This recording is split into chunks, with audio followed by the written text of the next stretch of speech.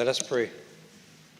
Almighty God, we willingly acknowledge you as the supreme being, most gracious and most merciful. Look down, we beseech you, on us who are members of this Senate, and deign to assist us in the duties that we have to perform on behalf of our beloved country of Trinidad and Tobago. Open our eyes to see the truth and help us to accept it with all its implications into our lives. Direct us, O Lord, in our deliberations so that setting aside private interests, unwholesome prejudices, and personal affections, we may treat all matters set before us with honesty, courage, and conviction. Through all we say and do in this Senate, may we give glory and honor to your holy name, inspire confidence in our fellow citizens, and make a positive contribution to the peace and prosperity of our nation. Amen.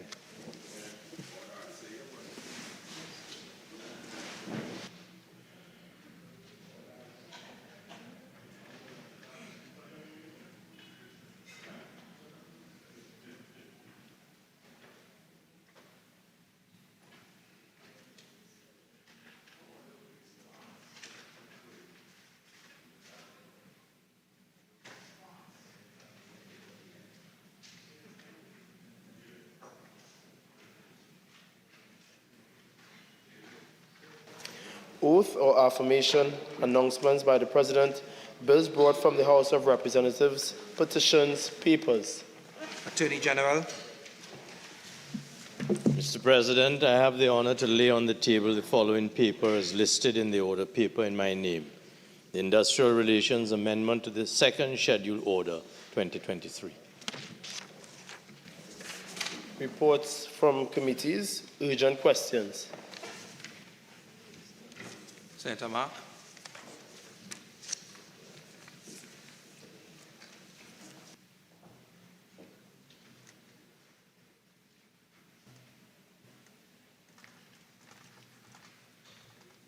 Thank you, Mr. President. To the Honorable Minister of Works and Transport. In light of reports that emergency vehicles are unable to access communities in the Grand Couva area due to collapsed roadways and multiple landslides leading to said communities, what steps are being taken to address this problem? Minister in the Ministry of Works and Transport. Mr. President, thank you to contribute to this, this question, and I want to thank the Honourable Senator for bringing it forward to the Ministry and for the public general knowledge. In the Ministry of Works and Transport, we are aware that the collapsed roadway and the landslip along the Grand Couva vicinity of the 12.5 kilometer mark has rendered the road impassable at this point. A geotechnical investigation has been completed and the findings were submitted to the PURE team for the execution of the permanent works to be done to the site. In the interim, alternate access is available through the Batchasing Trace. The district is conducting patchwork along the roadway to assist for a more comfortable commute.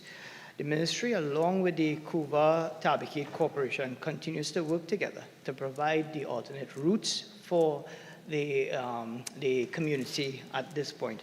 PURE unit is working on a design, and on completion and tendering, it will be invited for people to tender to this project. Thank you. Senator Mark. Yeah. Mr. President, can I ask through you to the Honourable Minister, exactly what time frame does the Ministry anticipate for the completion of the study being pursued by PURE to effect the urgent repairs to those access roads leading to the communities that I mentioned? Minister. Thank you, Mr. President, and thank you again, Honorable Senator. Currently, right now, the geotechnical work has just been completed, and the PURE team is now putting together all the information to come up with the appropriate design. We are on it. I will say very shortly we should have those designs in place, and then it'll be ready to be packaged and sent out for tender. Again, through you, Mr. President, to the Minister. Minister, could you tell us how long this geotechnical study took? Minister. The geotechnical study, because of the nature of the land, I will say took understanding of the area and getting to understand because of the shifting, because of climate change, and because of what we're facing right now. It took the ministry a little while to be able to complete it. The exact time I'm not aware of, but I know it took time to be able to come up with the proper proposal to be able to send to the design phase. Questions on notice, questions for oral answer. Acting Leader of Government Business. Thank you very much, Mr. President. There are 3 questions for oral answer, and the government will be answering all. Senator Mark. Question number 62 to the Honorable Minister of Social Development and Family Services.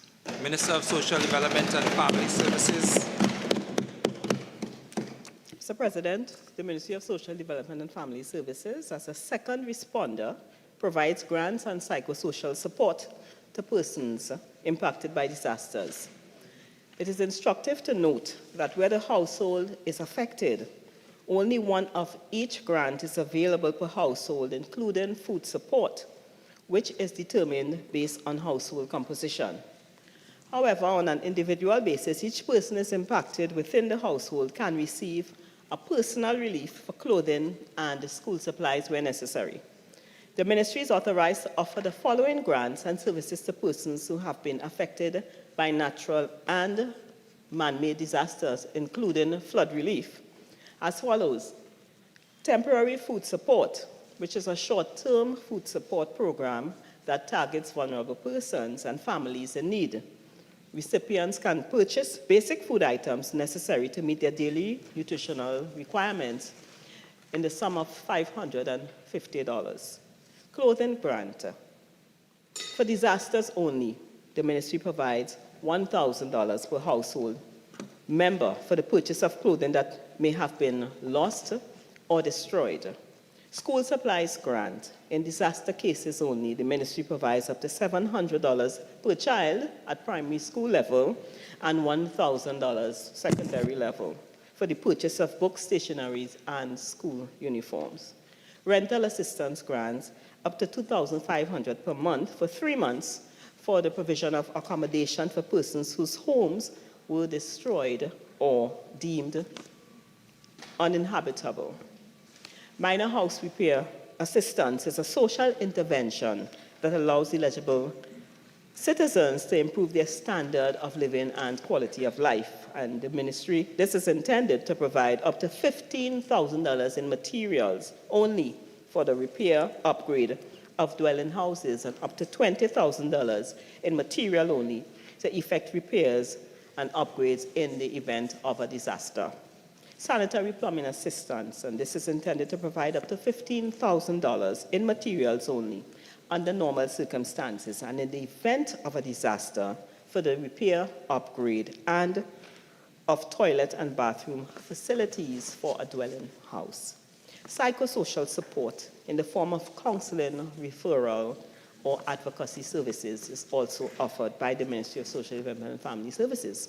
There's also a household items grant, which is provided up to $10,000 per household for the purchase of furniture and appliances. The ministry, as a consequence of the November 2022 flooding, prioritized the provision of 3 forms of disaster relief assistance in the first instance, and they were temporary assistance, food support, household grants, and of course, school support grant, which is very important.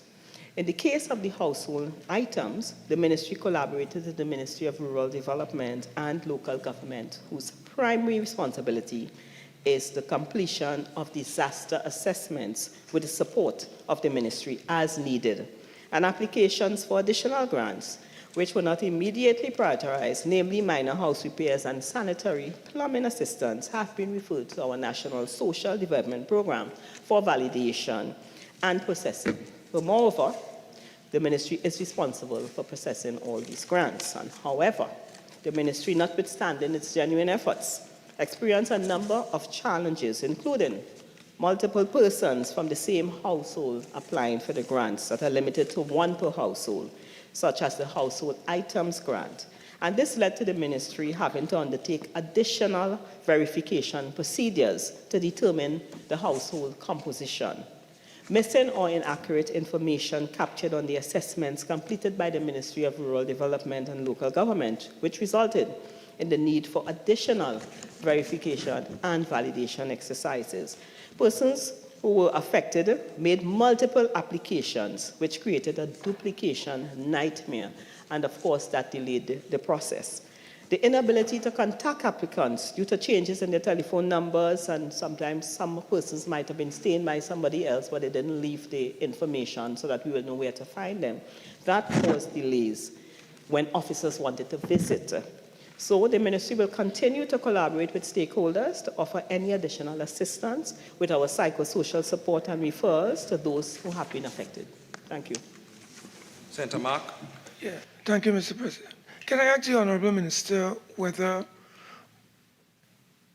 the number of, or could I put it another way, could the Minister advise this Honourable Senate what number of citizens from the data collected by her ministry, that is the Honourable Ministry, revealed a situation of multiple duplications of, let's say, applications for the various grants outlined by your good self? Minister. Mr. President, I don't have the figures to how much the numbers with regards to duplication. We know that there were many duplications that could be provided. And for example, in one instance, we have someone who applied 74 times, same person. Senator Mark. Can I ask, through the Honourable President, to the Minister, can you provide to the Senate a total, or the total number of applications to the ministry having been assessed by the other agencies before arriving at your desk?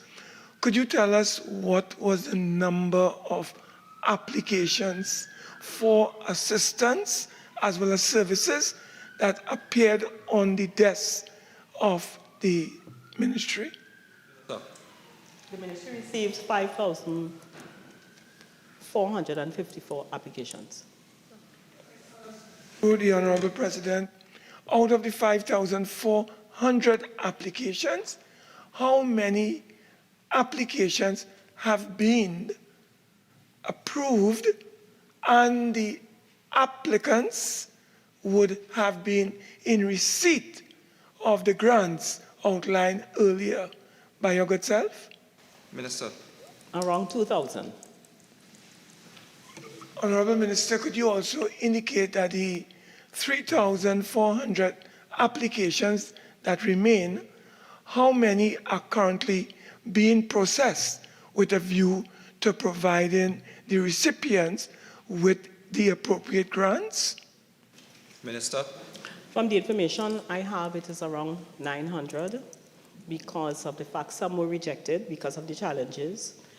For instance, some of the information that was provided to us, we saw the same sofa in the pictures, knowing that it was the same more than once as persons having been affected.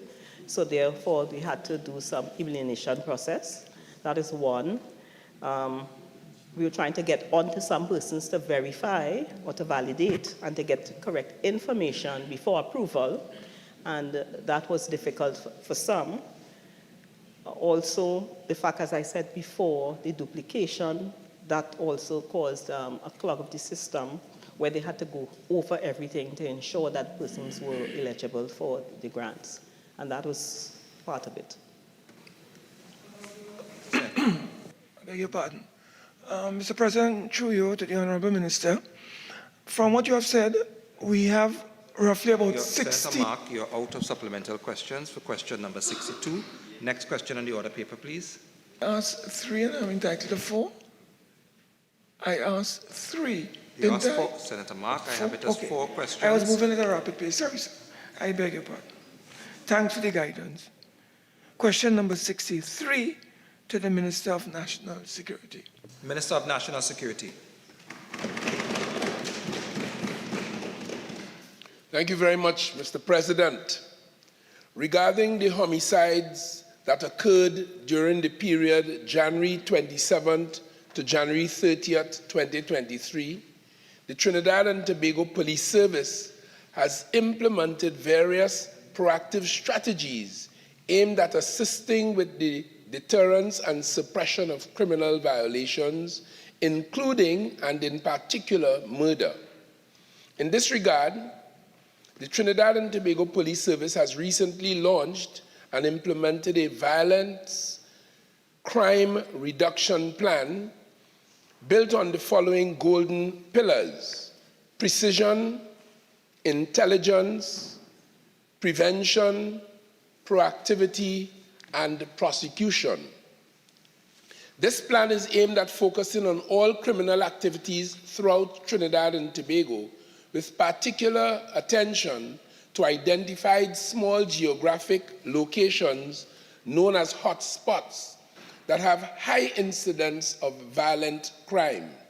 Measures are currently being undertaken to achieve the 15 objectives of the Violent Crime Reduction Plan, inclusive of the following: seizing of illegal firearms, dismantling criminal gangs, eradicating drug blocks, precision policing having identified priority offenders, increasing focus on transnational organizations, controlling movements on our roadways and public spaces, enhancing police intelligence capacity, increasing detection and successful prosecution of violent offenders.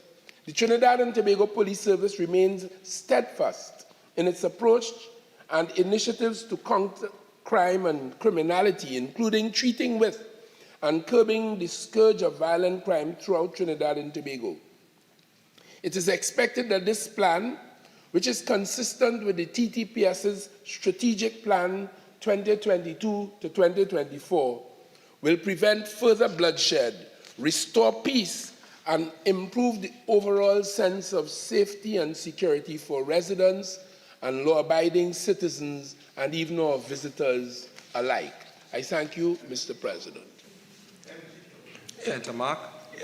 Mr. President, can I ask the Honorable Minister, in light of the exponential growth in the number of murders in this country, which is over 250 as we speak, can I ask the Minister to what extent these measures are having the efficacious impact that he would have liked them to have in attempting to reduce the rate of homicide in Trinidad and Tobago? That question does not arise, Senator Mark. If you have another supplemental. Can I ask the Minister, in one of the 15-point plan, that is the dismantling of gangs, can I ask the Minister if he can share with this Honorable House how many gangs have been dismantled by the TTPS since the implementation of the 15-point plan? What I can say to the Senator is that the police, fully aware, as we all are, or ought to be, that there are in fact gangs operating in Trinidad and Tobago, and that the anti-gang law which we now use to restrain and to repress them is not as stringent and muscular, robust as it ought to be. And it is the way it is because we did not get the support of the UNC in this parliament to amend alongside it the bail restrictions. The police have been indicating that it is a revolving door with people who commit offenses and get bail and come out to get money, to get lawyer, to commit more crimes, to carry on. So without those, the police are a little less effective.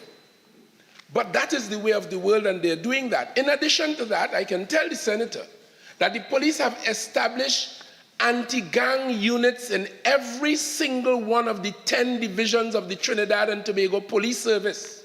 And I can also tell the senator, yes, they have been making progress along these 15 objectives, and certainly have been arresting and charging people, including within very recent times, under the anti-gang law. And it is a work in progress. I support the police. I encourage them to continue as they pursue safety and security of all of the people of Trinidad and Tobago. Senator Mark. Yeah. Can I ask the Honourable Minister how many gangs and gang members have been arrested, charged, and are before the court for prosecution since the implementation of the 15-point plan? Minister. I see you have permitted the question, but quite naturally, it is, these are figures that I will have to get with accuracy, and I'm prepared to provide them to the senator at the first opportunity when possible. Thank you. Can I ask my final question, Mr. President, through you, to the Honourable Minister?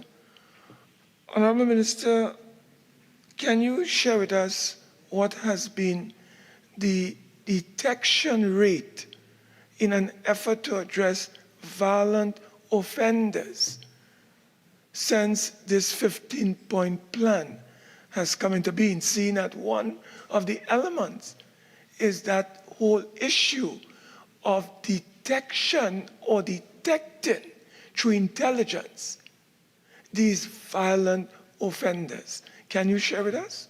Minister. I'll give two examples in response to the senator. In respect of home invasions, a very violent and very traumatic experience for those who have had to live with it, and even for those who didn't, observing. The police have been quite successful in dealing with them. The police are reporting that intelligence-driven activities have led them to persons involved.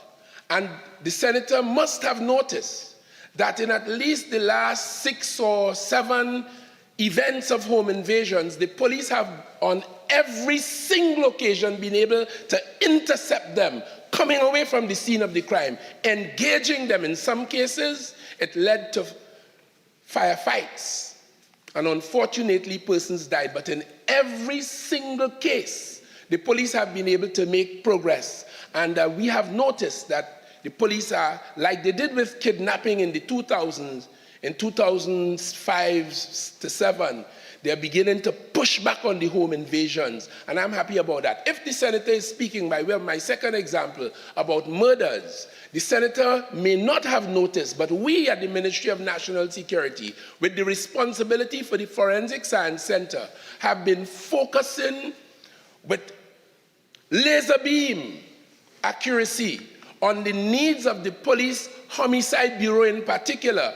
And we have improved our ballistic techniques, we have improved our DNA techniques, we have improved our techniques in pathology, and the Homicide Bureau of the Trinidad and Tobago Police Service is now publicly reporting that they are making greater progress in solving murders, and they are increasing their detection rates. And I can also tell you they have put in place a cold case unit inside of the Homicide Bureau, which has been making great progress. As a matter of fact, in the year so far, 2023, they may have, the figures, I don't want to venture with any accuracy, but I can tell you, some of the murders they charged for in 2023 has to do with offenses that took place in as far back as 2006. So insofar as detection rate, and I'm quite prepared to provide detailed figures upon a more specific request from the senator, but I can give you the assurance their detection rate and capacity is improving. And I might add, before I take my seat, that we have been spending a lot of resources and time according these officers greater and greater levels of investigative training to improve their investigative capacity.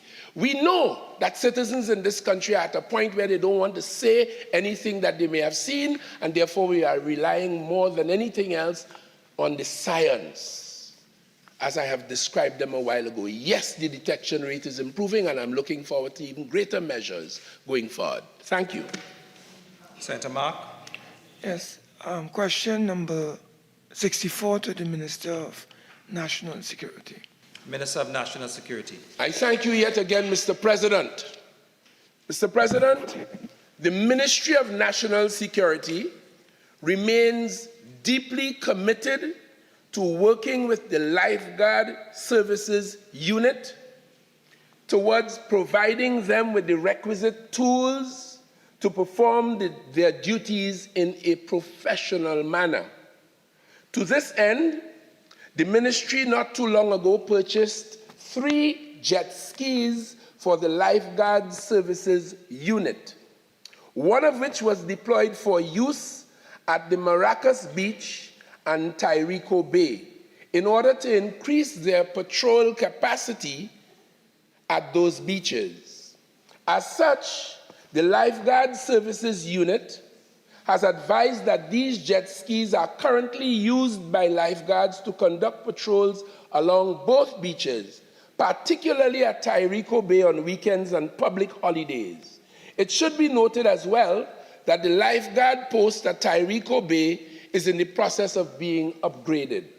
In this regard, while the ministry takes this opportunity again to extend sincere condolences to the family members and friends of those bathers who unfortunately lost their lives, as this loss is regrettable, it wishes to emphasize its commitment to ensuring that our nation's beaches are safe for beachgoers and sea bathers alike. The ministry will also be engaging in a beach safety awareness program later in 2023, since it is imperative that the general public clearly understand and appreciate the dangers of swimming or venturing out into the water at beaches where rip currents are known to be prevalent, especially beachgoers who are not themselves good swimmers. I thank you, Mr. President. Senator Roberts. Thank you, Mr. President. Honorable Minister, could you let me know how many beaches approximately in Trinidad and Tobago do citizens utilize for recreation? That question does not arise, Senator Roberts. Do you have another supplemental? Well, does the Honorable Minister feel that 3 jet skis are sufficient to allow the lifeguards to maintain safety and security in all of the beaches across Trinidad and Tobago that are utilized by the population for recreation? Again, Senator Roberts, that question does not arise. Do you have another supplemental? Senator Mark. Through you to the Honorable Minister. Honorable Minister, can you advise us, Senate, as to the time frame it will take to upgrade the facilities used by the lifeguards at Tyrico Bay?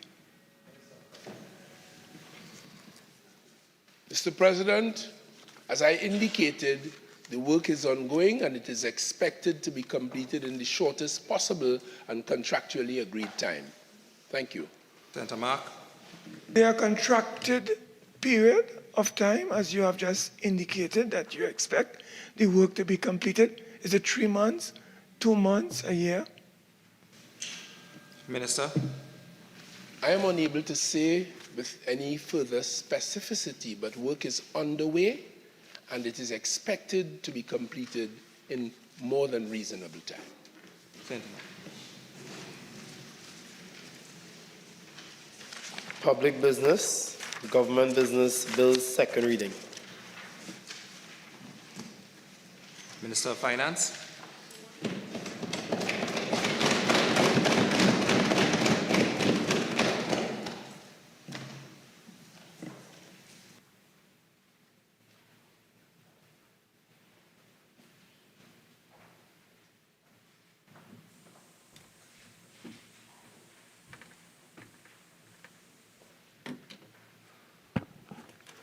Thank you very much, Mr. President.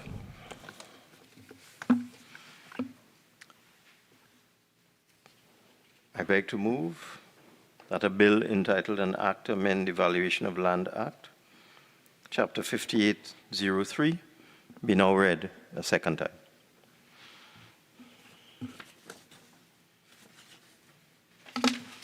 This Valuation of Land Amendment Bill seeks to amend the Valuation of Land Act to clarify the definition of the term annual rental value, to amend Section 7 of the Act to provide for the Commissioner of Valuations to record an annual rental value of $18,000 on the basis of a return submitted under Section 29 of the Act, where the annual rental value is less than $18,000, and to also create certainty in the application of the law with respect to the creation of valuation rules.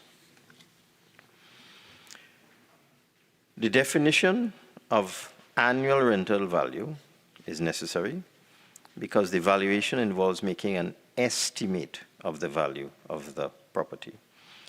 Generally, the valuation would involve first determining the highest and best use of the site, estimating the value by current appraisal theory, and then reconciling to a final estimate of a value. It is therefore an estimate, and it is felt it is better to amend the definition from annual rental value to an estimate of the annual rental value.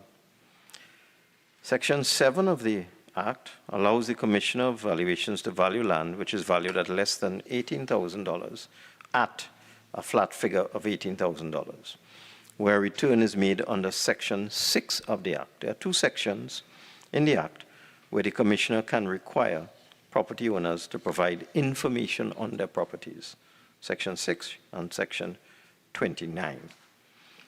So this amendment is simply intended to clean up some areas of the Act by allowing the Commissioner of Valuations to also record an annual rental value of $18,000 in like circumstances where a return is submitted under Section 29. So it will now be, if a return is submitted under Section 6 or under Section 29, the Commissioner can put the lowest possible value on the property of $18,000 in terms of annual rental value.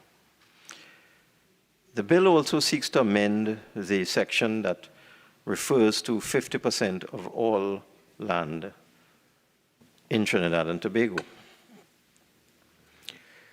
Property tax is only applicable to lands that fall under specific categories, namely residential land, commercial land, industrial land, and agricultural land. And the structure of the Act allows for the creation of valuation rules when the valuation of 50% of all land in Trinidad and Tobago has been completed. We have a very litigious society, becoming more and more litigious every day. The meaning of land is extremely broad, and land means all land, messuages, tenements, hereditaments, corporeal and incorporeal of every kind, and description or any estate or interest therein, together with all parts, passages, ways, watercourses, liberties, and privileges, land covered with water, all buildings or any part of any building, all structures, machinery, plant, pipelines, cables, and fixtures erected or placed upon, in, over, under, or affixed to land. In other words, land is everything. Land underwater, forests, swamps, churches, schools, every river and water course, buildings, structures, machinery, plants, pipelines, and the list goes on and on.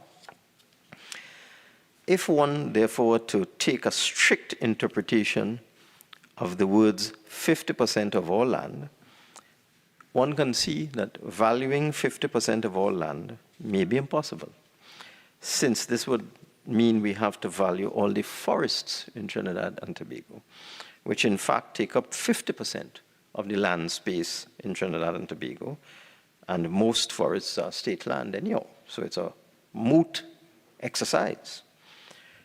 It is therefore proposed that we introduce certainty into the law and make it clear, as the original intention was, that 50% of any of the categories listed, residential, industrial, commercial, and so on, be the threshold for the creation of the valuation rules. Otherwise, we'll be at this forever. I also want to make the point that new properties are constructed almost every day. So one would never achieve 100% valuation of all properties at any time.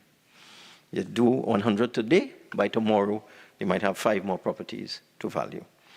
So we believe that 50% of the singular or several categories of properties should be valued, and that the valuation rules should be created once we reach 50% in any one of the categories. I'm told that there's never been a complete valuation of properties in Trinidad and Tobago, and I'm not surprised. If one goes back to the old land and building taxes, from what I saw for myself and what I was told, maybe 50% of properties in Trinidad and Tobago were captured under the old land and building tax system. In fact, I remember when I completed my own dwelling house in 1987, the valuator came from the valuation division, visited my home, valued it, put an annual rental value on it, and the value then remained at the 1987 value and remains to this day at the 1987 value. And in talking to the valuator, just chatting, he told me there were some properties that still had 1950s and 1960s valuations, $100, that sort of thing. So there's never been a comprehensive or complete valuation exercise in Trinidad and Tobago. So the task that the valuation division has been at for the last couple of years is indeed a mammoth task. Now, why are we doing this? It bears repeating that, particularly with respect to residential properties, this is directly linked to this government's proposals for local government reform. All of us who need or require services from local government corporations can give their own story about how you called the corporation about a pothole on your local road, and 2 years later the pothole was still there. Or you called about the cleaning of a drain, and a year later the bush was higher in the drain than it was before. Or you complained about garbage collection, and a week later the garbage was still there. I'm just giving simple examples. So all of us can give our own stories about the inefficiency, the non-response, and the lack of proactive and proper response from local government bodies. And when you speak to them, every single one of them will say, we have no money. When you talk to corporations that are controlled by the P&M at any given time, that's what they say. When local government bodies that are controlled by the opposition are asked to do something, to fix a road or whatever it is, deal with a landslip, they have no money. When they're asked to clear something, they don't even have money to buy diesel for the vehicles. I mean, this is all well known. So that you have to connect what we are doing to our plans for local government reform. Because we specifically put into the local government reform package, the legislative package, a requirement that tax on residential properties will be collected by local government bodies, whether they are PNM or UNC, retained by local government bodies, again, whichever party controls them, and spent by local government bodies. And we're also now looking at ways of ring-fencing the residential taxes that will be collected to ensure that these taxes are used to deal with local infrastructure and also for specific services like garbage collection and so on. Because there would be no point in a corporation collecting another $30 or $40 million a year, and that is the kind of number we're talking about, that a corporation could get $30 to $40 million per year, every year, out of residential property taxes. There's no point in that. And then that money is not used for a productive purpose. It is used instead to increase the labor force or some other purpose that does not result in better service to the residents of the various regions. So we're looking at that so that one, you will see what your property taxes are being used for.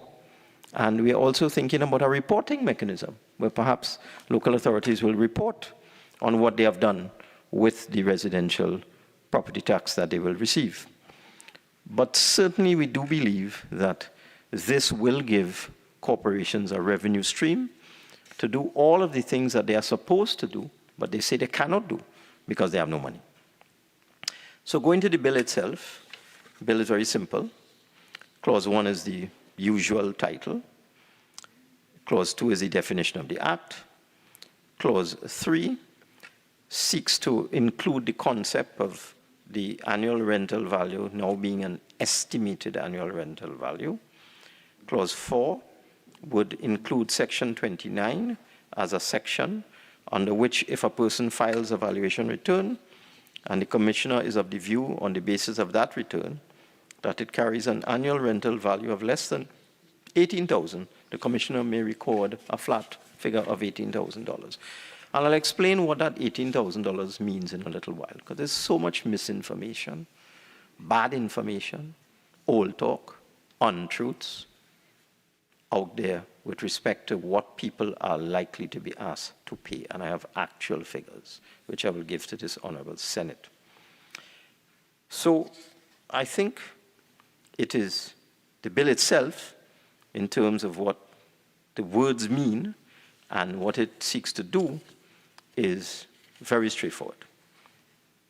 So that we are going to make the 50% threshold apply in terms of each category of land, and we are going to make some other amendments that would assist to create certainty in the whole process of valuation. But before I start to give some figures, I want to go into some history. And you know, Mr. President,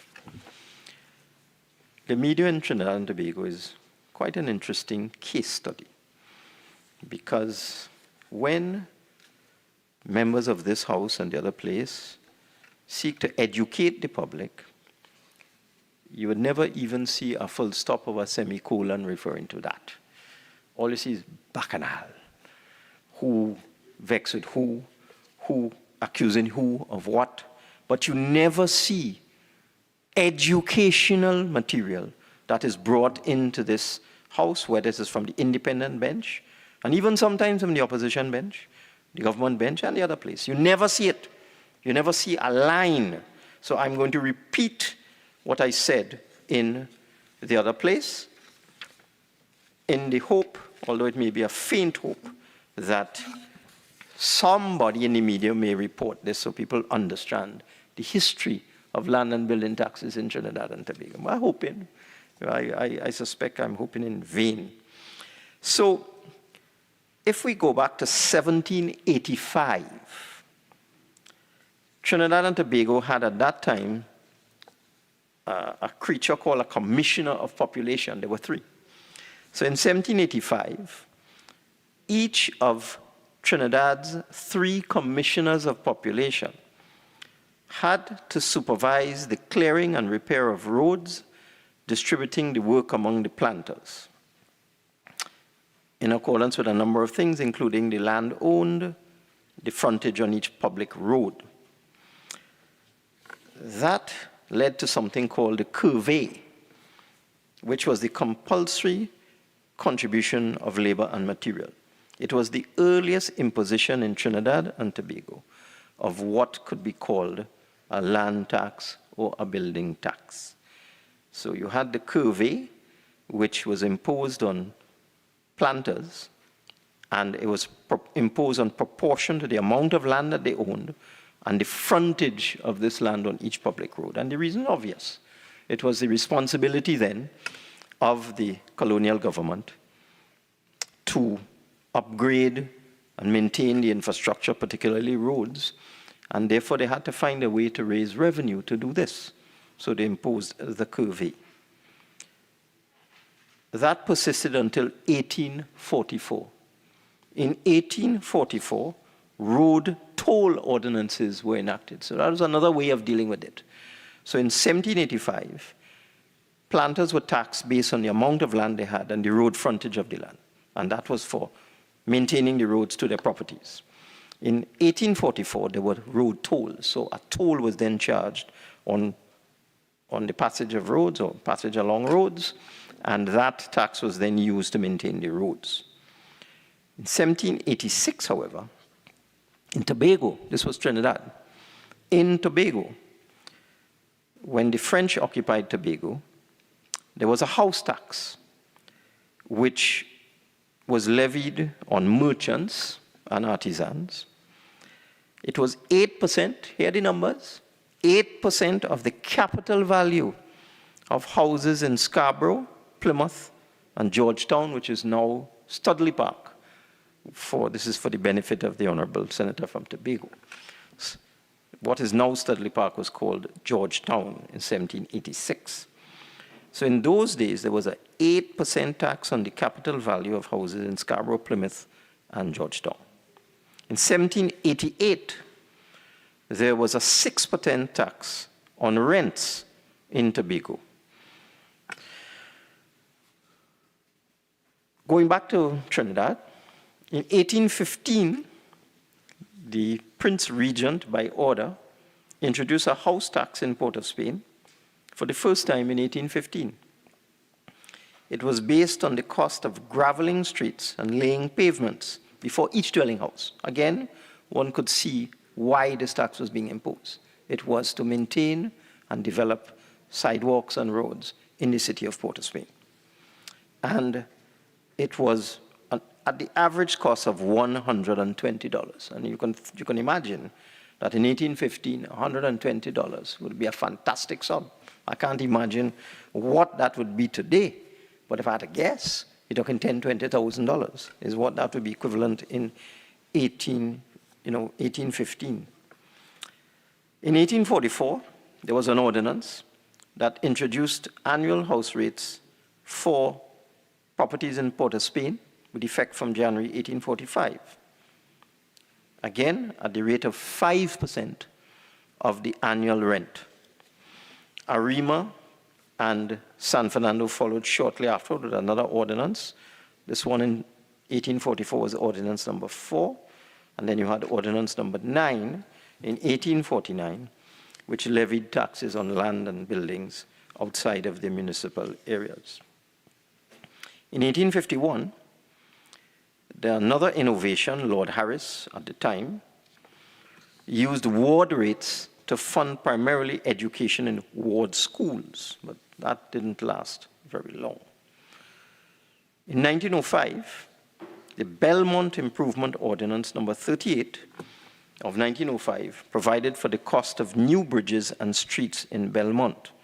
So far I've traversed from 1785 to 1905, And you will see Trinidad and Tobago has a long history of the use of land tax, house tax, etc., to fund infrastructure. So this is how I link it to what we are trying to do with our local government reform. So the ordinance provided for the cost of new bridges and streets in Belmont. The government contributed half of the cost, the town commissioners 1/4, and householders the remainder, by way of an improvement tax of 2% on the annual rateable value of their houses. Following that, under the Municipal Corporations Act of 1991, Chaguanas and Point Fortin became taxing authorities. Prior to that, it was just Port of Spain and San Fernando. There are a lot of research on this in Trinidad and Tobago. There's copious research for those who want to go and check it out on the application of land and building taxes in Trinidad and Tobago over the many years, whether it should be based on rental value, whether it should be based on capital value. But the point I am making is that we have had a history of taxation of land and buildings in Trinidad and in Tobago now for over 200 years. So there's nothing new about this. And up to 2009, we had a land and building tax system in Trinidad and Tobago, which, as I said, was outdated and antiquated. But coming now to the revenue foregone, the land and building taxes produced in excess of $100 million a year for the Consolidated Fund. So if you go back 14 years to 2009, you will see that successive governments have foregone over $1.4 billion in land and building taxes over the last 14 years. So let me come now to what other countries do. Mr. President, how much time do I have? At 2:46. 46, okay, so I have 20-something minutes. Okay, great. I think it's necessary to take a look around the world. If one looks at the UK, the approach adopted is an annual payment. It's called a council tax, and it's based on the market value of the property. In the European Union, again, there's tax on properties based on an annual value, and the tax is a percentage of the annual value. In the USA, taxes are paid on property based on annual values again. But again, in all jurisdictions that I have looked at, all over the world, the land and building taxes or property taxes, whatever you want to call them, they're all the same thing, are paid to local governments. You go around the world, you will see that is a feature of land and building taxes or property taxes. They are paid to local governments, not to the central government.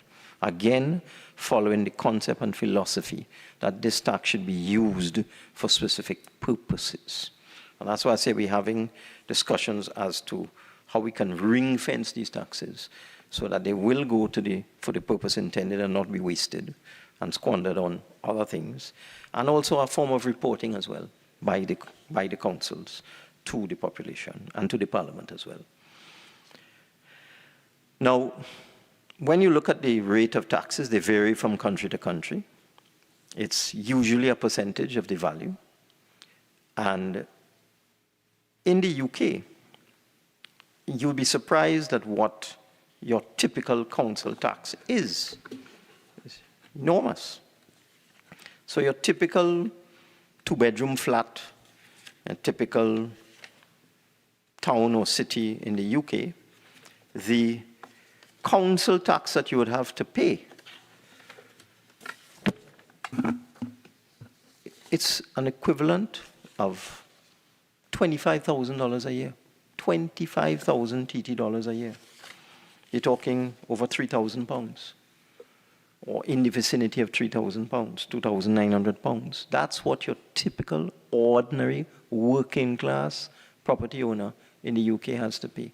the equivalent of 25,000 Trinidad and Tobago dollars in property tax per year. In the US, the average single-family home in the United States in 2020 had property tax of $3,719 US dollars. So again, in excess of 20,000 Trinidad and Tobago dollars per year, your average family. So UK, 25,000, US, 20,000 plus. And the same applies in most developed countries. The taxes that one has to pay are significant. So let us come to Trinidad and Tobago. And I got some information this morning. So what I'm giving you is as of today. So as of today, the Valuation Division has informed me that they have managed to value 234,573 residential properties, because the figure increases all the time. I think the last time I reported on this, it might have been 225,000. But so far, they are valued as of today 234,573 properties. And because of the misinformation outside there as to how much tax people will pay, and the complaints about this is an unfair burden on the poor and so on, and even the middle class, I thought I should get data. So of that 234,573 properties that have been valued so far out of 400,000, because I can say there are approximately 600,000 properties of all types in Trinidad and Tobago, of which approximately 400,000 are residential.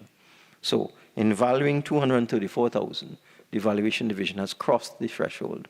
In fact, they crossed that long ago, of 50% of values of residential properties. But in terms of the lowest possible value that would be placed on a house, $18,000 or less, there are 36,000, well, so far they have valued 36,103 properties. So that's about 15% of the properties that have been valued so far are in the $18,000 range. And when you take 3% of that, because that is the mischief that is being propagated by, have to say dishonest? Dishonest people outside there. It's 3% of the rental value that the tax is. The tax is not 18,000. It's 3% of 18,000. And 3% of 18,000 is $540. So it means the property tax for 36,000 householders will be $540 a year, $45 a month. Between 18,000 rental value and 36,000, so you're looking at between $1,500 a month in rental and $3,000 a month in rental, there are 60,895 properties valued so far.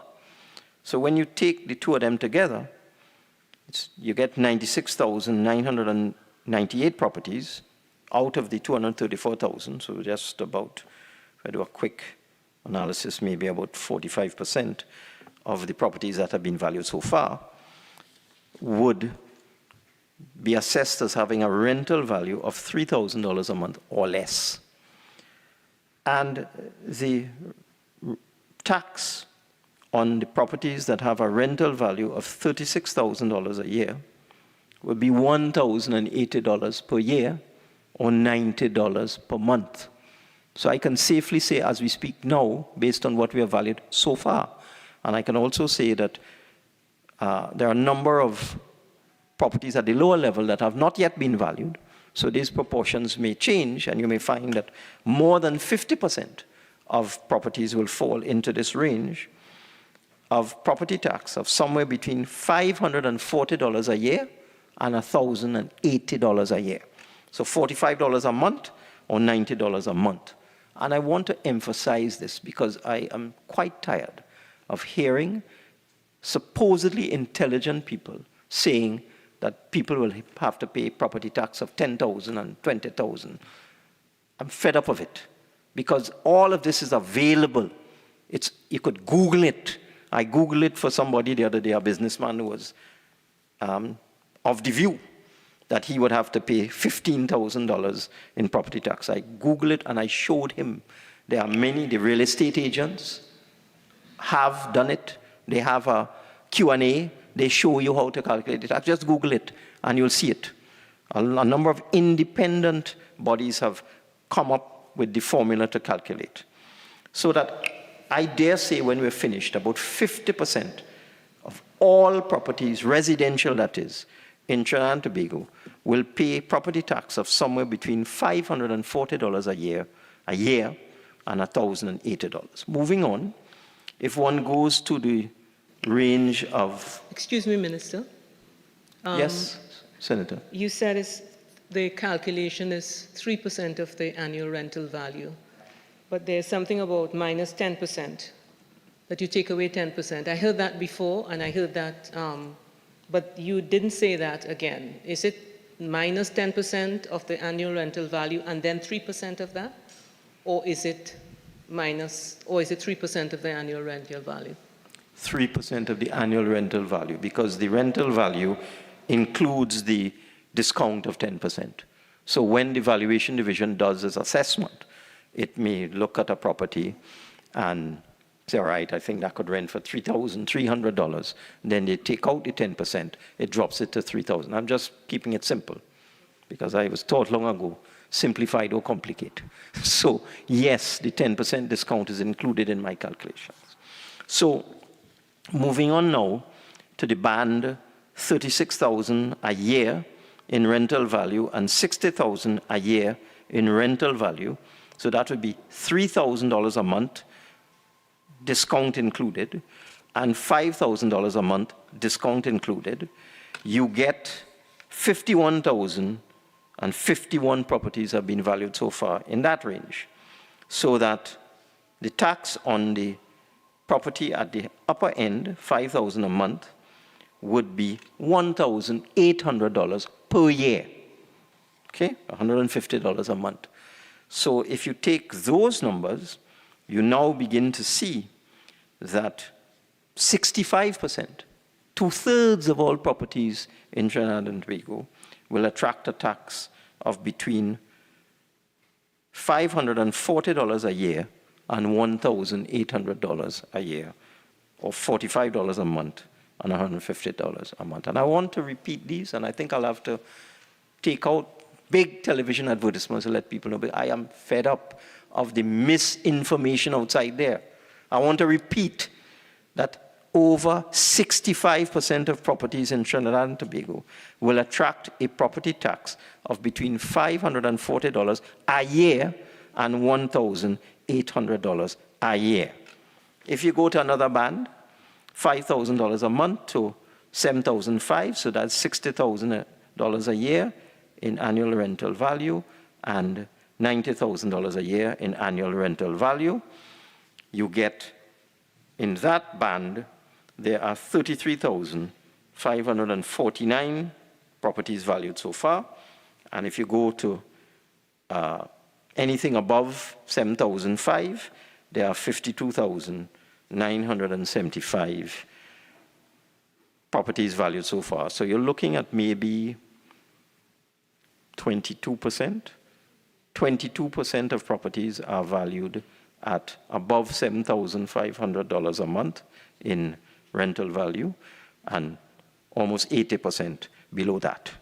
And the person who has an annual rental value of $7,500 a month will pay a tax of $2,700 a year. And I would think that the vast majority of the middle class will be captured between the $5,000 a month range and the $7,500 a month range. So you're looking at taxes somewhere between $1,008 and $2,007 for a middle class homeowner, and taxes of $500, $1,000 a year for people at the lower end. So I thought this information was very, very Minister? important. Yes. Could you also just clarify for the record, because I know a lot of people are anxious as to whether they will have to pay back taxes. Will the tax be retroactive, or is it going to be forward-looking? You will see me come to the Parliament later on in the year. Again, I don't want to complicate things. And all of the taxes up to 2023 will be waived. Because you can't impose a tax without a valuation role. So I'm very familiar with judicial review these days. I get one every other day. In fact, I think I had 2 matters in the Court of Appeal this morning. I couldn't attend. But we will not be imposing taxes in a situation where we have not yet created a role. So we're creating the rules in 23, so the taxes will be imposed for 23 going forward, and I will bring legislation to make that crystal clear, okay? Along with some other minor tweaking we are doing, but that's not necessary now, because the Minister of Finance has the authority, with the approval of Cabinet, to waive any tax. So I will get Cabinet approval to waive the taxes prior to 23, and then I'll put it into law by way of an amendment bill. Okay? So thank you for that. Now, the other thing that is creating confusion is an allegation that it is ridiculous and absurd to put a rental value on property that is not rented. So that's another piece of opposition to this whole thing. And the proponents of that irrational argument fail to accept that all the valuator is doing is making an estimate of what the rental value of the property would be if it were rented on the open market. Because you must have some basis to impose a tax. You're not going to pull it out of a hat. So it is felt that the annual rental value is the most equitable system for determining what the tax should be. And it is in fact used throughout the Caribbean. It is used in Barbados, for example. They use the annual rental value in order to determine what the property tax should be. So I want to make that clear. It is simply an estimate of what the rental value of a property would be or should be if it were on the open market and being rented, even though it is not. And the purpose of the tax, again, coming back to this, is simply to provide local government bodies, which is what is done all over the world, with a revenue stream to deal with pressing matters relating to local infrastructure and local services. And what makes a tax unpopular? I mean, I have a paper here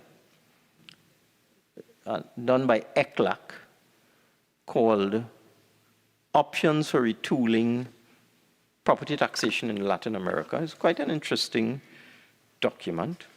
And they looked at property tax throughout Latin America in various countries and looked at Argentina, Colombia, Brazil, etc. Looked at the reaction of populations to property tax, looked at how one deals with it and so on. And there's a chapter in it that is entitled, What Makes the Tax Unpopular? And the main thing that makes the tax unpopular is perceptions of unfairness. And this is what the opponents to this tax are playing on. They're playing on the fears of the population, that this is an unfair tax, but it's in fact not. It's what's called a progressive tax. So the wealthier you are, the more you pay. The lower your income is, the less you pay. So that is why I want to stress that at the lower end, the tax will be just over $500 a year. And for the vast majority of the population, the tax will range between $500, $1,000, $1,500 a year, and so on. It is not an unfair tax. It is a bit of propaganda that is just out there, has been out there for so long. And that is why I was so glad I was able to get this data, and I've brought it to the Senate, and let's see if the media reports that. Because they, as I said, they love bacchanal. I also want to say that there's something else contained within the law. Just give me 1 second, Mr. President. I have it on my phone, so just let me pull it up. Contained within the law is a provision where Section 23(1) of the Property Tax Act reads as follows. The board may, upon the application of the owner of land, authorize the deferral of the payment of the assessed tax on the land on the grounds of the impoverished condition of the owner and his inability to improve his financial position significantly by reason of age, impaired health, or other special circumstances that undue hardship to that owner would otherwise ensue. So if somebody is of the view that they are unable to pay the tax, even at the lowest level, the $500 a year, because of hardship, because they just can't afford it, they would apply to the Board of Inland Revenue, and it reads as follows. An application shall be made in writing in the prescribed form and shall be accompanied by evidence that the applicant is in receipt of a public assistance grant, a disability grant, a senior citizen's pension, or a Trinidad and Tobago conditional cash transfer card as a food card, or does not receive an annual income exceeding the maximum amount specified in the Senior Citizens Pensions Act. So what this means is that if you are in receipt of senior citizens pension or old age pension as it is also called, public assistance, disability grant, etc., or if you have minimal income, you can apply for a deferral of the tax. I want to make that clear too, because that is another piece of propaganda that is out there. What about these poor people? And I mean, I could use an example of, say, Woodbrook. Elderly people, they have a house, it could be worth millions, but they're only on pension. They can't afford. Somebody like that will qualify for deferral of tax. I want to make that crystal clear as well. So I think I have covered everything. I don't think I need to say any more. I will be very happy to answer any questions that honorable senators may have, but I want to stress that for at least 2/3 of property owners, the tax will range between $540 a year or $45 a month and $1,800 a year or $150 a month. I beg to move, Mr. President. Honourable Senators, I shall now propose the question for debate. The question is that a bill entitled An Act to Amend the Valuation of Land Act, Chapter 5803, be now read a second time. Senator Mark.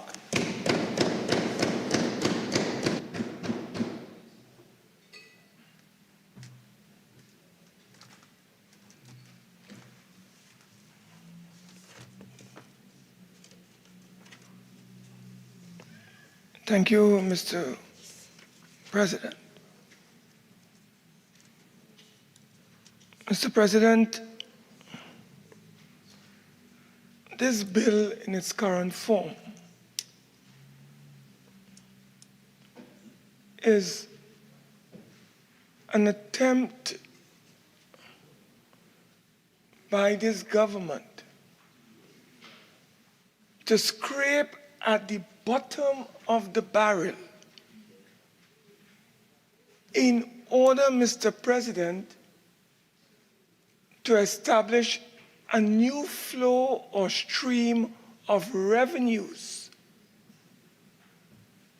because of this PNM's government's 8 years of mismanagement, maladministration, squandermania, and corruption.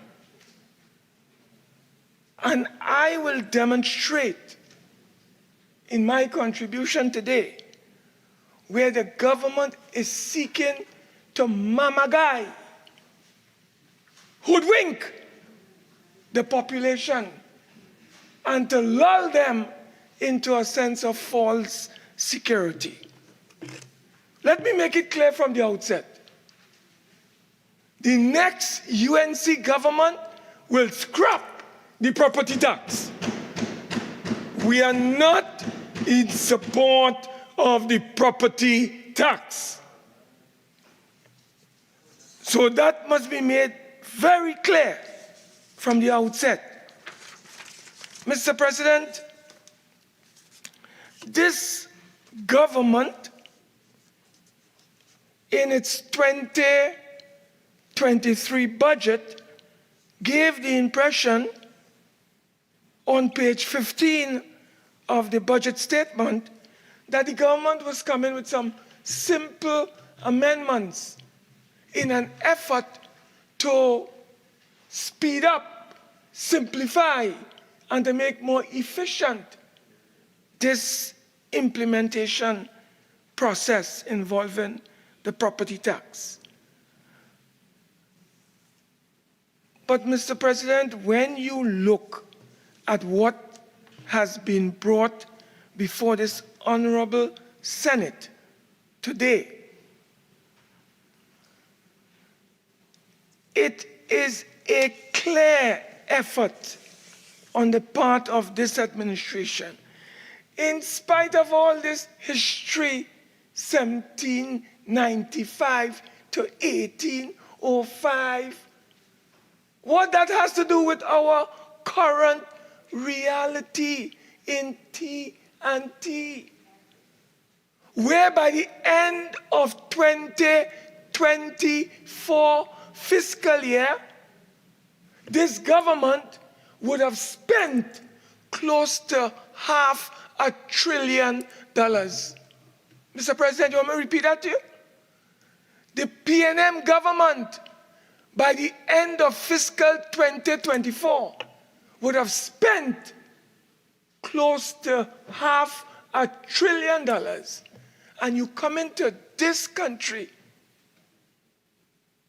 the people back bossy because of the blows that the P&M has administered onto them. And you are coming with people with their backs bent and coming to impose more pressure and tell us, oh, this is a simple tax. Oh, this is a straightforward tax. It's a straightforward tax for people who drive Mustangs. It's a simple tax for people who have yachts. It's a simple tax for people who have luxurious apartments being sold for $3 million each.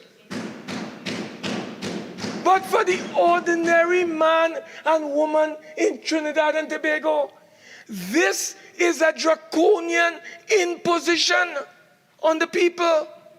How can we support that? This government has been described by the people as a pickpocket government, picking the pockets of the poor, picking the pockets of the middle class, picking the pockets of the working class. And they are designing the legislation in an anti-Robin Hood paradigm, taken from the poor to make their friends rich.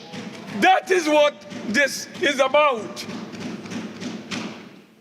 Mr. President, we cannot and we will not pay for the incompetence, the maladministration, the mismanagement, and the squandermania of this government through this imposition of this property tax. We are not going to be party to that. So we have a bill before us. Mr. President,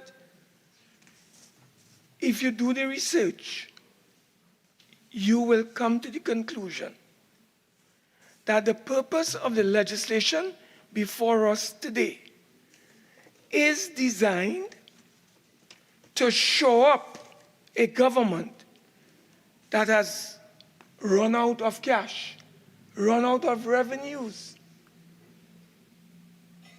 The price of gas, the price of oil, the price of petrochemical products, all are down.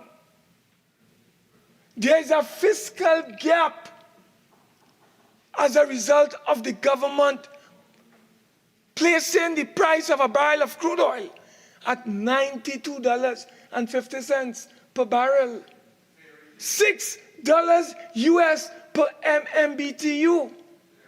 Mr. President, you know what is the end result of that?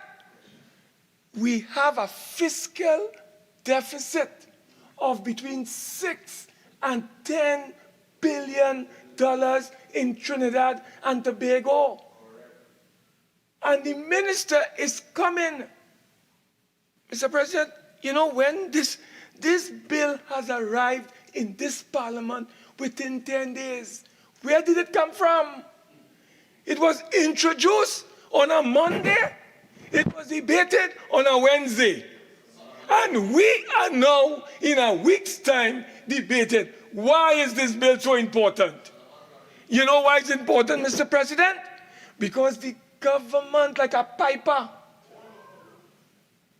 the government has spent our monies, mismanaged our resources, and like a piper, they're searching for more money to conduct and conclude and continue their bad habits.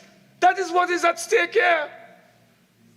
And you want us in 2023 to support this draconian measure? Look, we are opposed, and we will scrap the property tax when the UNC assumes office. Mr. President, let me indicate something to you. It was the great and late Winston Churchill who left a brilliant statement for all of us to reflect on. And I quote Winston Churchill: I contend that for a nation to try to tax itself into prosperity is like a man standing in a bucket and trying to lift himself up by the handle. That is Winston Churchill. This government wishes to tax Trinidad and Tobago, the people of this country, in order to bring about prosperity in TNT. And they have now come at us for further taxes. Mr. President, let's go to this bill that is before us. Let us go to section 2. And even before I go there, I want to put on the record the double speak, double standards of this administration. Mr. President, I have an article by Sean Douglas in the Newsday, Sunday, the 20th of December, 2009. The headline reads, Rowley hits property tax. And when you read this article, it tells you what Dr. Rowley, the Honorable Prime Minister, said when he was a member of the opposition bench. That's when the PNM was in power and he was misbehaving. And poor Mr. Manning had to remove him from his cabinet and put him on the opposition benches to take control of his cabinet. Mr. President, hear what this paper reported Newsday. Sean Douglas reports. This has never been denied because it is in the Hansard records. He said, that is the Honorable Dr. Keith Christopher Rowley. He said, in my constituency, there is anger, anxiety, and resentment at both ends of the spectrum. That is what the Honorable Dr. Keith Christopher Rowley, Member of Parliament for Diego Martin West. He goes on to say that the property tax is a revenue-raising measure. People are saying if the government had better handled its largesse, there would have been no need for this tax. That is what the Honorable Leader, who is now Prime Minister, told Trinidad and Tobago in 2009. What has changed? The property tax was not good in 2009, but it's good in 2023. You see hypocrisy, you see doublespeak, and I couldn't agree, Mr. President, more with some of the statements in this article when the Honorable Leader of the government, well, he wasn't a leader, just a member, a backbencher, he talked about, and even this thing was verified, authenticated, consolidated by his colleague, the current Minister of Finance, who accused the then Dr. Rowley of partaking his government. Because Dr. Rowley, at that time, the member for Diego Martin West, accused the PNM of squandermania, mismanagement. And he said, $100 for the people of Diego Martin is too much. He said the people of Diego Martin, Govin Road, can't pay $100 a year. They can't afford it. Now we are being told that it's gone from $100 to $500. That is what the minister just said. The lowest range is between $500 to $1,500. In 2009, the PNM under Dr. Rowley said the people of Diego Martin cannot afford $100 a year in property tax. So what has changed, Mr. President? What has changed? What has changed is that the Honorable Member for Diego Martin West is now the Prime Minister. So he has now put on new dancing boots. So he twisting and twirling all over the place in support of this infamous and draconian property tax. Mr. President, let's go to this bill. Let's look at clause 3 of the bill. Clause 3 of the bill refers to section 2 of the Act, Mr. President.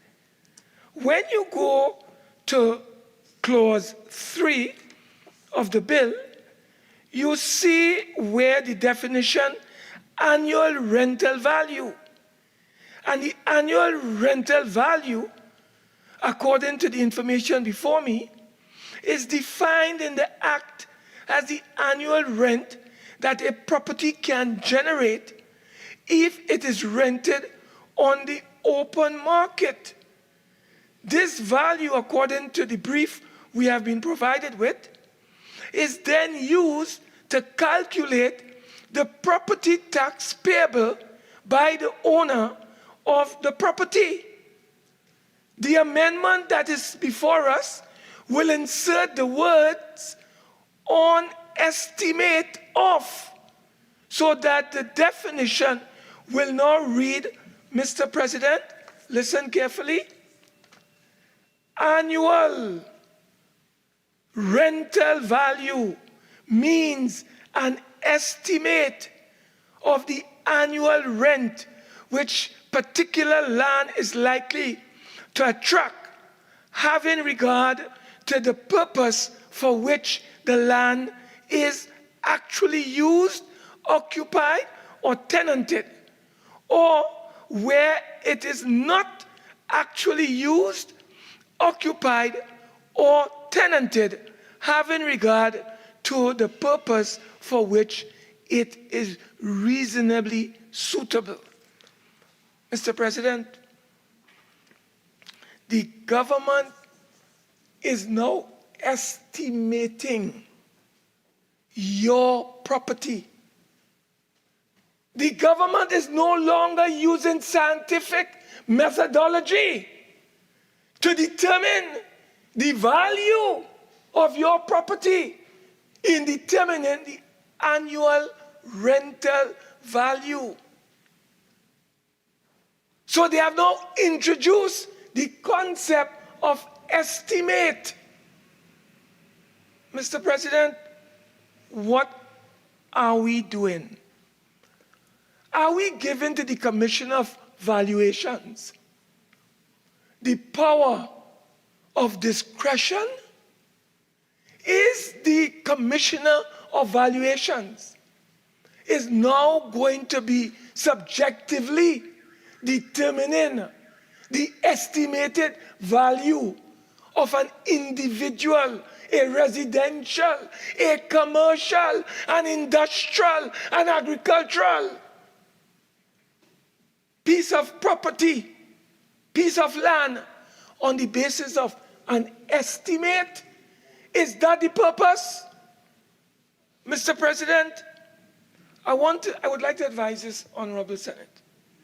When the 1969 Act came into being, and it was amended in 2009, you know how the government told the country in law they were going to effect the property tax? Hear how they approached it. 100% of the valuation roll for residential, for industrial, for commercial, and for agricultural. They have now amended the law. It has now been reduced from 100% to 50%. 50%. To trigger the property tax, the valuation roll must reach a threshold of 50+%. Mr. President, in accordance with the amendment here, for 2018, it was for all. Mr. President, I want to repeat. 50% threshold for all 4 categories: residential, commercial, industrial, and agricultural. Meaning, Mr. President, you could not trigger the property tax. No Board of Inland Revenue could send to any citizen in this country, whether you're residential, commercial, industrial, or agricultural, any notices to pay taxes, property taxes, unless, Mr. President, the 4 categories came into existence simultaneously. That is why in the 2018 legislation, it talks about all, A-double-L. May I repeat? A-double-L, all 4 categories. You know what the government has done to hoodwink the population in Trinidad and Tobago, Mr. President, and come here with all kind of old talk today, Mr. President? Mr. President, please go to clause 5 of the bill. Read clause 5 of the bill. Clause 5 of the bill says, Section 7A repealed the following new section. Mr. President, we are talking about the 2018 law. 2018 law. Mr. President, let me tell you the scheme, the schematic that is involved in this process. They are asking us, Mr. President, to repeal Section 7A. Mr. President, this is the Valuation of Land Amendment Act 2018. I want to read 7A for you and for the country and for my colleagues.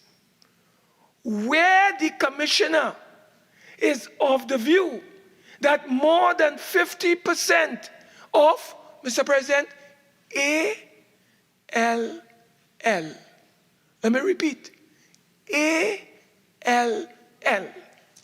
Of all land in Trinidad and Tobago has been valued, and that the valuations should take effect, he shall notify the minister in writing all 4 categories: residential, commercial, industrial, agricultural.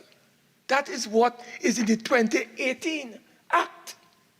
You know what the government comes with today, Mr. President? Let me read for you. You see, it is a kind of subtlety. It is almost like subterfuge. It is like stealth at work. If you don't read this carefully, you will be swallowed like the canary. You will not know the schematic that is involved here. Let me bring to your attention the scheme that is involved. To hoodwink an unsuspecting population. Mr. President, they are now replacing 7A that I've just read for you. They are repealing it and replacing it with the following. May I read? Where the commissioner is of the view that more than 50% of, Mr. President, any, A-N-Y. They have now replaced all with any. So whereas in 2018, you had to populate the 4 categories: residential, 50%, commercial, 50%, industrial, 50%, agricultural, 50%. The government is now telling us in this Senate that the commissioner, where he is of the view, that is at discretion again, that more than 50% of any of the following categories of land: A, residential property, residential land rather, commercial land, industrial land, agricultural land in Trinidad and Tobago has been valued, and that the valuation should take effect, he shall notify rather the minister in writing, and within 14 days of receiving that notification or advice, that the singular or several categories of land valuations notified and subsection 1 should therefore take effect. The minister may by order declare the valuations are in effect. Mr. President, let us break down this simply for the people of Trinidad and Tobago. The government is coming after residential property owners in the first instance. That is why the minister was able to tell us that they have 600,000 properties in this country, and out of the 600,000, they have 400,000 residential properties, and the Commissioner of Valuations now is telling the minister, I now have 234,000 residential properties valued. And therefore, it triggers the 50% threshold. The valuation rule comes into effect. The minister issues an order. It goes to the Board of Inland Revenue. And from April 1st, 2024, you and I will now be receiving our notice to pay property tax. That is the end result. But you know how that came about, Mr. President? It came about almost illegally. I almost going to say unconstitutionally, Mr. President. The government of Trinidad and Tobago, may I remind my honorable colleagues that in 2022, in a bill called the Finance Bill, which is now a Finance Act, the government amended the Valuation of Land Act. And you know what they did, Mr. President? They amended the act to give the Commissioner of Valuations the power to commandeer my private, confidential, personal data from T&Tech. So government, through the Commissioner of Valuation, has all my personal data and the data of 1.4 million people. Well, it might be 1.4 because you may have maybe 400,000 people, 600,000 organizations, property owners who receive electricity from T&Tech. You know what that means? The government is now able to macro your personal business, and you have no protection. And you know why, Mr. President? The government proclaimed, as they proclaim Section 3 of the Local Government Reform Act, to take responsibility for appointing and electing councillors and aldermen. They took the same power under the Data Protection Act 42(1)(a) and (b) to give them the power to go into you and mine and our personal, private, confidential data, not only at T&Tech, not only at WASA, but also at the Trinidad and Tobago Postal Corporation. Where, Mr. President, is the protection for the citizens of this country? Who has my personal data? What are they doing with my personal data? There is no safeguard because the government has not proclaimed the Data Protection Act. They want 2 years to do so. And whilst they are waiting to proclaim and bring to this parliament protection for us, Mr. President, WASA is giving somebody from the Valuation Division my personal data. Suppose these people give my personal data to bandits. What protection I have? Mr. President, you saw recently in your island called Tobago, a lady went into a bank to deposit some money, And before she could leave the bank, bandits come to her, confront her. Because there are bank workers who are in league with criminals out there. So you have our private, confidential, personal data from WASA, from TNTech, from TT Post. And that is how, Mr. President, the Honorable Minister could have boasted today that he has information on 400,000 residential properties. Where did he get it from? He got it from these agencies. Mr. President, is that fair? Is that fair to the population? And you are now coming to tell us, Mr. President, that the annual rental value that you are now going to estimate. Mr. President, you know what the government needs to tell this country? Is the new word estimate that has now been inserted into the legislation.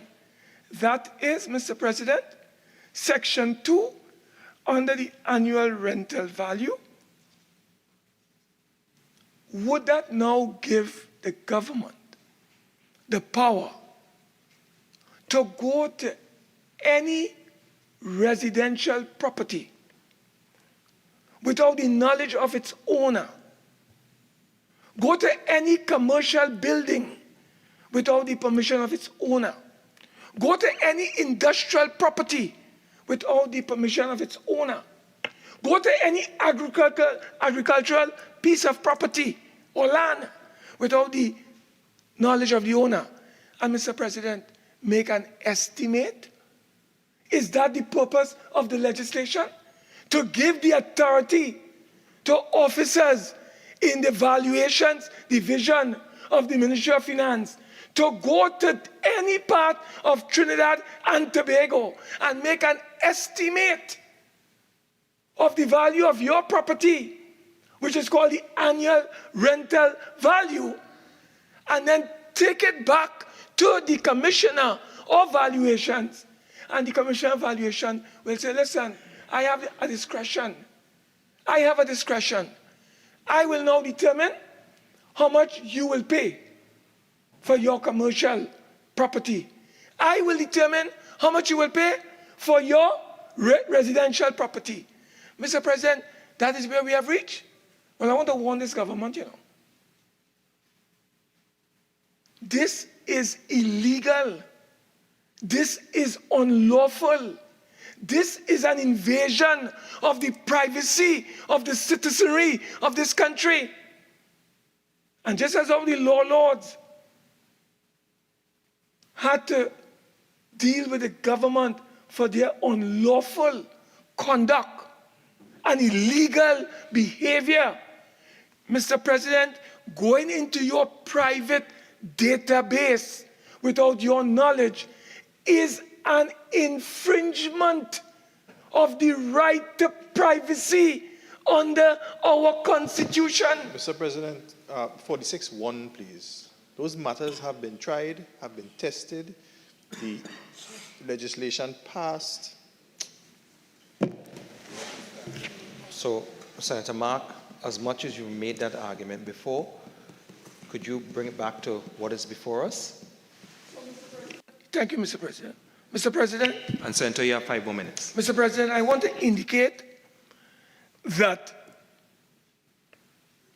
the majority of the people of this country are living from paycheck to paycheck. They cannot afford any property tax. And if the government continues to impose that tax on the people, they will pay a very dear price. We have elections around the corner. When we campaigned against this in 2010, we told the people, scrap the property tax. That was the end of the PNM. I want to warn you, you are going back to the people. This time you are going with a property tax that they have not supported, they have not approved. We are calling on the government to withdraw this property tax piece of legislation.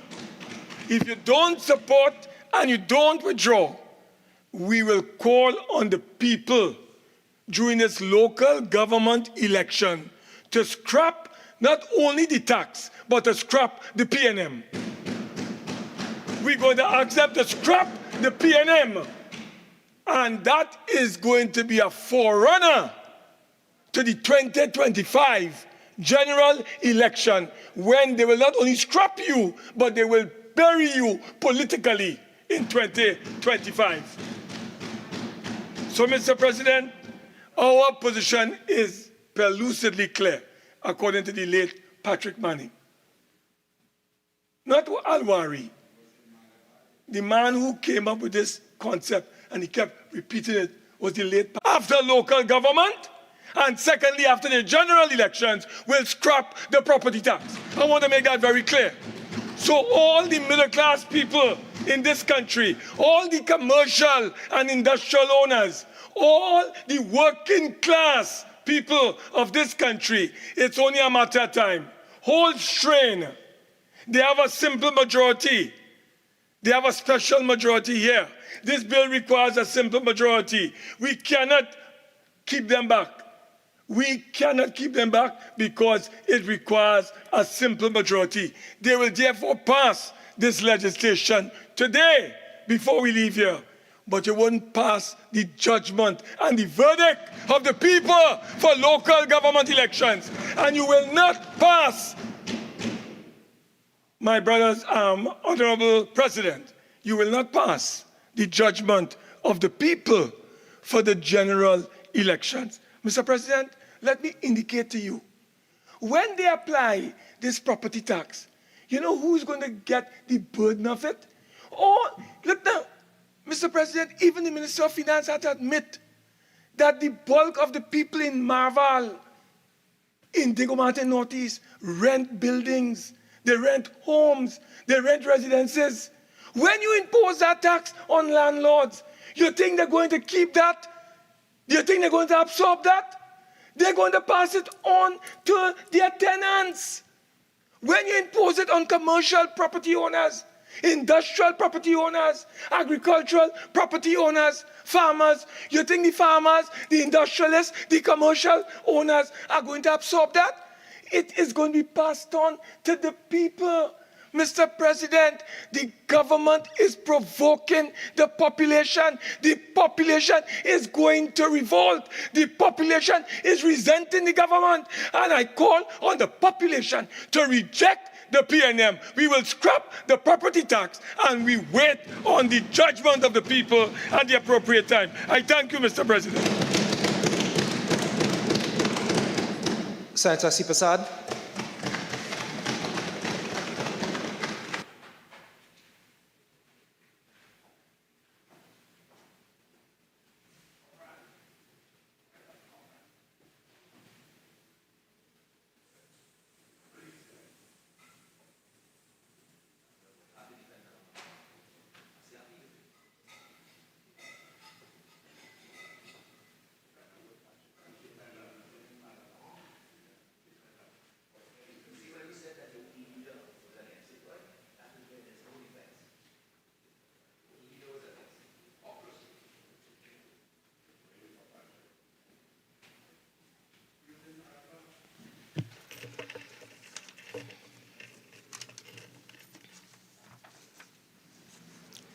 Thank you, Mr. President, for the opportunity to contribute to the debate on the valuation of Land Amendment Bill 2023 and other related matters. I wish to raise some issues with respect to the policy, strategy, and objectives set out in the clauses of the bill. Clause 3, amendment of the definition of annual rental value. The phrase "an estimate of" creates a gap between the estimated rental value and real or actual rent determined by market conditions relevant to location, size, and use of the property. The methodology of estimating does not identify the person or persons who will make such an estimate. My estimate may be different from yours or the Commissioner of Valuations, despite the fact that there are credible grounds for each person's estimate.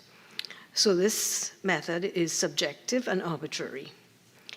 Mr. President, a better methodology would be to take a scientific approach to determining the going market rental value based on prevailing market conditions of demand and supply.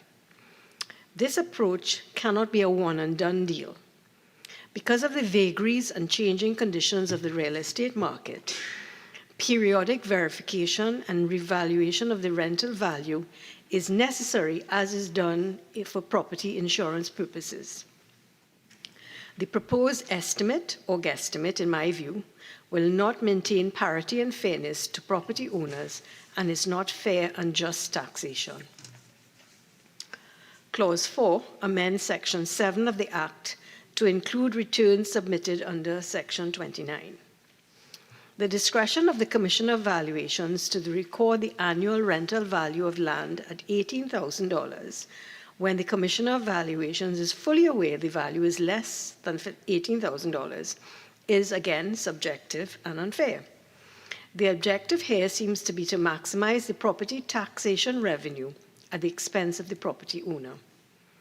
Why not rely on the current opinion of a competent and reputable land valuer? And this is the current practice of the Board of Inland Revenue in adjudication of stamp duty payable on real estate transactions.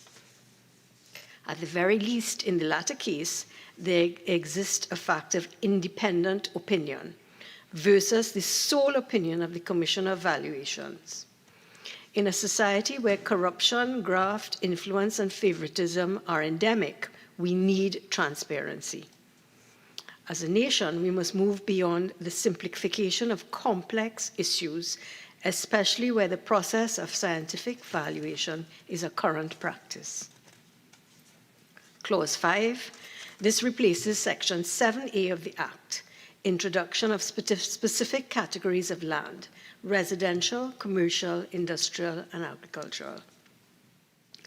The statistical result of tossing a coin is 50%. In my view, the threshold should be at least 75%. If this is the case, the tax net will be distributed more widely and fairly, and the burden will be allocated accordingly. With 50%, how do you determine whether the data is gathered from a single concentrated or a wider area? The approach should be a national survey with the use of random sampling and statistically sound and reliable data.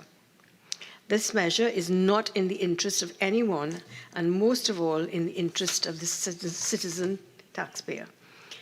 Mr. President, I do understand the need to implement property taxes on real estate properties. I do not have a problem with that.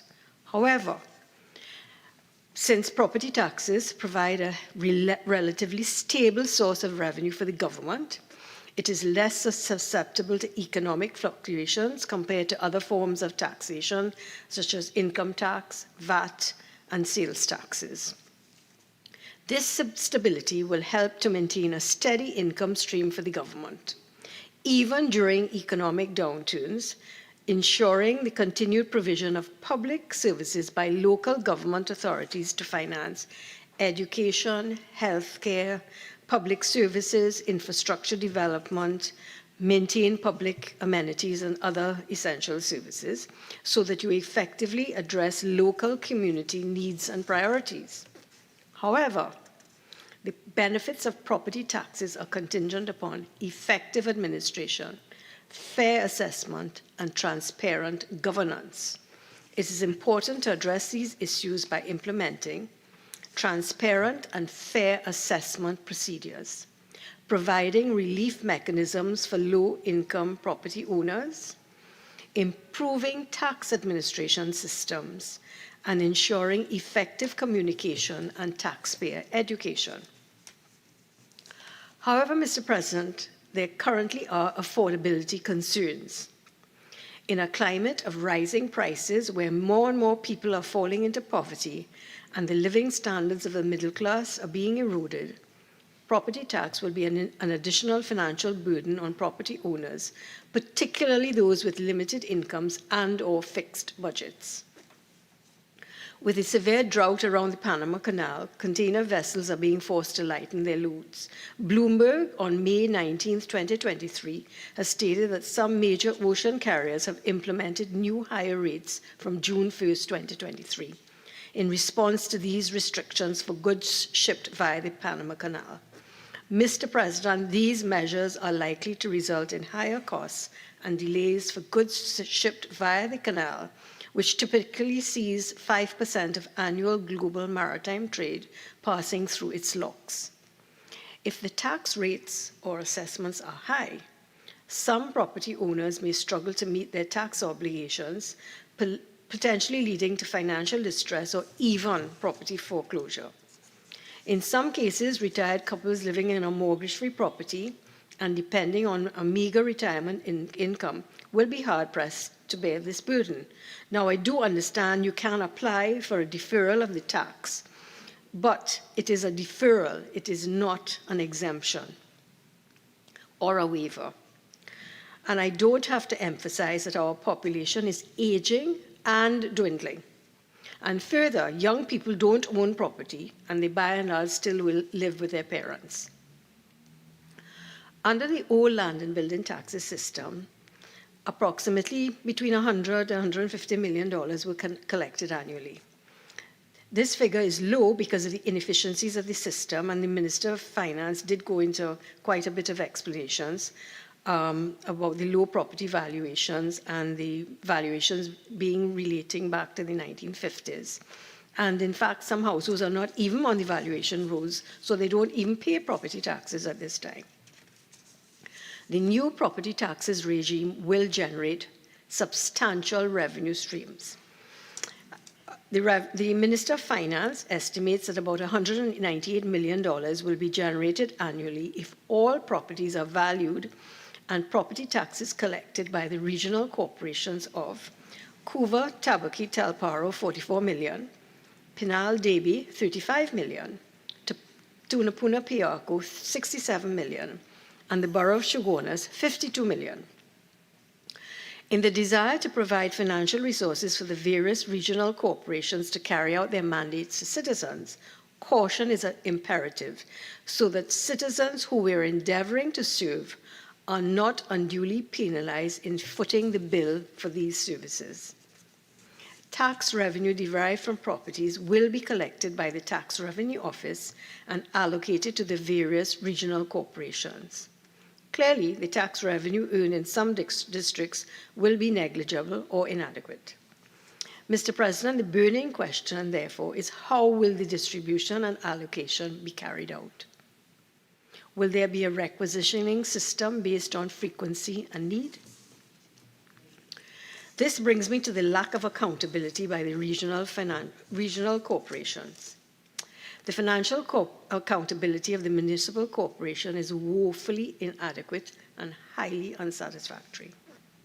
Citizens must be given assurances that their hard-earned contributions are utilized in their best interests and do not disappear into the ethosphere. For clarification, Mr. President, I will list the corporations which have not submitted to Parliament their audited financial reports. Arima Borough Corporation, financial statements outstanding for 2008 to 2022, 14 years. Couva, Tabaki, Telparo Regional Corporation, Diego Martin Regional Corporation, and the San Fernando City Corporation, financial statements outstanding for the years 2009 to 2022, 13 years.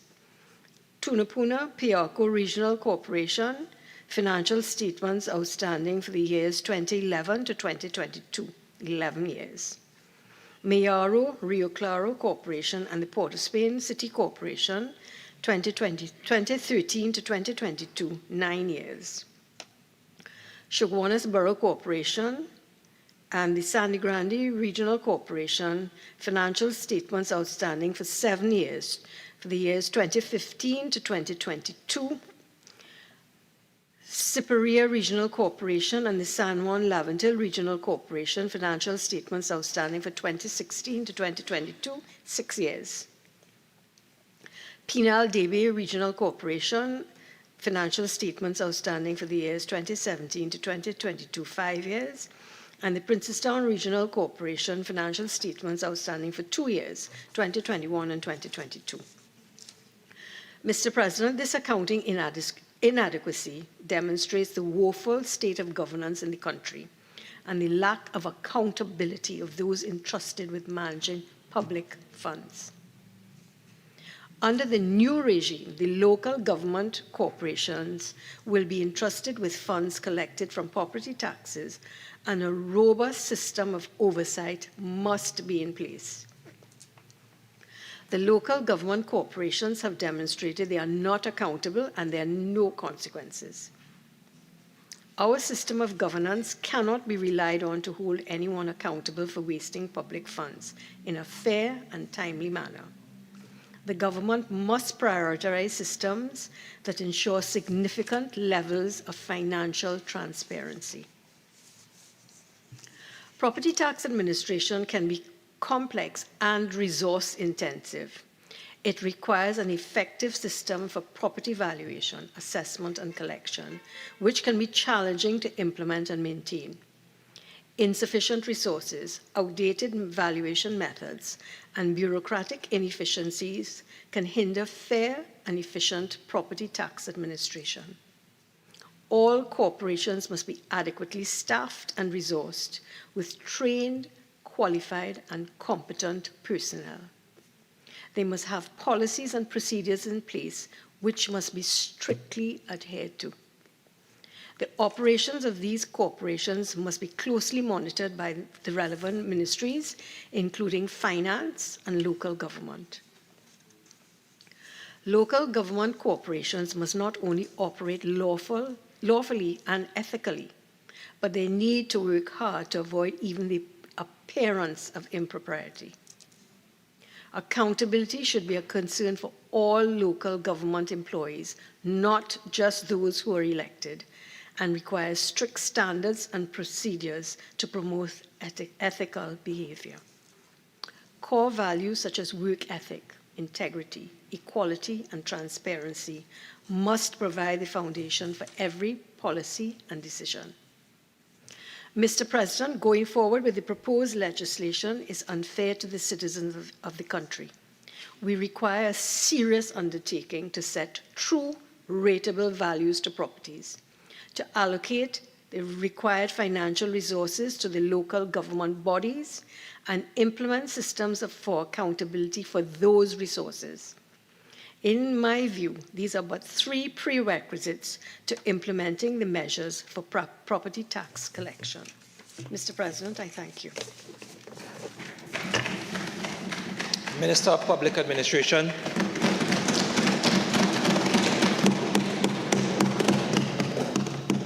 Thank you, Mr. President, for giving me the opportunity to contribute to this debate. I think it's important to start with responding to Senator Mark and to suggest to him that he may have missed his calling, because as he ranted and raved, the only place I could see him comfortably fitting in is on a stage. And even as I thought that, a famous saying from the bard William Shakespeare came to mind, Macbeth, full of noise and fury signifying nothing. Senator Mark went all over the place talking about property tax and it can't be there and P&M will be thrown out, because I want to remind Senator Mark that the UNC took the same approach in 2015. Ask the tax, we're not accepting it, it's no good for the people, and so on and so forth. But talking about hoodwinking the public, they came back in 2010, ask the tax 2010. Hoodwinking the public, he's accusing us of doing. But he came back, or the UNC came back in 2013 and indicated to the public that notwithstanding what was said in 2010, they were going to introduce the property tax.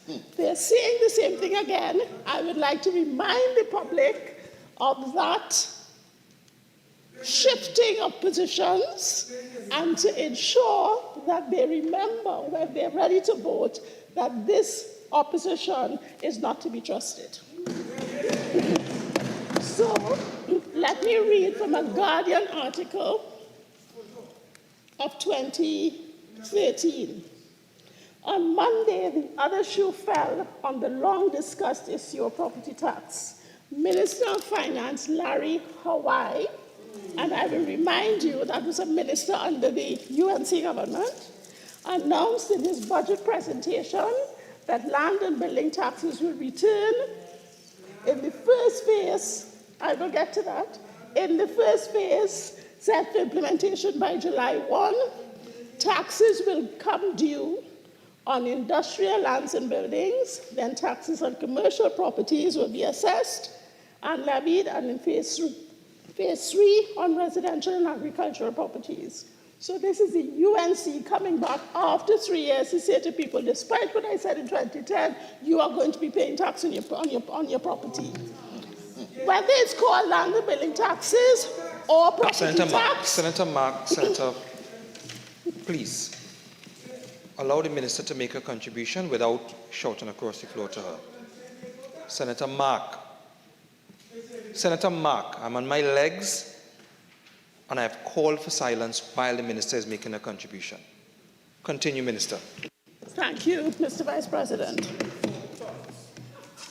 So, I would like the population to remember that the tax crew came back 2 years later and said, despite that, ignore what we said, we are going to impose tax on you.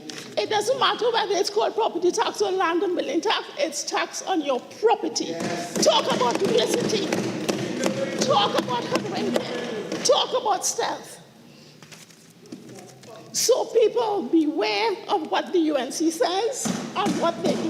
Two different things.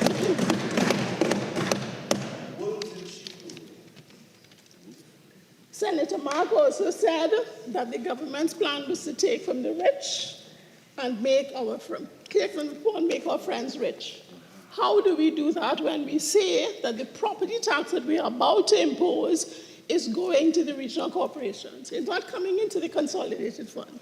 The government will not see that tax. The government will only ask that the regional corporations spend the tax for the benefit of the burgesses that they serve and account for its expenditure to the government. So how are we going to be enriching our friends in that process? When Superior collects taxes, when Shogunas collects taxes, how does the government enrich its friends in that way? Senator Mark, I wish you would stop trying to mislead the population as you do every time. And then he says to us, he says to the public, that we are only imposing this tax now because we have squandered the money and we overestimated the taxes from energy, and therefore this is to shore up the government's coffers. Again, how are we doing that when the tax is going directly into the hands of the regional corporations? And to make it clear, the government is never going to see the taxes that are raised from residential property because it's going to be collected by the regional corporation and used by the regional corporation. So that argument is so spurious, Senator Mark, it really should be ignored.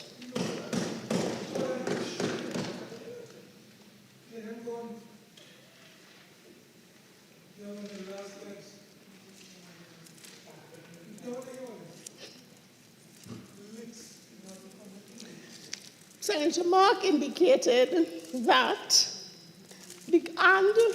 Senator Sipos had also raised a concern about the government estimating the tax. So I want to clear up what that means. It does not mean that we are going to guess a value. It does not mean we are going to apply an unscientific approach. There is a science called valuation of properties. We have used that for decades to value properties in Trinidad and Tobago, for land and building taxes, as you correctly said, for stamp duty, and for tons of other purposes when government rents buildings. So qualified valuators look at the property, look at the information filed by the landowner on the property and say, based on that, based on current market value, based on what the market is doing, this is the value we ascribe. The reason we are putting estimate, the word estimate, in the definition is because although valuation is a science, it is not an exact science. It's not like maths where you can add 1 and 1 and come up with 2. So you can have 2 perfectly qualified valuation experts who will go in, look at the same property and come up with 2 results. So we want to restrict the likelihood of arbitrary challenge on a valuation by saying this is an estimate, because really that's what it is. It's based on scientific principles, but it is my estimate of what this property is valued at. You can hire a private valuator who will come in and say something else. And we have a process in the legislation to deal with that. You can challenge that valuation. So your private valuator can come in and say, this is not what I think the rental value is. The courts will hear. The courts will be populated by people with valuation and legal experience, and they will come up with a decision as to what value should be applied for property tax. Right?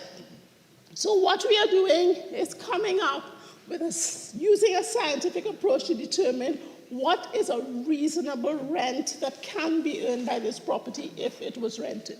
That's all we're doing. So we're not going to be arbitrary. That's not the intention at all. Senator Mark, of course, pounced on the fact that the Honorable Prime Minister Rowley took a position in respect to property tax in 2009 was to know what's different now. What is different now is the rationale that we are using for introducing property tax at this point. As you know, this administration, led by this Prime Minister, is very passionate about local government reform. The reason why we are introducing property tax at this point is because it will anchor, support, and drive local government reform.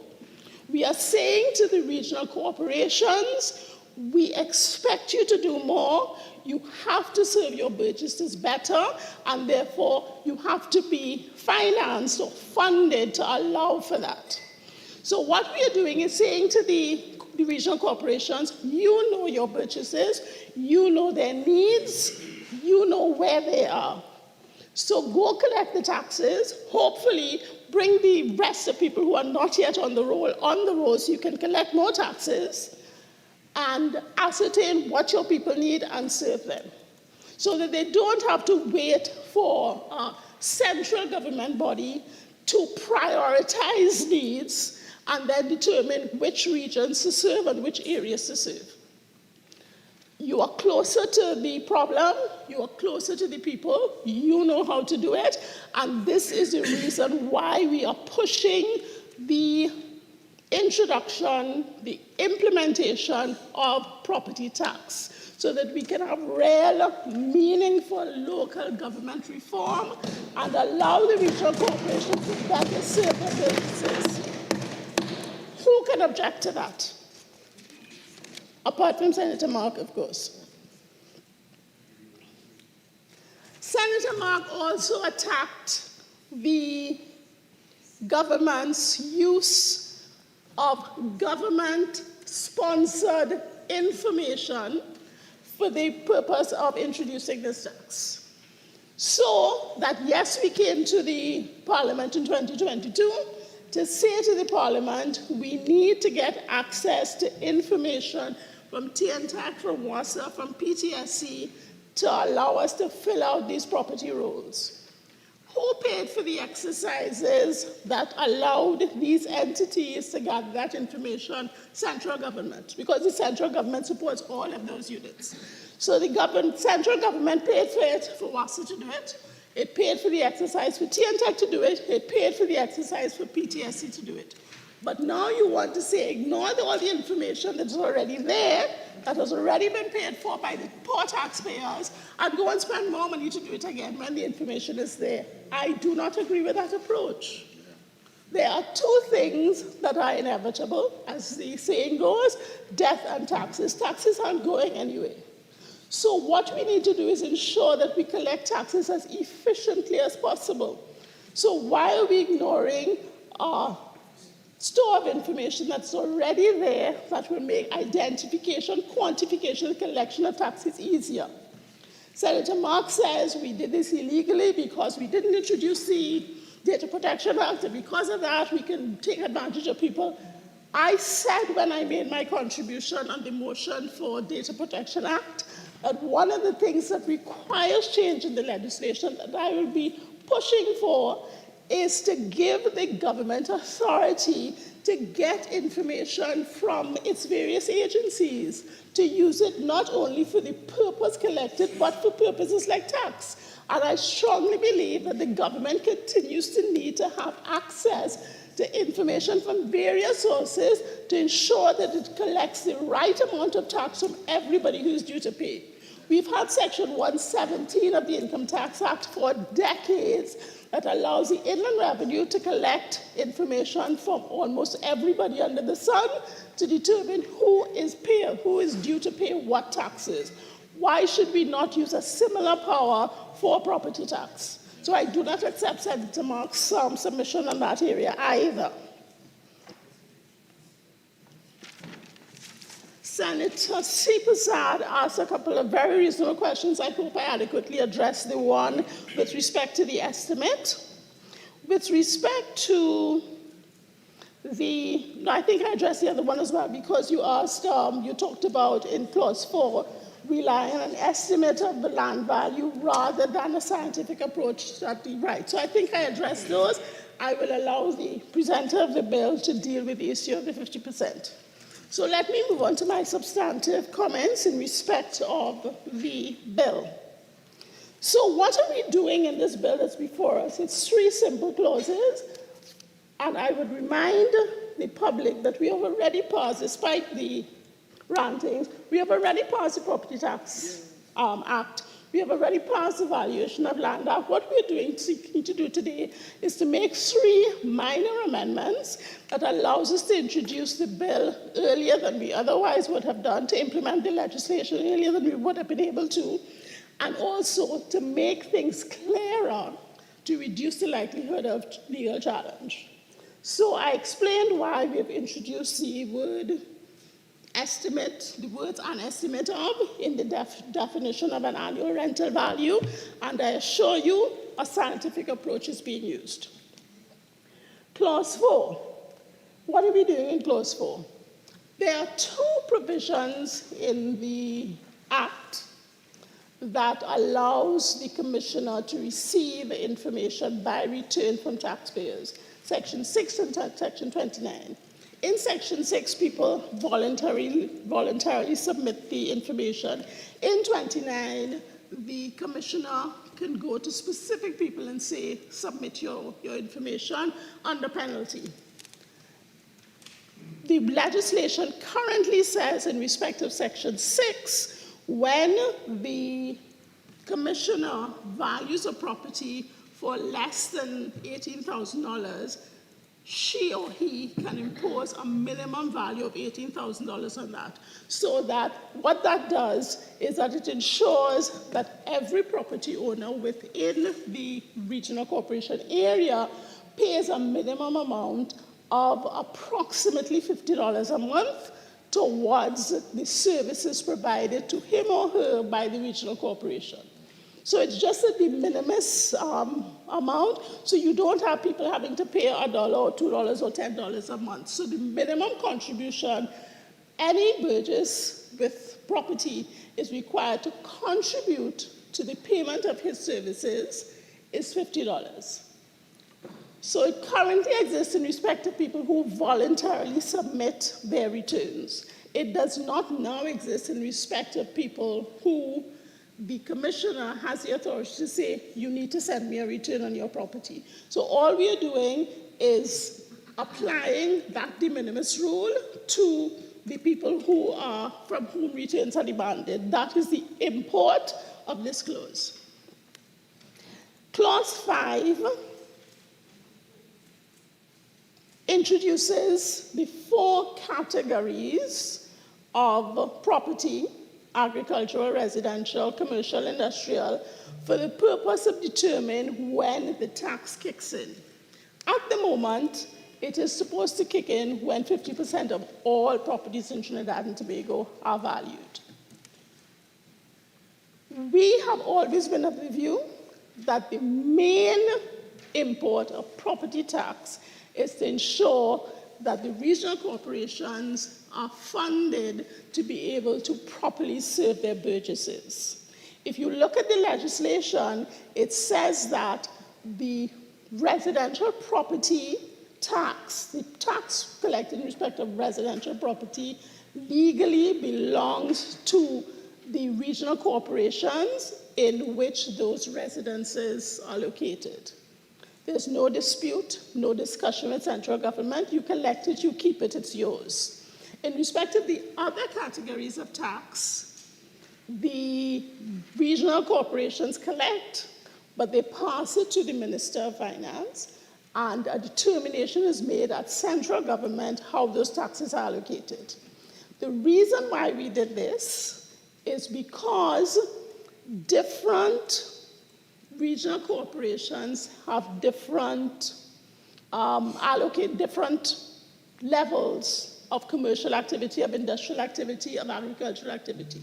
So to be fair to all, the central government, rather than say, for example, to the people in Point Lisas, you keep all the property from all the income, where that regional corporation would be benefiting from the heavily industrialized activity in that area when the regional corporation was not solely responsible for the generation of that activity. So what do we do with that? We collect it and allocate it in a reasonable manner rather than having them benefit from the entire amount. So what the people in the regional corporation are legally entitled to is in respect of residential, which is why we're starting with residential, because we're pushing forward with local government reform, and we want to ensure that as the new councillors and aldermen come into position, that they have the funds to allow them to operate in the manner that the amended law contemplates. They need the funds to do all that they have to do, and since what they're legally entitled to is the residential property, that is where we started. Unlike what was proposed by Minister Hawaii at the time, to start with industrial tax and industrial property, which legally belongs to the central government. It's up to the central government to determine how it treats with it. So we have a plan in place. We are very clear on the plan. We're not hiding anything. We are open with the public about how we see this tax operating, what it's for, how it's to be used, what our objectives are. And it's all about better serving the citizens of Trinidad and Tobago through the regional corporations. So if you look at Section 77 of the Income Tax Act, because of that, we are saying, because we want to start the tax now, because the new local government bodies are going to be appointed very shortly, or elected very shortly, we want to start the tax now. We are saying, let us trigger the tax, not when we have 50% of all the properties valued, but as we have 50% of properties valued per category. Minister of Finance has indicated that we already have valued more than 50% of residential properties. He estimates that we have also valued more than 50% of commercial properties, so we can start with those as we continue to build the rules.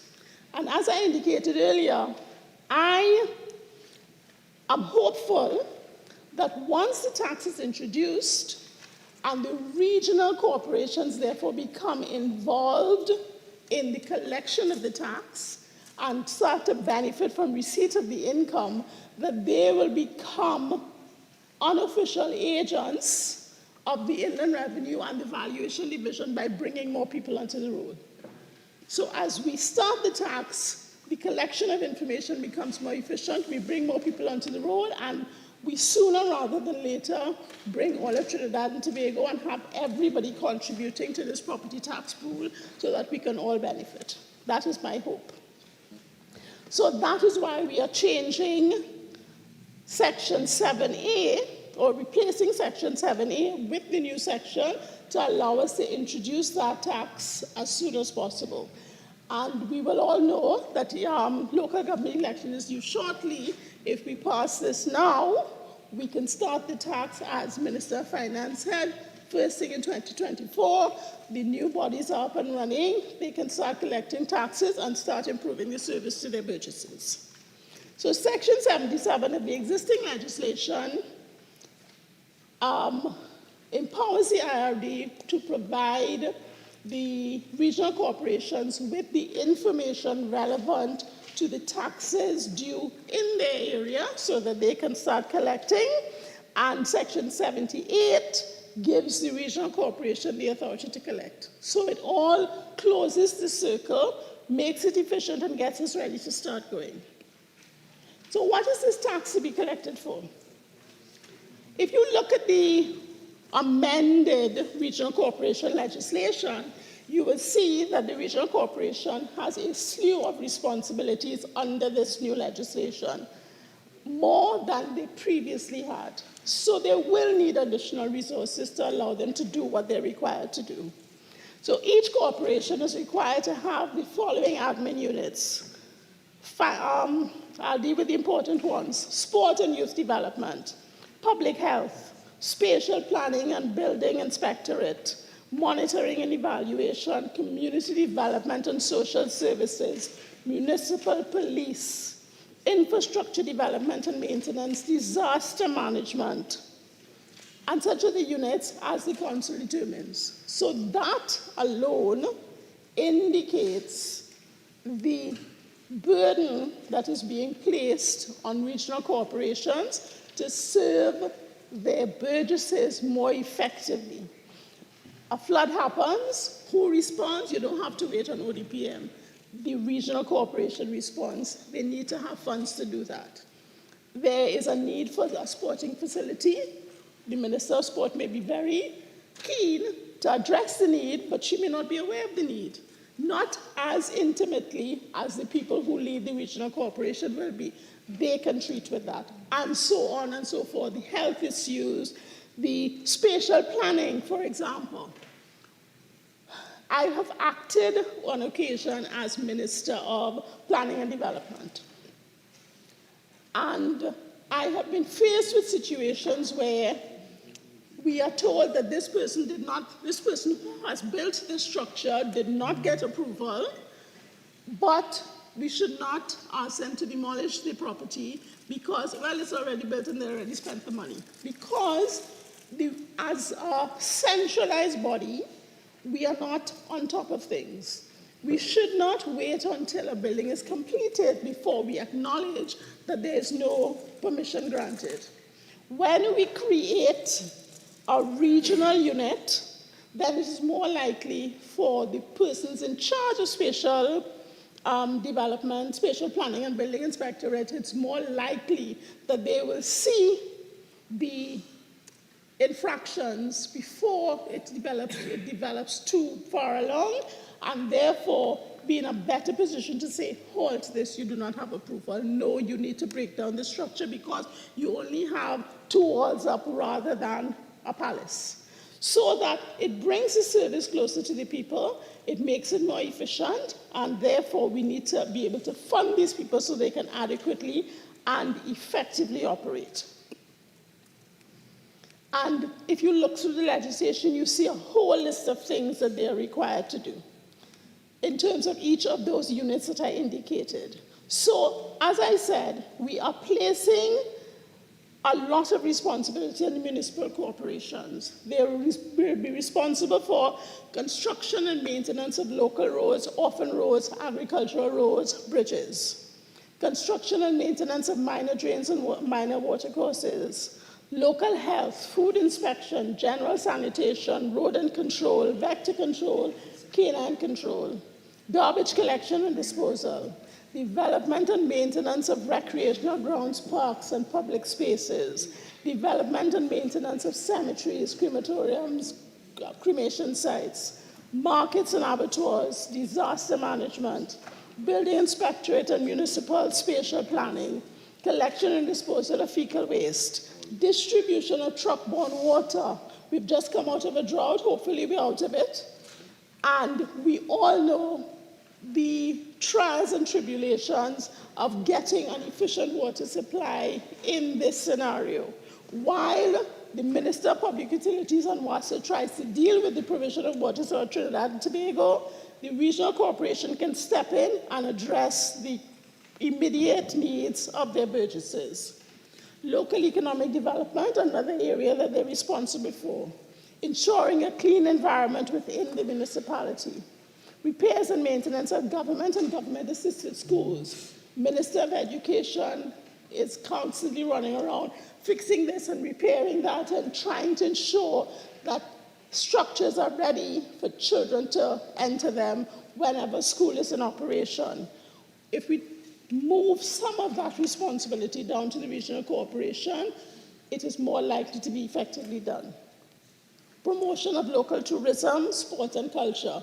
When you look around Trinidad and Tobago, we have a wealth of talent. We have a wealth of natural and man-made sites and attractions that we can sell, that we can promote, that we do not take advantage of. Trickling that down to local government will allow us to be better able to take advantage of those assets. So, I don't know how many people in Trinidad and Tobago recognize that the government is being asked to do more and more for its people. As more children become challenged, the government has to step into the role almost of parent. As people are abandoned, the children are abandoned, the Children's Authority have to step in and do more. The Minister of Social Development has to step in. Sport, youth has to train people to look for other opportunities for children who are not making it in the traditional system. So the government is being asked to do more and more. So there are two challenges that we have to deal with. One, the government is a finite unit, basically, and therefore there's only so much it can do. It's so much it can see. So spreading that responsibility around through a local government system allows us to more efficiently deliver services to the public. That's all we're trying to do with local government reform, supported by the property tax. So we are asking for your support to make these simple amendments to allow us to introduce property, to implement the property tax, first in respect of residential, sooner rather than later, so that we can provide to the local government bodies that are about to be formed the support and funding that they need to serve the burgesses for the benefit of the people of Trinidad and Tobago. We're not trying to collect funds just like that. We're not trying to collect funds to support our friends, as Senator Mark said. We are trying to ensure that the people of Trinidad and Tobago are better served. That is all we're trying to do. So I ask you to support us in getting this bill through. I thank you, Mr.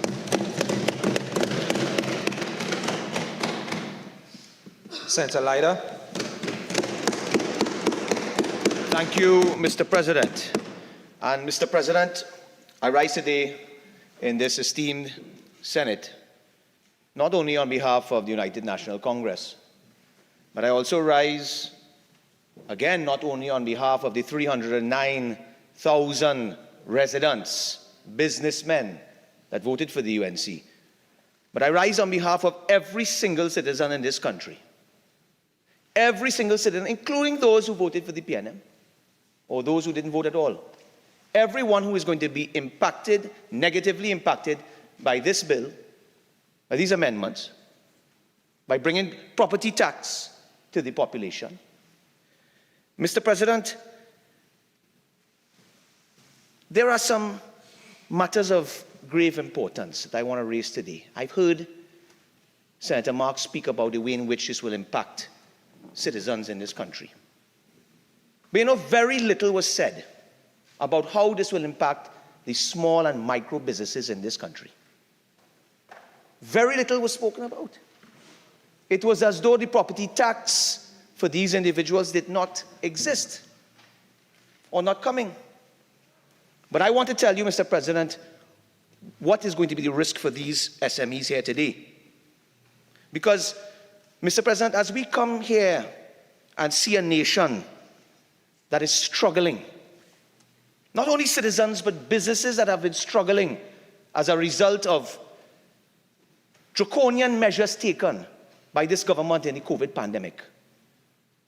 And I want to make it clear, because we come week after week, Mr. President, and listen to this government make excuses to the population for their shortcomings and blaming it on COVID. So what? The citizens of this country and the businesses did not suffer from COVID too? We must be sympathetic to this government, but not to those citizens and businesses who are now going to be facing the brunt of further taxation and burdens on their backs. So they can't have their cake and eat it today, Mr. President. We will not have that on this side. When we are coming to this Senate to make policy decisions, we have to take into account the environment that we exist in today. And we have to do that with empathy and prioritize the welfare of our citizens in this country and the small and medium and micro businesses. Minister Imbert spoke about a few persons that sit in the high level of the taxation, and it's only going to be this amount and that amount. Yes, they could pay it. But a small manufacturer, somebody who has a few sewing machines in a little house manufacturing garments, they don't have that excess funding. Neither does a single mother who has to scrape to find $50, let alone have to pay $90, from what the minister said, to feed their children. Mr. President, plain and simple, this bill today comes with one purpose, and one purpose alone. And that is to implement this draconian property tax on the citizens, not just the residents of this country, but on all businesses, commercial, industrial. And I see the Minister of Agriculture here. He must be concerned about this bill today, on the poor farmers that are struggling in this country today because of this government's failure to address critical issues impacting the agricultural sector. They must go, Mr. President. Yes, I agree with Senator Mark. And Mr. President, while taxation is, it's an integral part to running any economy, I agree. Now is not the time to bring new taxes, Mr. President. Under this government, we saw so many increase in taxes. VAT put back on food items. You see the business levy, green fund, that increased under this government. And now they're coming to bring property tax for you. The taxman is coming to bring property tax for you. You too, Mr. President. Mr. President,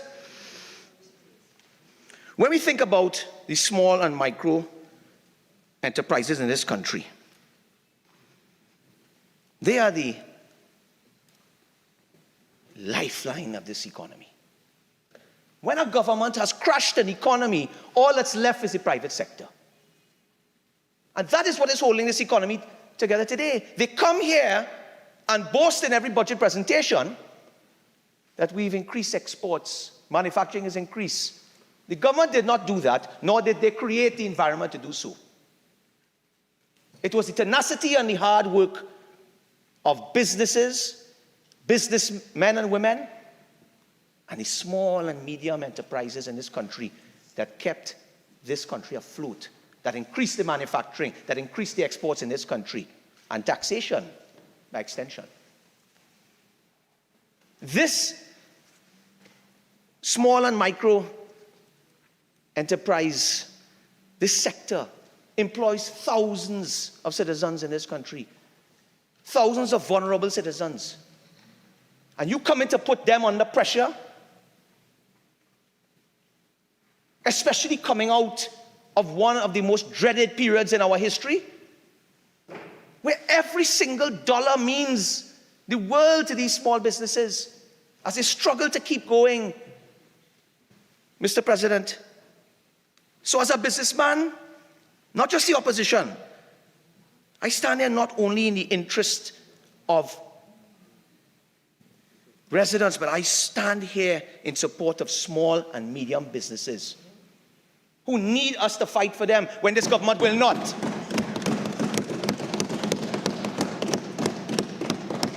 I told you they are struggling to meet their financial obligations today. They are fragile. They are fragile. Mr. President, our opposition to this valuation of land amendment bill is rooted in our commitment to the welfare of citizens. That is what it is rooted in. That is why we oppose it here today, Mr. President. And it is our support for the well-being of our economy and for fairness and justice. And we firmly believe that the government's inclination to tax citizens here at every turn is misguided and counterproductive to progress in this country today. So, in my presentation, I will delve a bit into a few of the clauses, Mr. President, and show how these clauses help to put further burden not on just citizens, but also on small and micro businesses in this country. I will explore the repercussions that can happen if we pass this valuation land amendment bill today. And I call on my colleagues to consider what I just said. Consider if more and further taxation is really the answer. Or should we not come together and think of more creative ways to assist small businesses to prosper in this country, whether it be grants, whether it be further loans? No, you come and you're taxing them. That's what you're doing. Mr. President, as a businessman who understands the challenges faced by these small businesses, it is critical to consider the implications of the legislation. As I told you already, especially as we come out of the COVID pandemic. But especially when we consider, Mr. President, that more than 6,000 small and medium businesses shut their doors just after this pandemic, and how many more are struggling to survive. I didn't say this, it was the Confederated Chamber of Commerce, Business Chambers, Confederation of Business Chambers. So let's consider Clause 3, Mr. President. And I heard Senator Mark went at length at it, so I don't want to belabor this Senate. But Clause 3, which amends the definition of annual rental value in Section 2 of the Valuation of Land Act, this proposed change introduces an element of subjectivity in the valuation process. You see, Mr. President, for the small and medium-sized business in this country who operate on tight budgets, limited funds, they must have accuracy in their valuations. Especially when you consider that when it comes to commercial, there is a valuation that is added to machineries. Machineries also, there's a rental value put on machinery for small manufacturers. So here you have a small manufacturer who's just come out of the pandemic, wants to expand, but has to deal with someone coming and bringing an arbitrary rental value on them. How do they feel? Where's the confidence they will have now to want to expand their operation, bring in brand new machinery, expand, when it is subject to someone's valuation? This opens the door, Mr. President. I cast no aspersions. This opens the door to the possibility of victimization. Yes. To the possibility of extortion. Corruption, it does. When you don't have a clear model for valuation, that's what happens.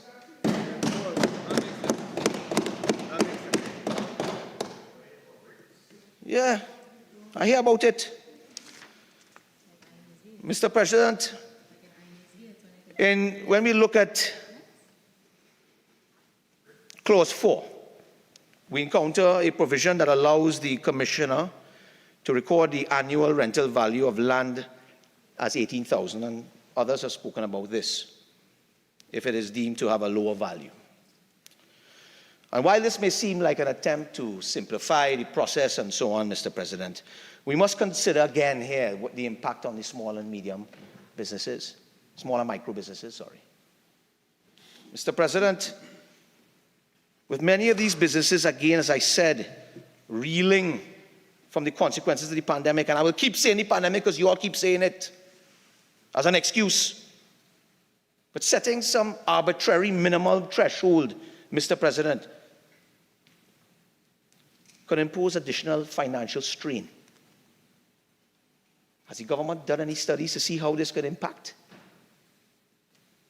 the small businesses? Mr. President, I'll move on. Because when we look at Clause 5, the most significant change by this bill, which amends Section 7A of the Act, relates to the valuation rule.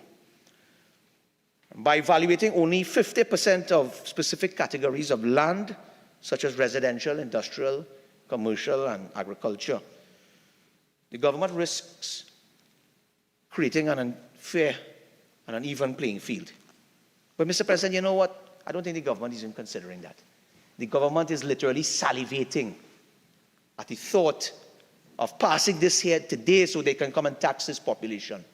See, Mr. President, when we consider that just a couple of weeks ago, we came to this Senate because the government had overestimated revenue and underestimated expenditure. They came looking for almost $4 billion more and added on another billion onto loss of revenue. I heard Senator Marks say could be as much, we may expect anywhere between $6 and $10 billion in a deficit after the government boasted in a budget debate that it would be a mere $1 billion.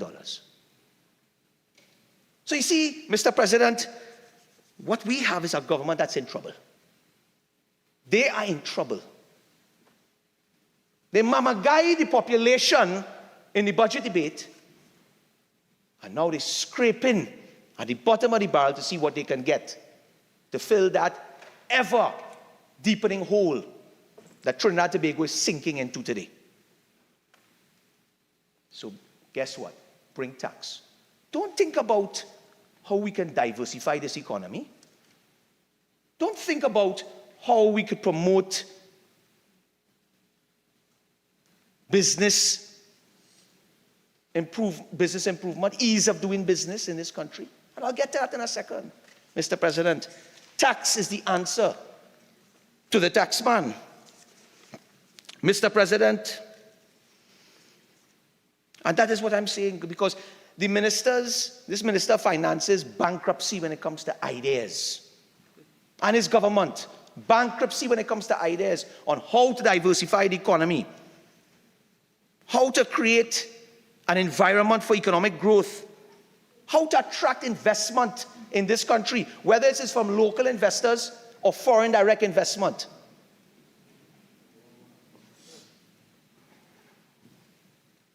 Their lack of ability to deliver on infrastructure for this country so that businesses can improve. The inability of this government to improve on the ease of doing business so that businesses could grow, employ more people and citizens.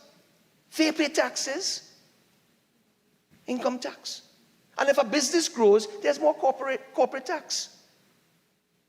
There's more green fund levy, business levy. You want to get the taxes, that's the way to do it.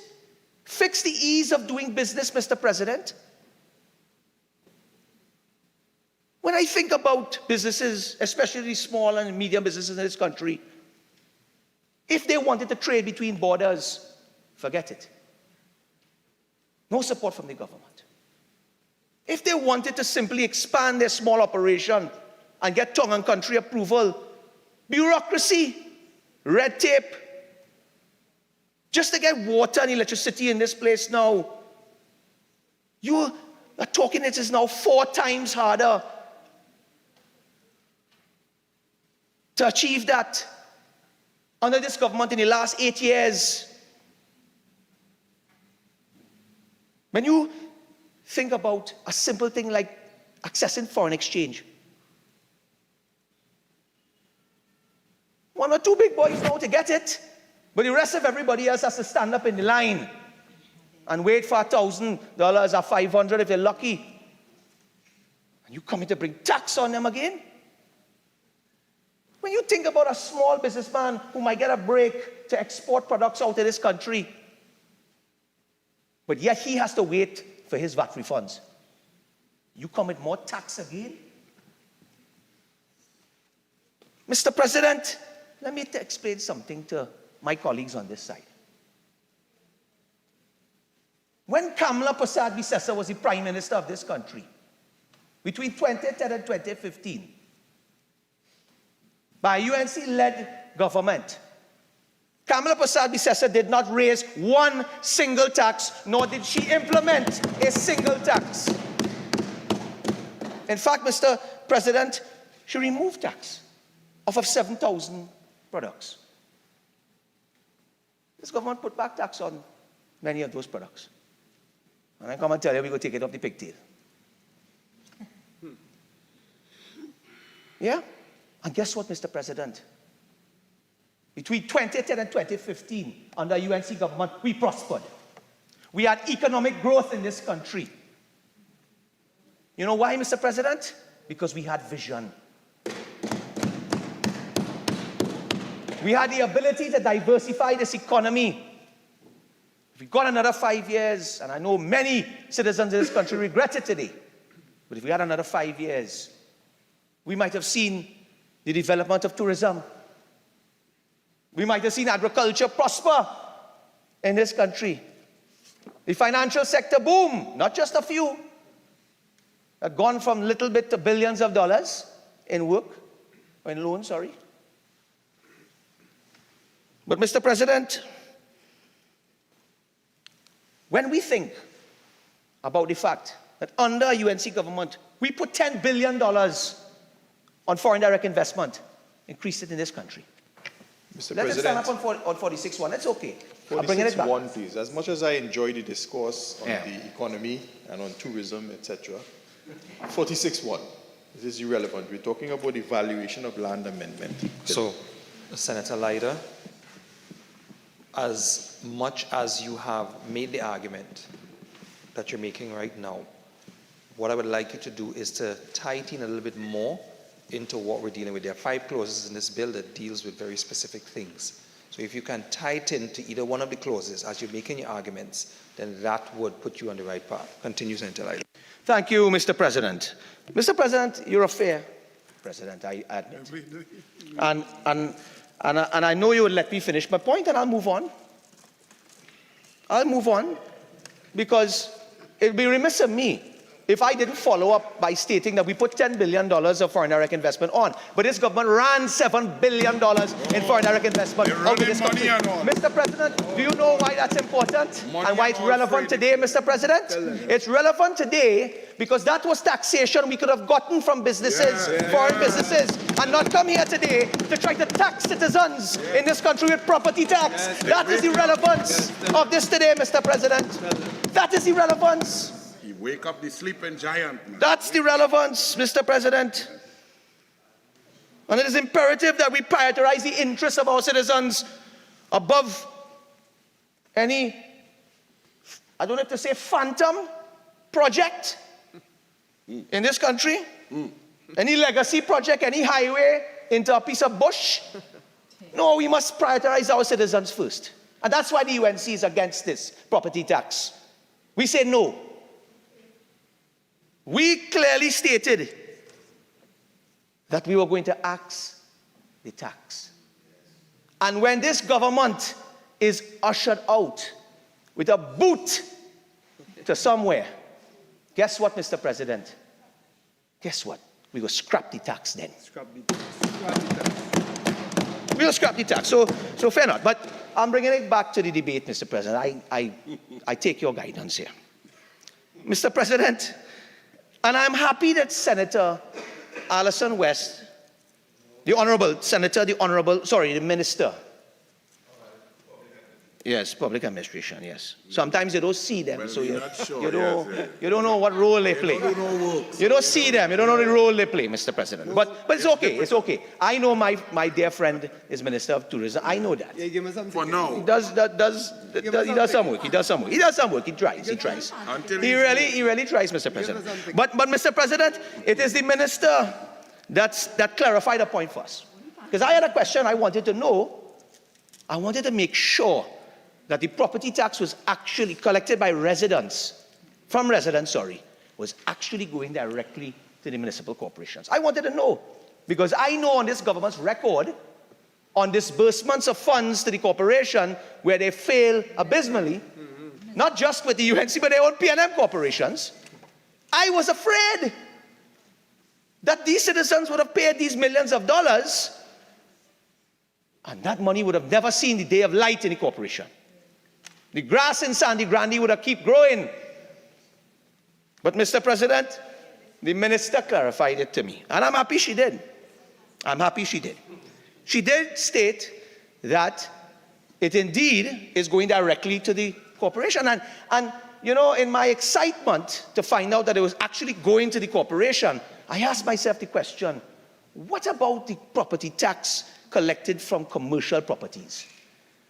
I heard nothing about it today from the Honorable Minister of Finance. He seemed to have evaded that whole conversation about commercial properties. He spoke about residential. We hear nothing about commercial. So, you know, I seem to have remembered we debated a bill a while back, when we looked at the miscellaneous provisions, local government reform bill. Parent Act, and I had to go back in it, Mr. Vice President. Welcome, Mr. Vice President. You're as fair as the former. And, you know, Mr. Vice President, I had to go back into this bill to figure out what happens to the taxes collected from industrial, commercial, and agriculture. But you would not believe what I found, Mr. Vice President. Let me read it for you. In section 10, Roman numeral 2, numbers 2 and number 3, right? Miscellaneous provisions, local government reform. Right. Here's what it states. Right? Number 2, notwithstanding section 1, tax on residential land shall be paid to municipal corporations in which the residential land is located. Good. The Honorable Minister was accurate. Let's read further on number 3 and let's see what happens next. Notwithstanding, number 3, notwithstanding subsection 1, the Minister may, by order, declare which of the agriculture, industrial, or commercial taxes may be collected by the municipal corporations and what percentage of those taxes collected may be retained by the municipal corporation. So here is the minister, the Honorable Minister of Finance. It is in his hands. He decides how much money from the commercial, the industrial, and the agriculture goes to the municipal corporations. That is what going on. But I didn't say it. My colleague said it. There may be some victim. I don't know. But let me tell you this, though, Mr. President. Vice President. Let me tell you this, Mr. Vice President. Let me tell you the issue I have with this. Get rid of the P&M. We, in this country, sweet Trinidad and Tobago, we don't have this segregation between residential and commercial. There's a few parks. They may be falling apart under this P&M. The E-Tech parks and so. But most of the manufacturing plants, commercial properties that exist in this country are littered throughout the length and breadth of this country, through all 14 regional corporations. Mr. Vice President, I seem to remember you may be familiar with Sawa. Just go in Sawa and Barataria. Any of those areas there, you can see a residential property right here, and next to it, a commercial property, a manufacturing plant, a restaurant and a bar. And I want to ask a question here now. These entities don't contribute towards the depletion of the resources within the corporation? Because let me tell you something, Mr. President, Vice President. If you think about a manufacturing plant with big trucks, damaging the local roads, mashing up the pavements, they too need garbage collection. Unless, of course, they have a contract with someone. Mosquito does buy them too. There's the possibility of pollution going into the river, the drains and streams that need to be cleaned up. How do they not contribute towards the corporation? And why is a citizen of this country expected to be the one foot in the bill at the minister's discretion? Shame. No, I put it to you here today, Mr. Vice President. If this government is serious about local government reform, then they will stand up here today and say that 100% of all property taxes collected from commercial, industrial, and agriculture must and shall go to the municipal corporation. It's the same way that residents should do so. And while we're on that topic, and before I move on, Mr. President, I'm moving on. This one, I want you all to answer this too. I want you all to answer this too. Maybe somebody could respond after. Go and call up the Minister of Finance, quick. The Minister of Finance stands up here and tells this Senate that they have reached the 50% threshold on residential properties. But yet we hear nothing about commercial properties. Not a thing about commercial properties. Why, Mr. Vice President? You friend on them. I want to know where they've reached. Are they at 20%? Are they at 5%? Where are they? I hope they're at 52%. Because all I want is equality and justice for the citizens of Trinidad and Tobago. All I want is equality and justice. I don't want a situation where, according to certain people in certain interviews, the rich will get richer while the poor will have to depend and eat the scraps at the side of the table, Mr. President. And while they're at it, have to deal with the damage done in their neighborhood by these businesses. Now, don't get me wrong. I am not disparaging the businesses in this country. I'm not. They create employment. They pay taxes. Most of them do. So, they contribute towards the development of this nation. They don't get back the VAT from PNM. Okay? But why are we hearing nothing? Why is this veiled in secrecy today, Mr. President? I hope that this has nothing to do with the elitist nature of this government. And that this government will come here with honesty and say, we're at 48% and we're about to start collecting property tax from the commercial and the industrial. Come here with what? Them do all that? But I say this here today, what might not impact a big company will most certainly impact a small and medium and micro enterprise. And that is why we say, no, you must scrap the tax, Mr. Vice President. You must scrap the tax. Mr. President, Mr. Vice President, I'll tell you something, yeah? The PNM, they will keep throwing shots and saying how the UNC and the UNC only complain about property tax. And I listened last night to the Honorable Prime Minister in a small, tiny cottage meeting of about 10. And Mr. Vice President, when I listened to the Honorable Prime Minister, you know what he said? He said the UNC only come in and rah, rah, rah, rah, rah, rah, rah, about the property tax. That's the Farris dance. Mr. Vice President, it would be funny if it wasn't such a serious thing. Because it's not the UNC alone saying this. It's not the citizens in this country saying this, PNM, UNC, apolitical saying this. But alas, it took them a while. It took them a while. They have been quiet for a long time, and they've woken from their slumber. The business community has gotten up now and said, no. I'm glad to see the Minister of Works and Transport join us here today. He knows. He's not the minister. He knows. The Minister of State, Mr. Vice President. He knows the pressures of the business people today. He knows it. And that is why I think he is going to vote today against this. He is going to vote against this today. And let me tell you why. I'm going to refer to some newspaper articles here today, Mr. Vice President. No. We mustn't laugh. No. Let's take this thing seriously. Come on. Right? We better turn on the air condition. Yes. Like air condition. Oh, Lord. Mr. President, the Minister will understand it. Because the business community is deeply concerned about the passing today. They're all probably tuned on today, right? They're all concerned about the passing of this Valuation Land Amendment Bill 2023. One only has to look at the Express newspaper on an article on May the 26th, 2023, Mr. Vice President, titled, Business Chambers Share Concern Over the Timing of this Tax.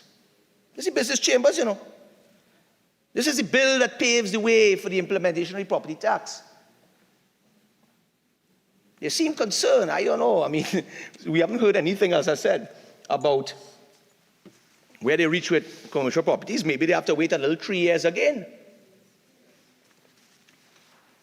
You see, this government deals with things veiled in secrecy. And they just pop it on you, like Senator Mark said. You come here on Monday, bring it on a Tuesday, Solomon Grundy. Property tax. Booyah. Mr. President, right? You want me to talk English? I was going to talk German, but I'll keep it English. But anyways, Mr. Vice President, this has raised valid concerns amongst the business chambers. When we look at reference to Clause 5, listen to this, Mr. President. Listen to this, Mr. President, Clause 5. It was the Shogunas Chamber of Commerce.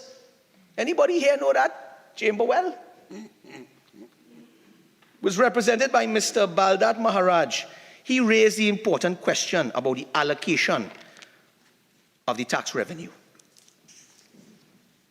He rightly asked, why are the funds that are collected for the property tax being placed into the consolidated fund and not directly to the corporations? That's the point I raised just now. So I'm glad to know it's not me alone, Mr. Vice President. He said that. He said that he raised concerns that the collection of these funds might be used for purposes other than those intended. What? Didn't I talk about... Senator, you have 5 minutes. Yeah, thank you, Mr. President. Didn't I talk about vanity projects? Didn't I talk about highways in nowhere? Didn't I talk about 600 million? No, I didn't. 600 million for boats sitting down up in Domrep somewhere right now. Brand new boats, engines destroyed. What? Somebody else will talk about that. I wouldn't talk about that here today. What is that? No. Somebody will bring it up our next day. No, engines. Don't worry. No Douglas politics, right? 7:30 p.m. Sunday. I don't know if it's a Superman cape or it's a cape class, but something like that. Dominicana. Mr. President, Maharaj went on to express the concerns about the business community regarding the timing of the tax implementation. Here's another representative of a chamber with a concern. He questions whether the tax will only apply for the first year or if it will be retroactive. I think we heard a response to that today. Mr. Vice President, let's move on. The Trinidad and Tobago Manufacturers Association, we don't want to leave it at just the chambers. Let's go to the manufacturers who have serious concerns about the model in the way in which this valuation is being implemented. And it was represented by Mr. Roger Roach, who, and listen to what he said, he stressed the need to exclude plant and machinery from the calculation of property tax. Didn't I not say that earlier, Mr. Vice President? I hope no one calls me on repetition here, because it's not me saying it. It is the TTMA saying this, Mr. Roach, who he himself must be worried about his factory, whether he's going to bring in more machinery and how much they're going to apply onto his plant. Mr. President, it goes on, the Pfizer-Bad Chambers of Commerce. The Confederation of the Regional Business Chambers highlighted the timing of the implementation of the new taxes, saying that is inappropriate. Mr. Jason Roach, look at this. Immediate past president of Samoa. I was just talking about Samoa again. Business Association. Yes, Samoa, we into the local parlance, man. I'm proud. Yeah, we call it Samoa there. We have in San Fernando, we might call it something different. But in Samoa, in the east, we call it Samoa. All right, we call it Samoa. Right? Yeah, that's where my grandfather come from. My grandfather, my great-grandfather come from Sawa. So Sawa Hill, tell him. Up on the hill. On the hill. Right? Senator, may I ask in your last 2 minutes that you could put some relevance to our close? Thank you, Mr. President. Thank you, Mr. President. He acknowledged that the financial burden that the property tax may create within the society. So Mr. Roach called for greater discussion. Listen to this. Mr. Roach called for greater discussion with the business community on how to cushion the impact of this tax and suggest that early releases of VAT refunds can help soften the burden. Oh, my. Mr. President, I've said it all. They have said it all. Mr. Vice President, as I close, I don't know how much more they could take, but as I close, the valuation of the Land Amendment Bill 2023 proposed by this government should not be implemented at this time for several reasons. As an opposition senator, it is my responsibility to represent the interests of all in this country.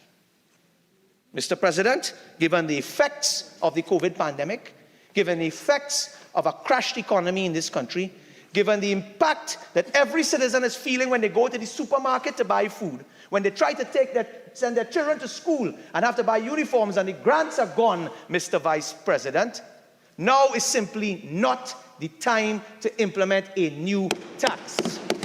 This government, in their callous way, Mr. President, must find some softness in their heart, not just in their hands, but softness in their heart, Mr. Vice President. But we don't hold up any hope for that, Mr. Vice President. And that is why we say we will beat them at the local government polls, and then we will beat them in the in the general election, where we will finally send this government to the political cemetery. And then, Mr. Vice President, we will scrap the tax. I thank you, Mr. Vice President.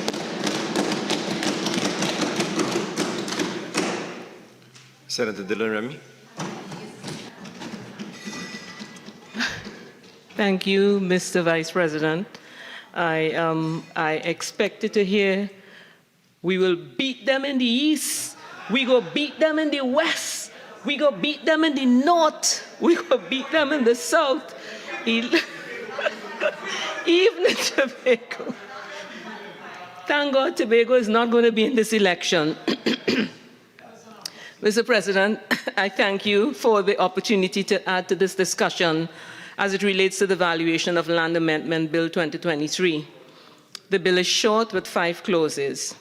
And I do agree too that there has been some concerns, particularly about the timing of the full implementation, given that the population is indeed grappling with the fallout effects from the COVID-19 pandemic. And individuals and businesses alike are trying to gain momentum once again. So that is one of my main concerns about the bill. In a publication by E. Ahmad, G. Brozio, and J.P. Jimenez entitled Options for Retooling Property Tax in Latin America, publication that was quoted by the minister in his presentation. This publication is by the Economic Commission for Latin America and the Caribbean, a 2019 publication. It was highlighted, and again, as the minister said, that basically the property tax becomes unpopular when it is perceived as being unfair. And one of the things right now, as mentioned before by Senator Leiter, and I'm underlining it, the timing, I think, is the major factor that contributes to one of the perception of unfairness as it relates to the implementation of the property tax. In the above publication, it was also stated that, and I quote, passivity in the assessment process can be another source of frustration and sense of unfairness for taxpayers. Therefore, end of quote. Therefore, accepting the changes and impact of the COVID-19 without the appropriate response or adjustments to accommodate and bring about equilibrium in the situation for both state and citizens is bound to bring some frustration among its citizenry. Senator Leiter quoted about the chambers, many of the chambers' concerns about the timing of the taxes. And I would quote the Newsday of May 25, 2023, where President Kiran Maharaj of the Chamber of Commerce shared his his concerns about timing. And I quote, "The timing is the issue. Consumers have been hit by increase in costs." End of quote. He then added that, and I quote again, "Introducing a top-line tax on businesses' revenues may be a disincentive for further investment in a time when the emphasis is to create an enabling environment for business growth and have a ripple effect of less taxable opportunities for government." I would now go on to I was very curious about whether there would be any allowances made for citizens who simply cannot afford to pay. And I was very happy to hear the minister talk about the fact that Section 23(1) of the Property Tax Act, he indicated that persons can apply for deferral of the taxes. But again, that deferral is a deferral and not a waiver. My concern would be what happens as these taxes accumulate, as these persons are unable to pay.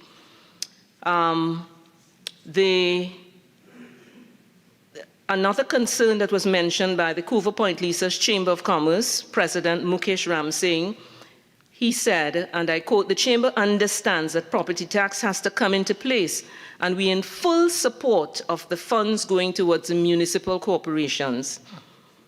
Additionally, we also asked that the 3% rental value be reconsidered at this time. We suggest it starts with a 1% to 1.5% and gradually increased to 3%. Mr. President, Mr. Vice President, I too am of the view that at this time, the property tax is necessary to raise revenue for the country. But this must be balanced with the social welfare of the citizens and the country. Thus, I agree that the government should think of considering it a lower percentage marker than what they are introducing right now, about the 5%, 3%, sorry, and gradually increasing, especially in the light of the recovery that many are trying to make post the COVID-19. Clause 3 of the bill amends Section 2 of the Act in the definition of annual rental value by inserting after the word means the words an estimate of. So the annual rental value is estimated by the Valuations Department, and many persons spoke about this.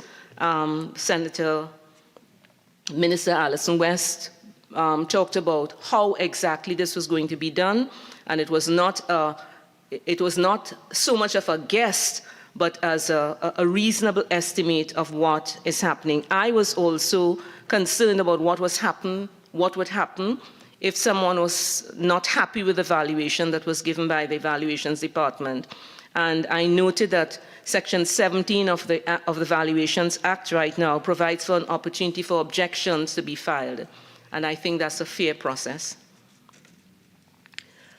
Mr. President, Clause 4 of the bill has me a bit concerned, as it amends Section 7 of the Act by inserting after the word 6 the words or 27.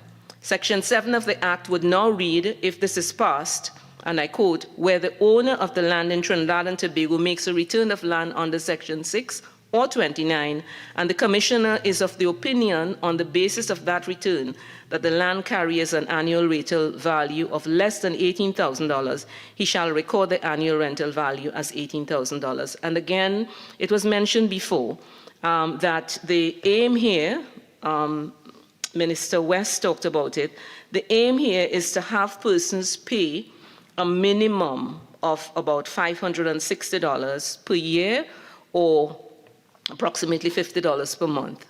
Now, I am saying that it may seem, okay, so if a person's annual rental value is really $12,000 instead of $18,000, what this is saying that instead of paying $360, which would be the annual rental, which would be 3% of the annual rental value, would be $360, that person would have to pay $560 instead.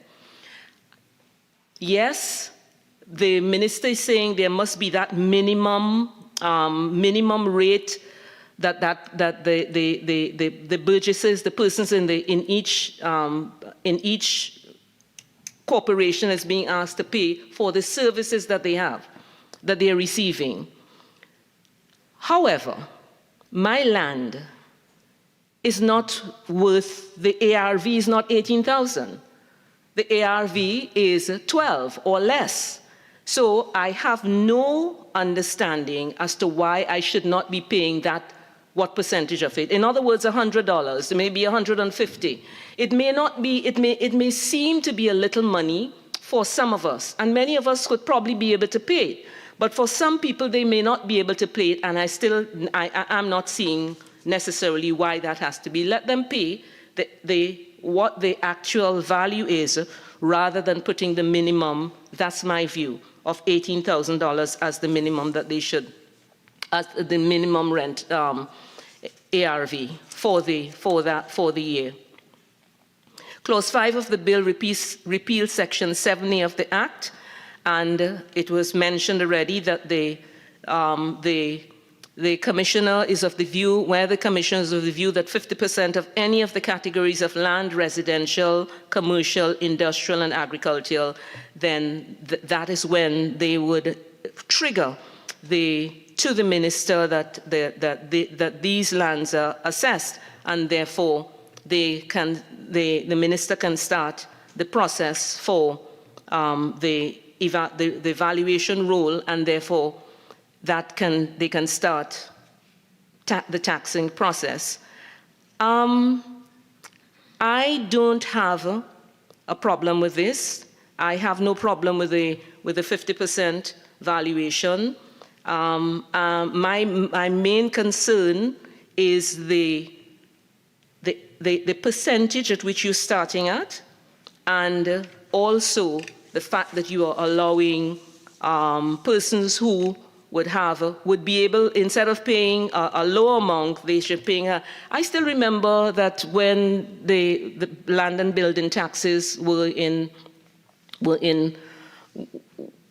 land and building taxes were what you paid, that people were paying $100 and something a month. So that was, yes, that was before 2009, and as the minister said, about $1.4 billion would have been collected over the last 13 years. If people were still paying that amount. We are in a period that people are just getting out of COVID. So I'm just suggesting that rather being hard and fast on that lower threshold of 18,000, it may not be the time to do that. That's all I'm saying. Let the people pay what the amount is for the whatever. If you still go for 3%, let them pay the 3% of what the actual value is, rather than you putting a lower threshold. Mr. Vice President, I heard the Minister of Finance say, I think, that all the persons who have contributed so far say that the corporations would be collecting the taxes and they would not have to be going to the consolidated fund and stuff like that. And I think that's a very good idea. And I understood, again, that the corporations will be collecting the taxes, the other taxes like commercial taxes and industrial taxes, etc. And then the minister would have the opportunity to decide on how much they would give to the different corporations depending on their needs. I am just concerned that you have some corporations where they will have many rural, like in rural corporations. I'm not sure how much land taxes they are going to be able to collect.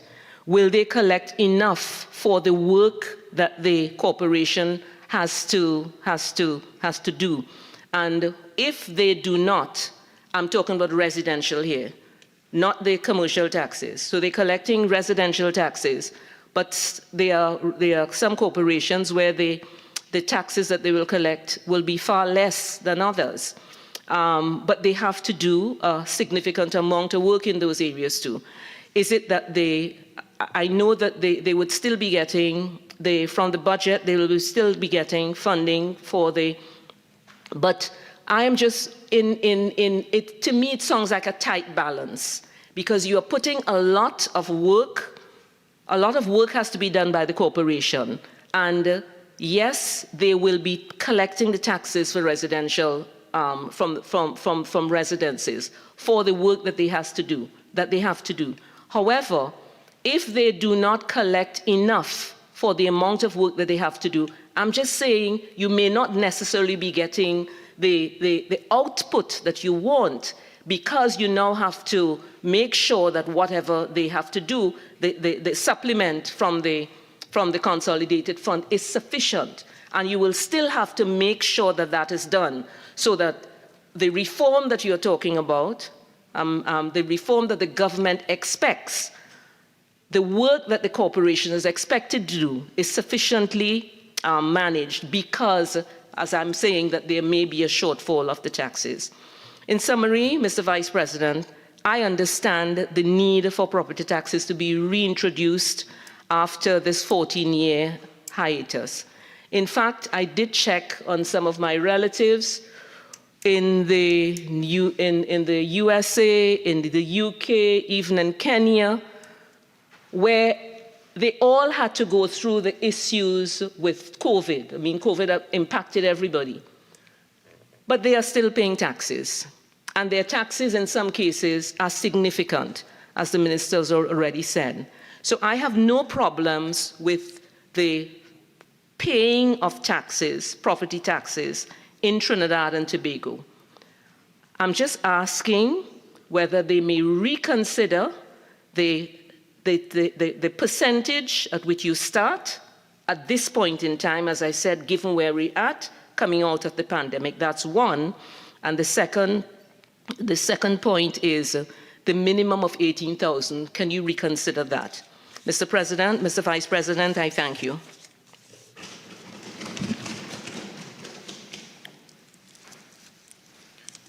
Minister in the Ministry of Agriculture, Senator the Honourable Avinash Singh.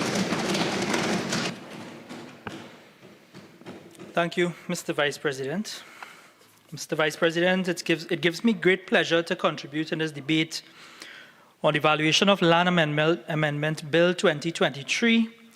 This bill seeks to amend the Valuation of Land Act Chapter 5803, which makes provision for the valuation of land for taxation, rating, and other purposes for matters connected.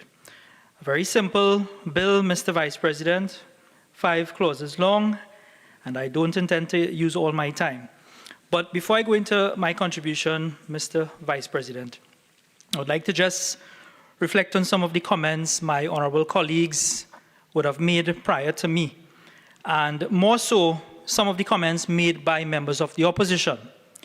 And, you know, when I sat there and listened to Senator Mark in particular, who someone, you know, we younger ones supposed to be looking up to, because, you know, I made a joke with him one day that this building is synonymous. You know, when we hear Parliament, I think about Senator Mark, the amount of time he spends here. Simply to say that we expected better from his contribution, Mr. Vice President.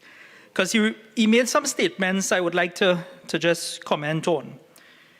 Senator Mark spoke about scraping the bottom of the barrel to create a new revenue generation stream.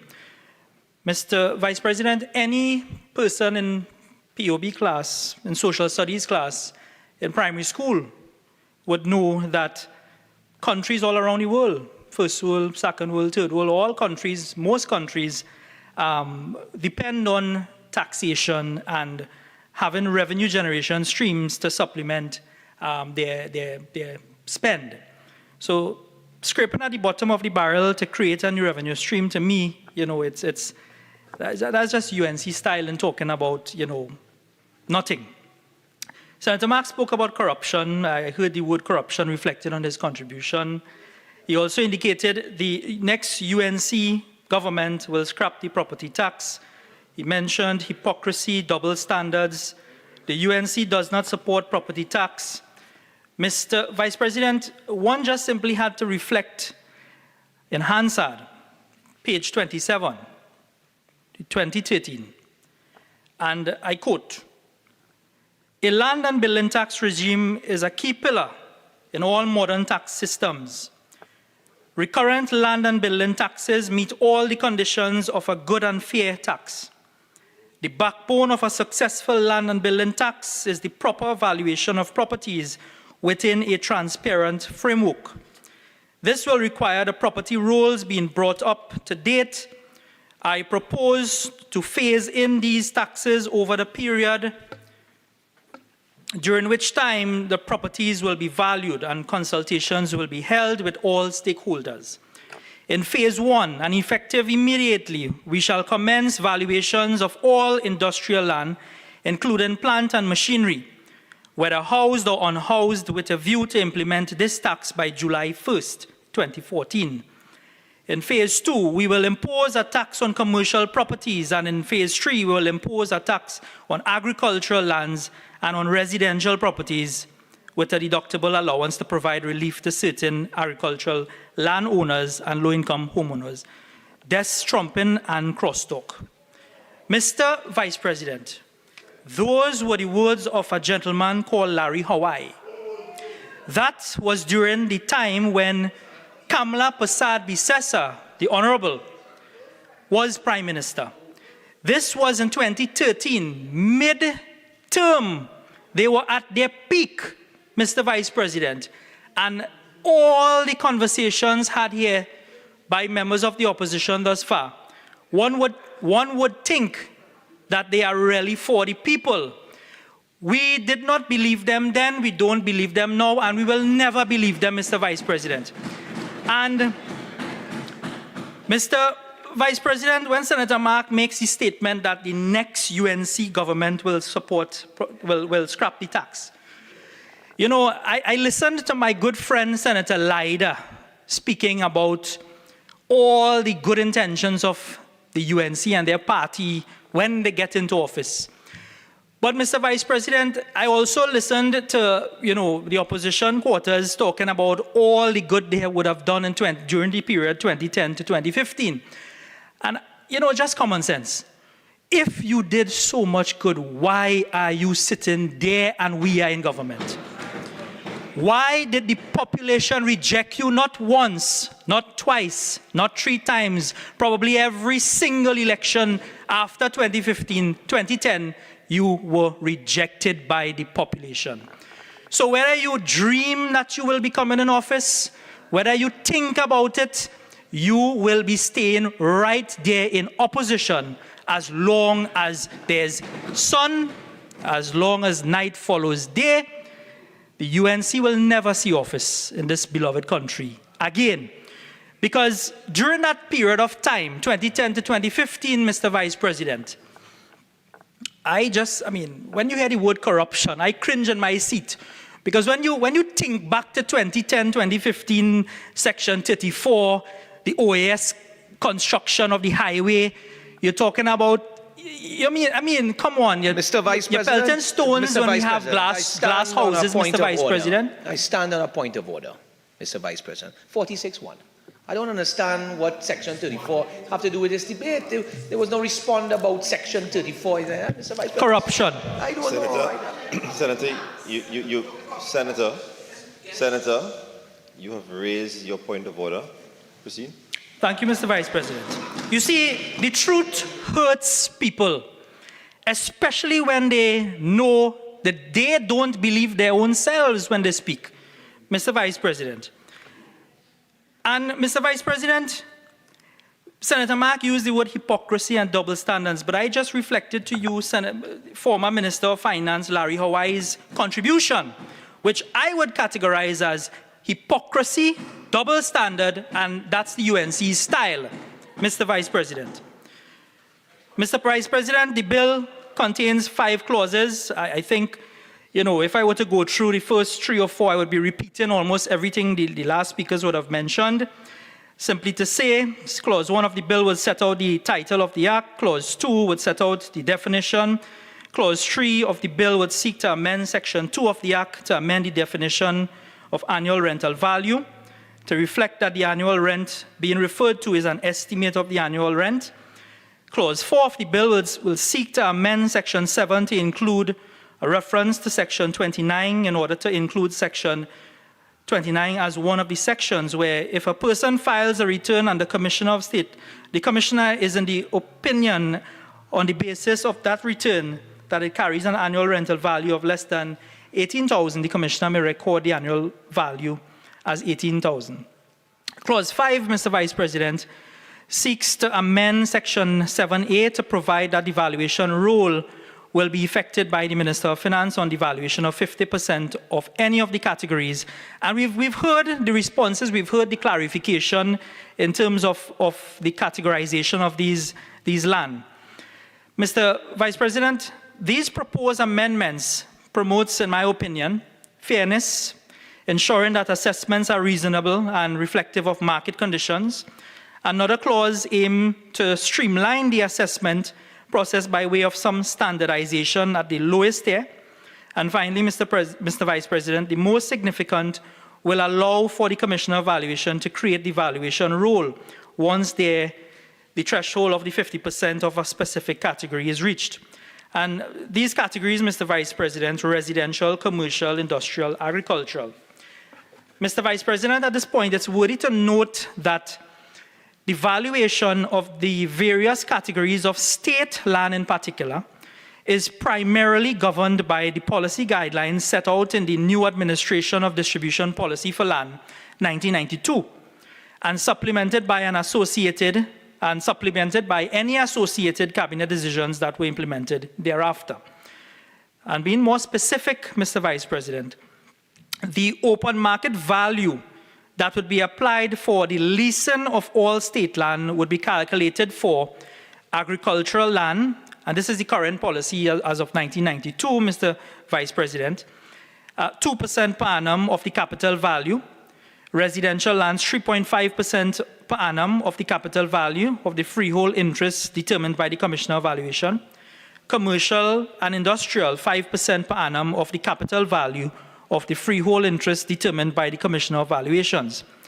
Accordingly, when the Commissioner of Valuation submits the valuation role to the Minister of Finance, the Minister within 14 days may, by order, declare that the valuations are in effect. And why I zoomed down, Mr. Vice President, on state land. If one were to look at the state land portfolio of this country, the Honourable Minister of Finance and the other place, and even here, would have gone through some of the the categories of land, state land, forestry, forest reserve, river reserve, environmentally sensitive areas, all these categories, Mr. Vice President. When you look at state land, and I heard my good friend Senator Leida spoke about, the poor farmers, and he also said that the minister should be concerned, and we are not doing enough to diversify the economy. But almost everything is determined and is related to land, Mr. Vice President.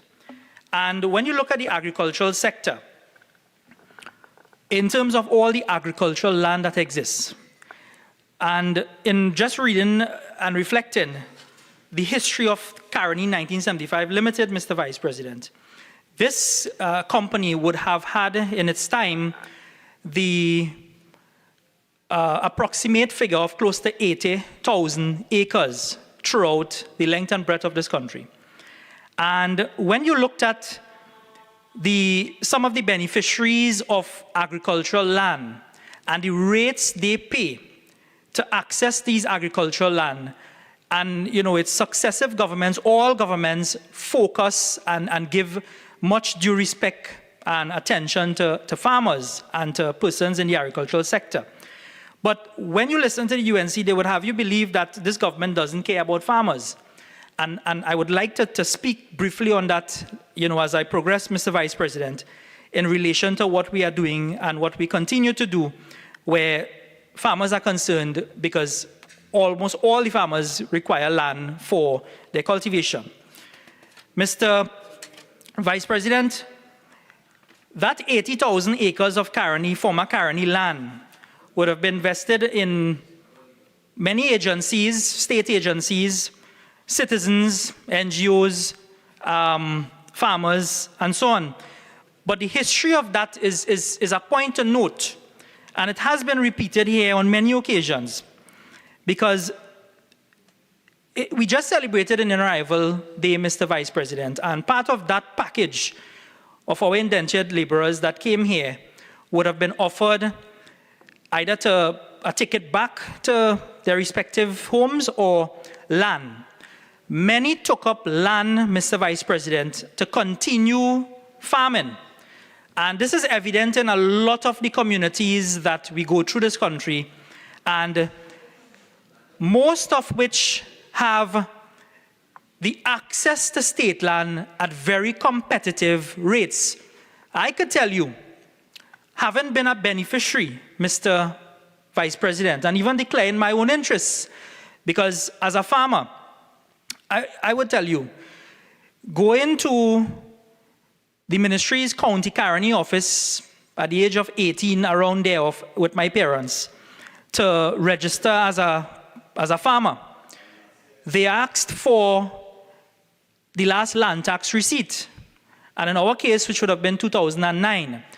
And it gives you that level of responsibility, knowing that, you pay this land tax, and a lot of goods and services that are afforded to you as a citizen, you have this entitlement and you feel that level of responsibility. So I grew up learning and knowing the importance of paying land tax to your everyday lives. The importance of being acknowledged by the state as a registered farmer to be able to entitle the 92 categories of incentives and subsidies and grants and so on. So going to the office and being asked for the land tax receipt, I have never been able to pay land tax myself, because 2009 was the last the state would have received. So the importance of that, Mr. Vice President, is almost all the farmers benefit from state land. Most of our farmers are on state land, and the leases that they operate under, in some cases 30-year leases with 3.5% premium upfront with a $10 per annum peppercorn rate.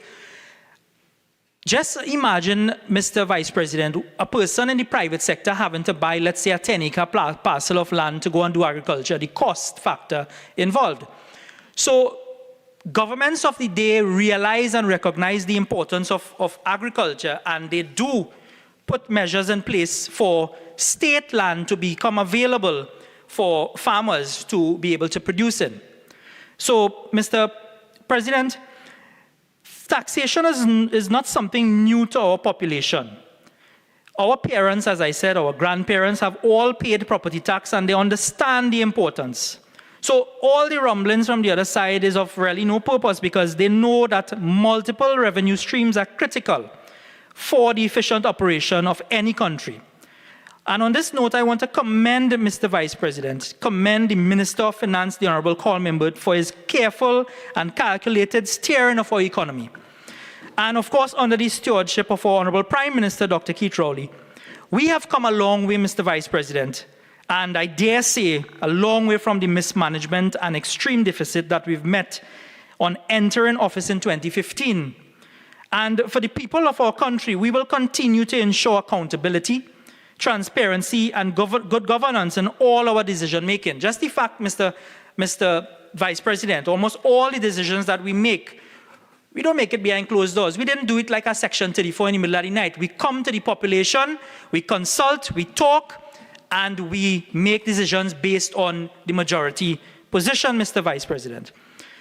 Mr. Vice President, there is hardly a jurisdiction across the world that does not utilize some type of land tax system.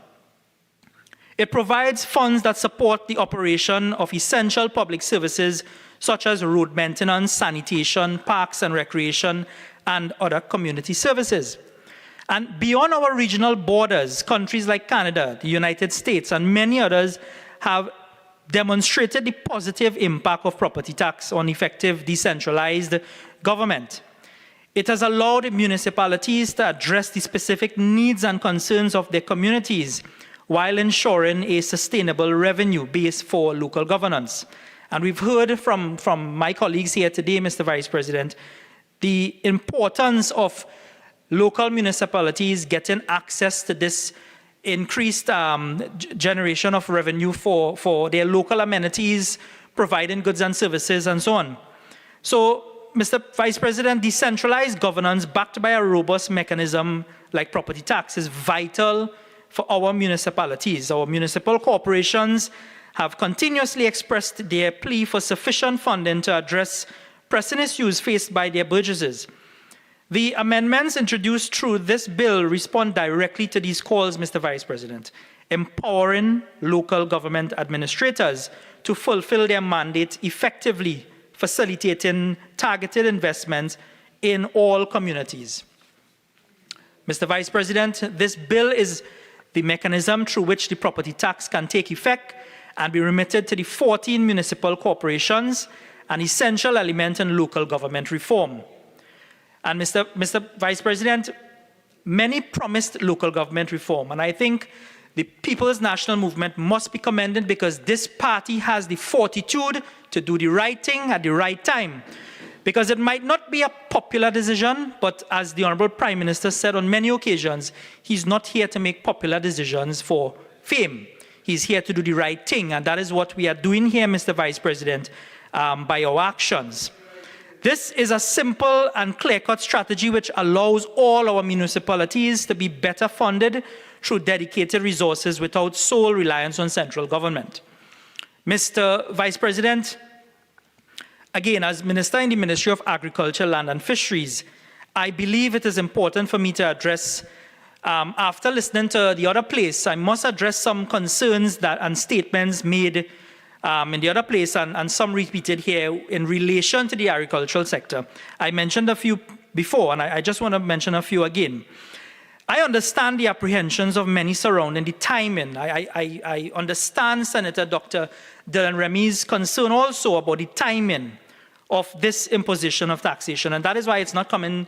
It's not coming now. It's coming 2024. We still require time to put things in place. And Mr. Vice President, we must consider the long-term benefits that this action can create.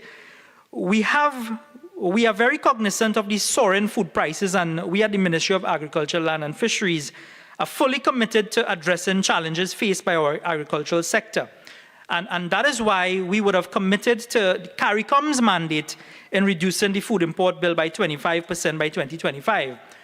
Mr. Vice President, some of the baseless comments I heard by members of the United National Congress in the opposite, in the other place in some of the debates, indicating that farmers and fishermen are not given assistance when impacted by flooding. In fact, I heard one member spoke to a community in his constituency saying that because they get flooding, they should not be paying property tax whatsoever. But I want this Honourable House, Mr. Vice President, through you, and members on the other side to know that over the last 5 years, the Ministry of Agriculture, Land and Fisheries has disbursed $130,992,575 in flood relief compensation, Mr. Vice President. What that means? That means, Mr. Vice President, that over 12,900 citizens and members of the farming community across the length and breadth of this country, when impacted by flooding on their crops, have been able to call upon the ministry, the government, Mr. Vice President, and us all, the taxpayers of this country, has had to fit that flood compensation relief program over the last 5 years of almost $131 million. So when I hear that members of the opposition say the government is not doing anything, farmers get flooded and we don't do anything, that's far cry from the actual reality. It's a far cry from the truth. There is a mechanism in place, and compensation, flood relief, is offered to all registered farmers who so desire and makes the claim to their relevant counties. Mr. Vice President, we are not an insincere government. We lead with vision and foresight for the future. We listen and we do our best with the resources available to assist all citizens of our country. Mr. Vice President, the ministry is also working assiduously to modernize and digitize our system, to improve our service delivery. And this is one area we are heavily dependent on in terms of land management division of the Ministry of Agriculture and the digitalization of that division. Recently, and I want to take this opportunity to thank Mr. President, because his the different hat that he wore prior to the ascent to the chair as minister in the Ministry of Agriculture, he would have spearheaded the digitalization efforts. He would have been the one instrumental in getting the GIS and the drone division up of the Ministry of Agriculture. So I really want to commend former Minister Nigel de Freitas for his contribution at the Ministry of Agriculture, Land and Fisheries, for the stellar contribution he would have made in moving that ministry and the land management division in a place where, you know, we would like it to be. And this is very important in terms of persons being able to have their leases renewed on time, people being able to query issues of land tenure and regularization status, paying their rental of their state parcels and so on. We have started to digitalize all the records because, again, it should not be dependent of because an employee comes to work today and there's a file on that employee's desk, paper, you know, files go missing and all of that in the environment that we work in. Some of the files, I could tell you, I've seen some of the files, Mr. Vice President. As you turn the page, pieces of the page remain in your finger. The age of these files that tells a story of land management dating back to 70, 80, 100 years, where persons are waiting simply for just a name change on a lease to transfer from parents to children. All these land management issues will be in line to be rectified, Mr. Vice President. And also, the government, in recognizing some of these challenges and in terms of some of the flood mitigation measures that my friends across would have mentioned here and the other place, we came up with a agro-incentive grant. And this grant, Mr. Vice President, accessed by young people in particular, as well as persons who want to expand, as Senator Lyda mentioned, the small and micro entrepreneurs, the business people who would like to expand their operation in the agricultural sector. We have extended this grant up to $100,000, and I've seen a lot of climate-smart technologies being utilized to mitigate against flooding in some of the models that they use: hydroponic, drip irrigation, aeroponic, hydroponic. All of these technology, stackable farms, containers, LED technology, all moving in the 21st century and going in the direction of technology to mitigate against these disasters. And we have disbursed, the taxpayers have disbursed, Mr. Vice President, to date, approximately $19.5 million in grant support to some 187 persons so far. And more recently, in April this year, a cohort of 62 recipients of the agro-incentive grant received $6 million. Mr. Vice President, we continue to invest in the success of our farmers and expect to see their investment redound to the benefit of our country. And I mentioned it earlier, Mr. Vice President, there are about 92 categories of agricultural incentives available to all registered farmers. And Mr. Vice President, under these incentive programs, to really tap into the human resource of our country, the business people that Senator Leida spoke to, and I know my good friend Senator Leida is very passionate about the young entrepreneurs in the agricultural sector, because he himself has had a lot of experience in agriculture, both here and Tobago, in sharing his experiences. And I'm saying that the government continues to care about those persons operating in land when it comes to agriculture, Mr. Vice President. So some of these grants range from, but not limited to, irrigation, land preparation, vehicles, tractors, integrated pest management systems, water pumps, machinery, equipment, pond construction on land, pasture fencing, Mr. Vice President, all of these things that relate back to land that agricultural sector requires for production, Mr. Vice President. I have outlined some of these services from the Ministry of Agriculture to give a sense of what is currently being done in our sector. And with the introduction of dedicated funding for municipalities through this property tax proposal, what that means is that out of the consolidated fund, we may now be able to, allocate and direct a little more towards the agricultural sector. And Mr. Vice President, bills such as these are not isolated measures that the government are taking, but it's rather a part of a comprehensive strategy to manage our economy effectively. We continue to build on our foundation to improve our systems of governance. And Mr. Vice President, in closing, I stand in support of this Valuation of Land Amendment Bill 2023. And I strongly believe that it presents a transformative opportunity for our nation. By implementing this and channeling its revenue directly into the coffers of our municipal corporations, we strengthen the foundation of local governance. It is a positive step forward, providing municipalities with the necessary resources to address the challenges faced by our communities. And let us embrace this legislation with hope and optimism, recognizing its potential to drive sustainable development, empower our municipalities, and enhance the lives of our citizens. Together, we can build a brighter future for Trinidad and Tobago. Mr. Vice President, may we move forward together and in our commitment to progress and prosperity for the people of this nation. Mr. Vice President, I thank you for the opportunity to give this contribution. Senator Roberts. Thank you, Mr. President.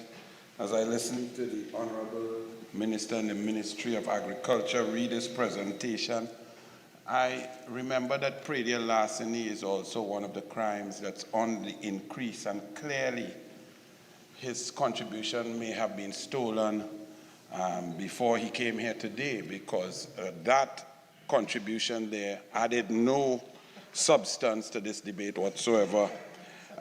He was clearly unprepared and underprepared. In other words, he was a bit forthright. So I won't be too harsh on my honorable colleague over there. He mentioned that the government foots the flood bill. But, Honorable Minister, the government is responsible for flooding by not dredging the river mouths, by not clearing the drains, by not producing box drains, by not ensuring that our infrastructure is in a suitable, ready condition to serve the population. So if anyone should foot the bill, it should be the PNM who's responsible for the flooding.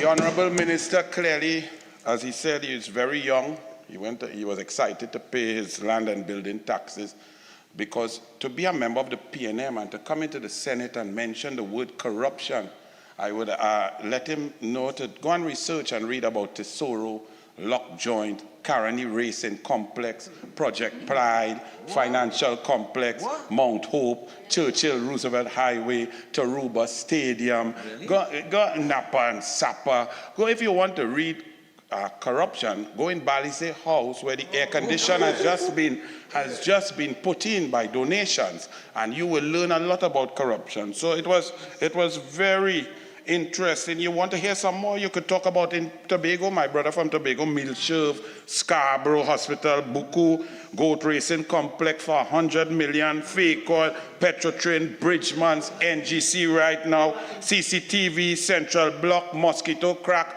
all of that going on now. So please, we came to debate here the valuation, an act to amend the Valuation of Land Act in order for the PNM to oppress the people further, to implement property tax. And that in itself shows the heartlessness, the oppressive nature of a PNM government who cares not about the people whatsoever.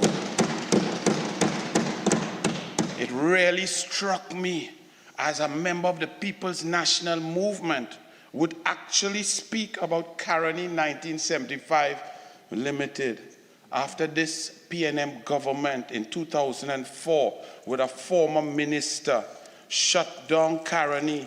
And in the same breath, the Honorable Minister mentioned Caroni 1975 Limited and celebrating Indian Arrival Day, when the shutdown of Caroni 1975 Limited brought more pain and decimation of the East Indian communities in the central of Trinidad and Tobago than ever before, that they're still feeling up to today. But to come here today and talk that, I think my young brother should take time and prepare much better before coming to debate.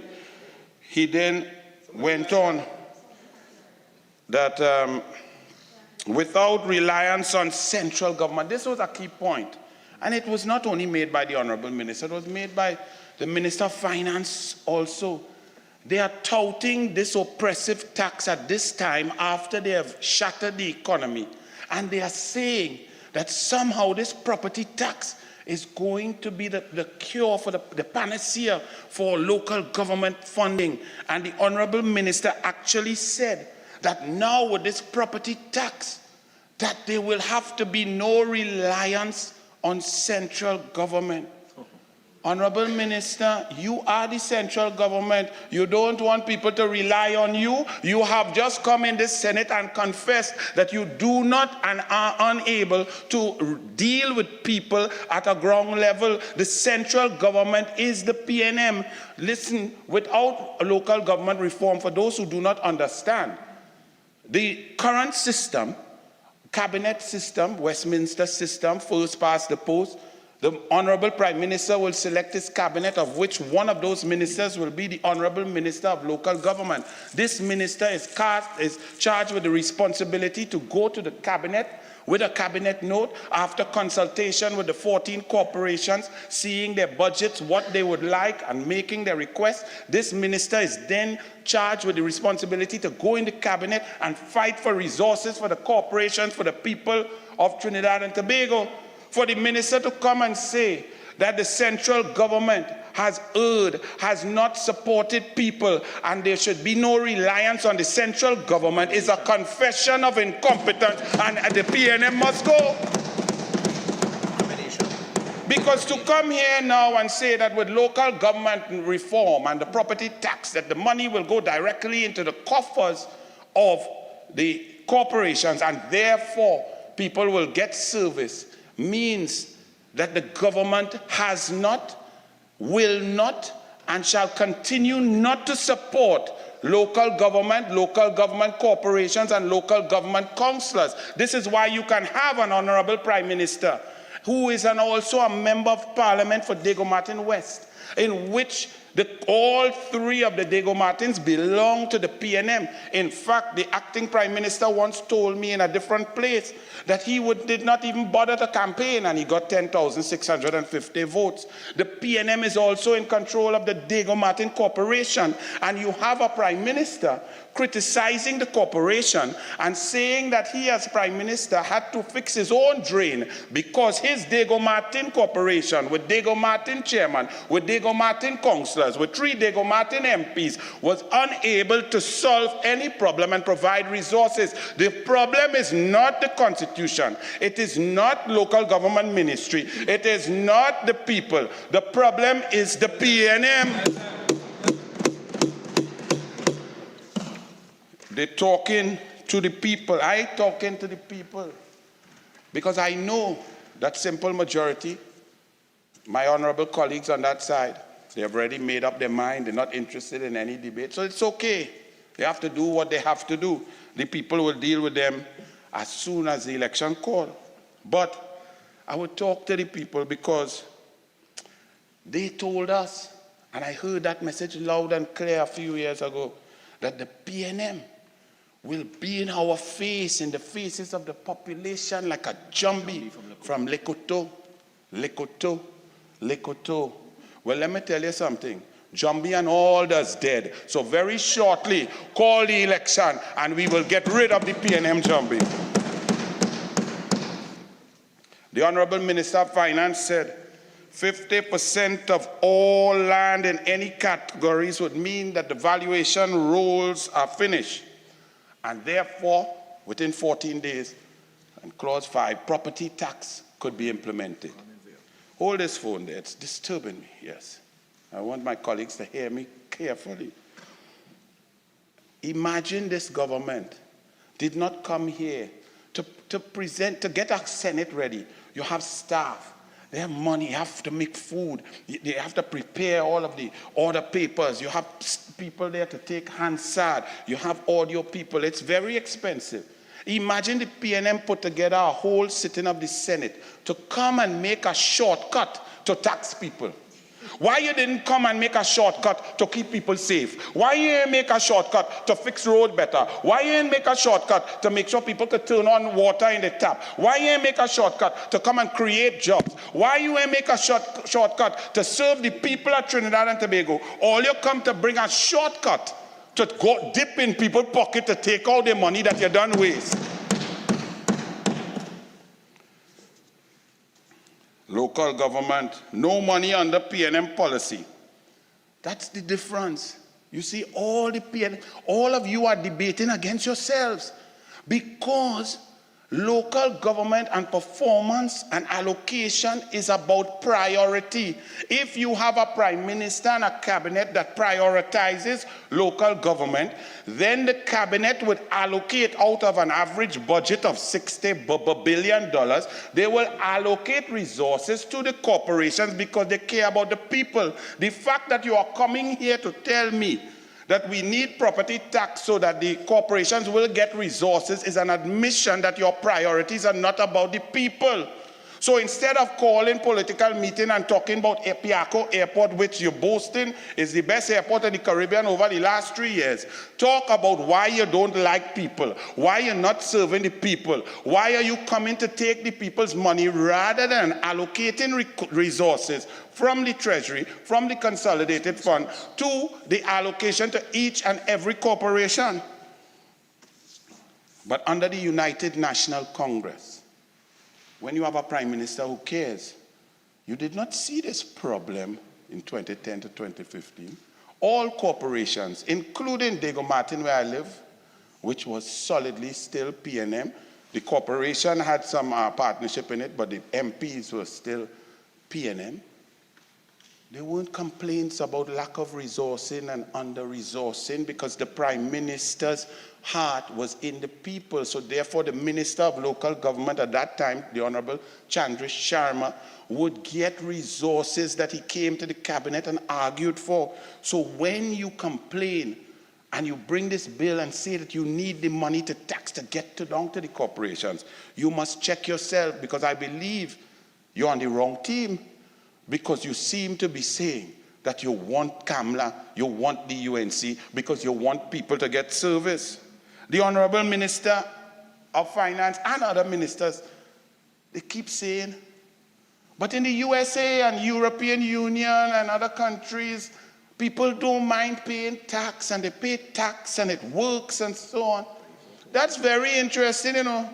But look around, take a deep breath.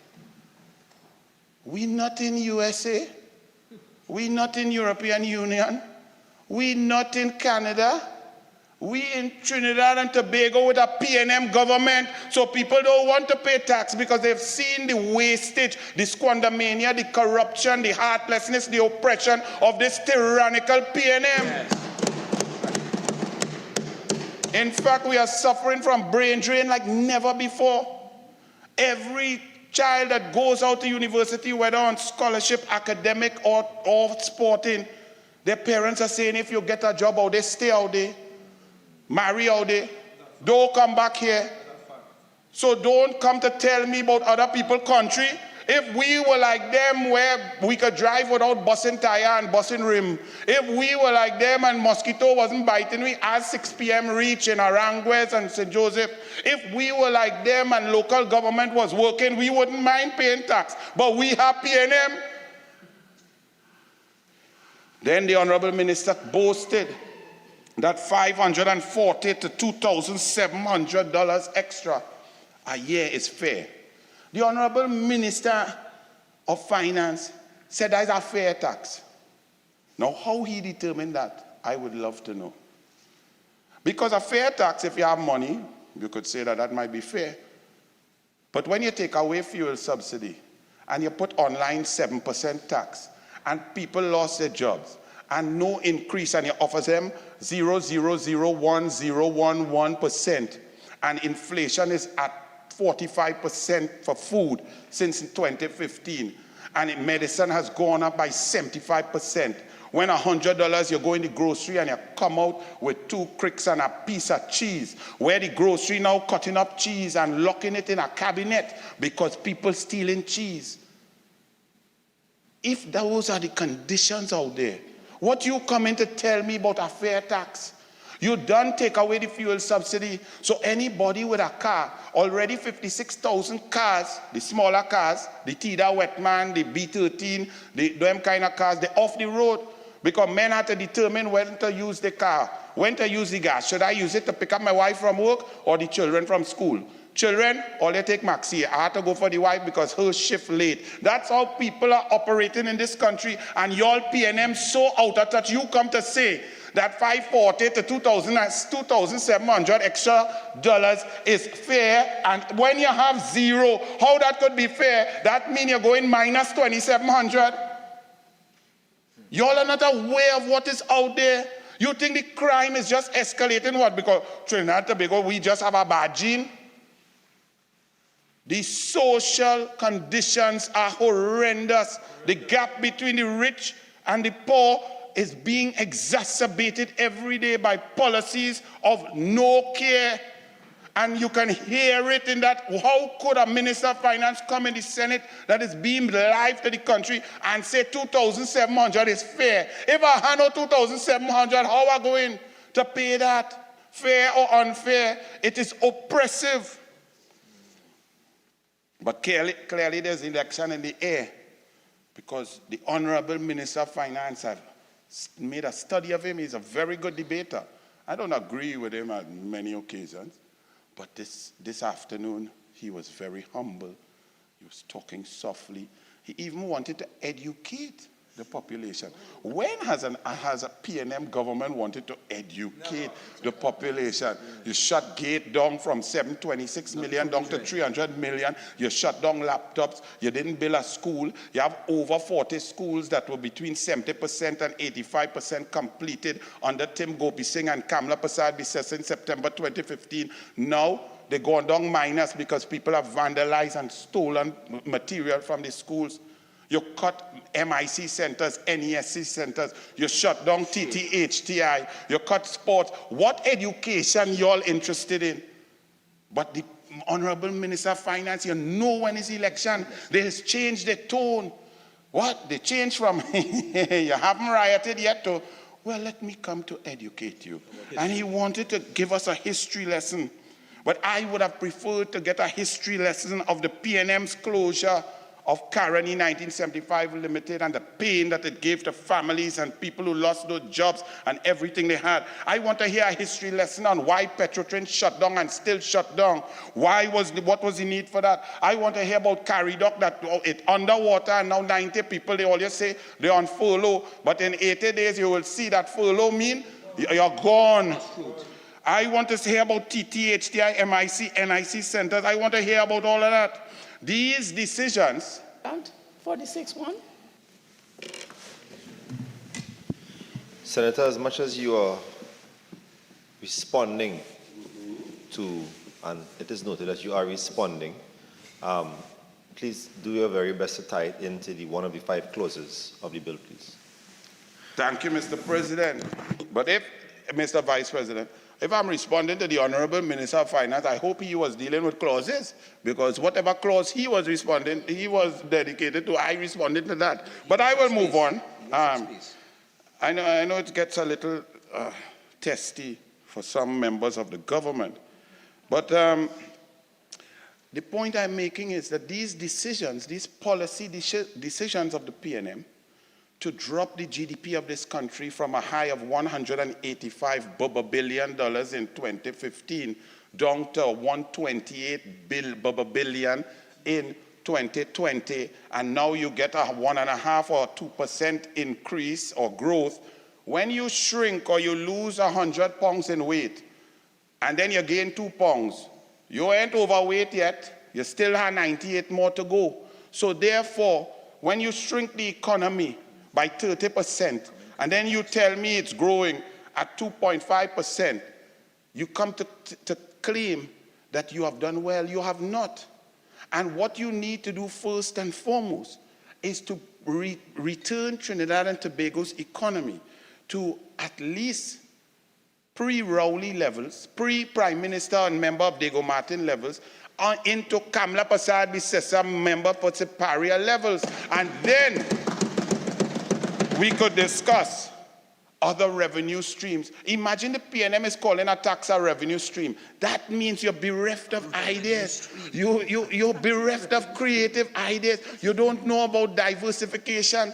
At least 3 different ministers sat here today, stood up here and said that taxing people is a revenue stream. That's what the PNM. But other people who understand how to create jobs, how to encourage foreign direct investment, how to move an economy further, how to move into the technological industry, the fourth estate, and so on, as illustrated and enunciated by Kamla Prasad Bisesa, those will be revenue streams, and therefore you don't need to tax people again. You know, I like to eat my beef ribs and things. I take it medium. But I went to a certain restaurant, you know, and I called them and I said, I want it medium, please. I know you all like to overcook it. Because when it comes to meat and things, you know, in USA, they like to do their steak and things different way. But today we heard about USA. So let me talk about Trinidad and Tobago. And they burn up the meat, but I didn't check it because it was a pickup. So I took it home, and then when I reach home and I see it well done, I don't pay for it. So I left it like that. I ate it as best as I could. And I had to take that cost as a sunk cost. But I chose now to never go back there, because I don't ask you all, I tell you all what I want, and you didn't give me it. So I say, I'm not going back there. Now, let me ask you it this way. If you go to a restaurant and you get food poisoning of the worst kind that debilitates you for about 2 days, you can't eat, you spend all the time in the WC, would you go back to that restaurant ever again? I think not. So when you have a PNM government who has shown that they are callous, that they are about recusals in the cabinet, about the rich getting richer and sprinkling crumbs for the lower middle class to pick up and hopefully say, great is the PNM. The country will not go back there. The PNM has been unmasked, and today is the worst example of an oppressive, heartless government coming without ideas to dip in the pockets of people who are suffering from their decision-making and lack thereof. The timing. I heard some of the government members talking that the people, if not now, when? Well, let me tell you, if not now, when? Definitely not now, because you have turned this economy, you have shrunk it, you have shredded it. Over 123,000 people have come off the NIB list. The energy sector is waning. No foreign direct investment.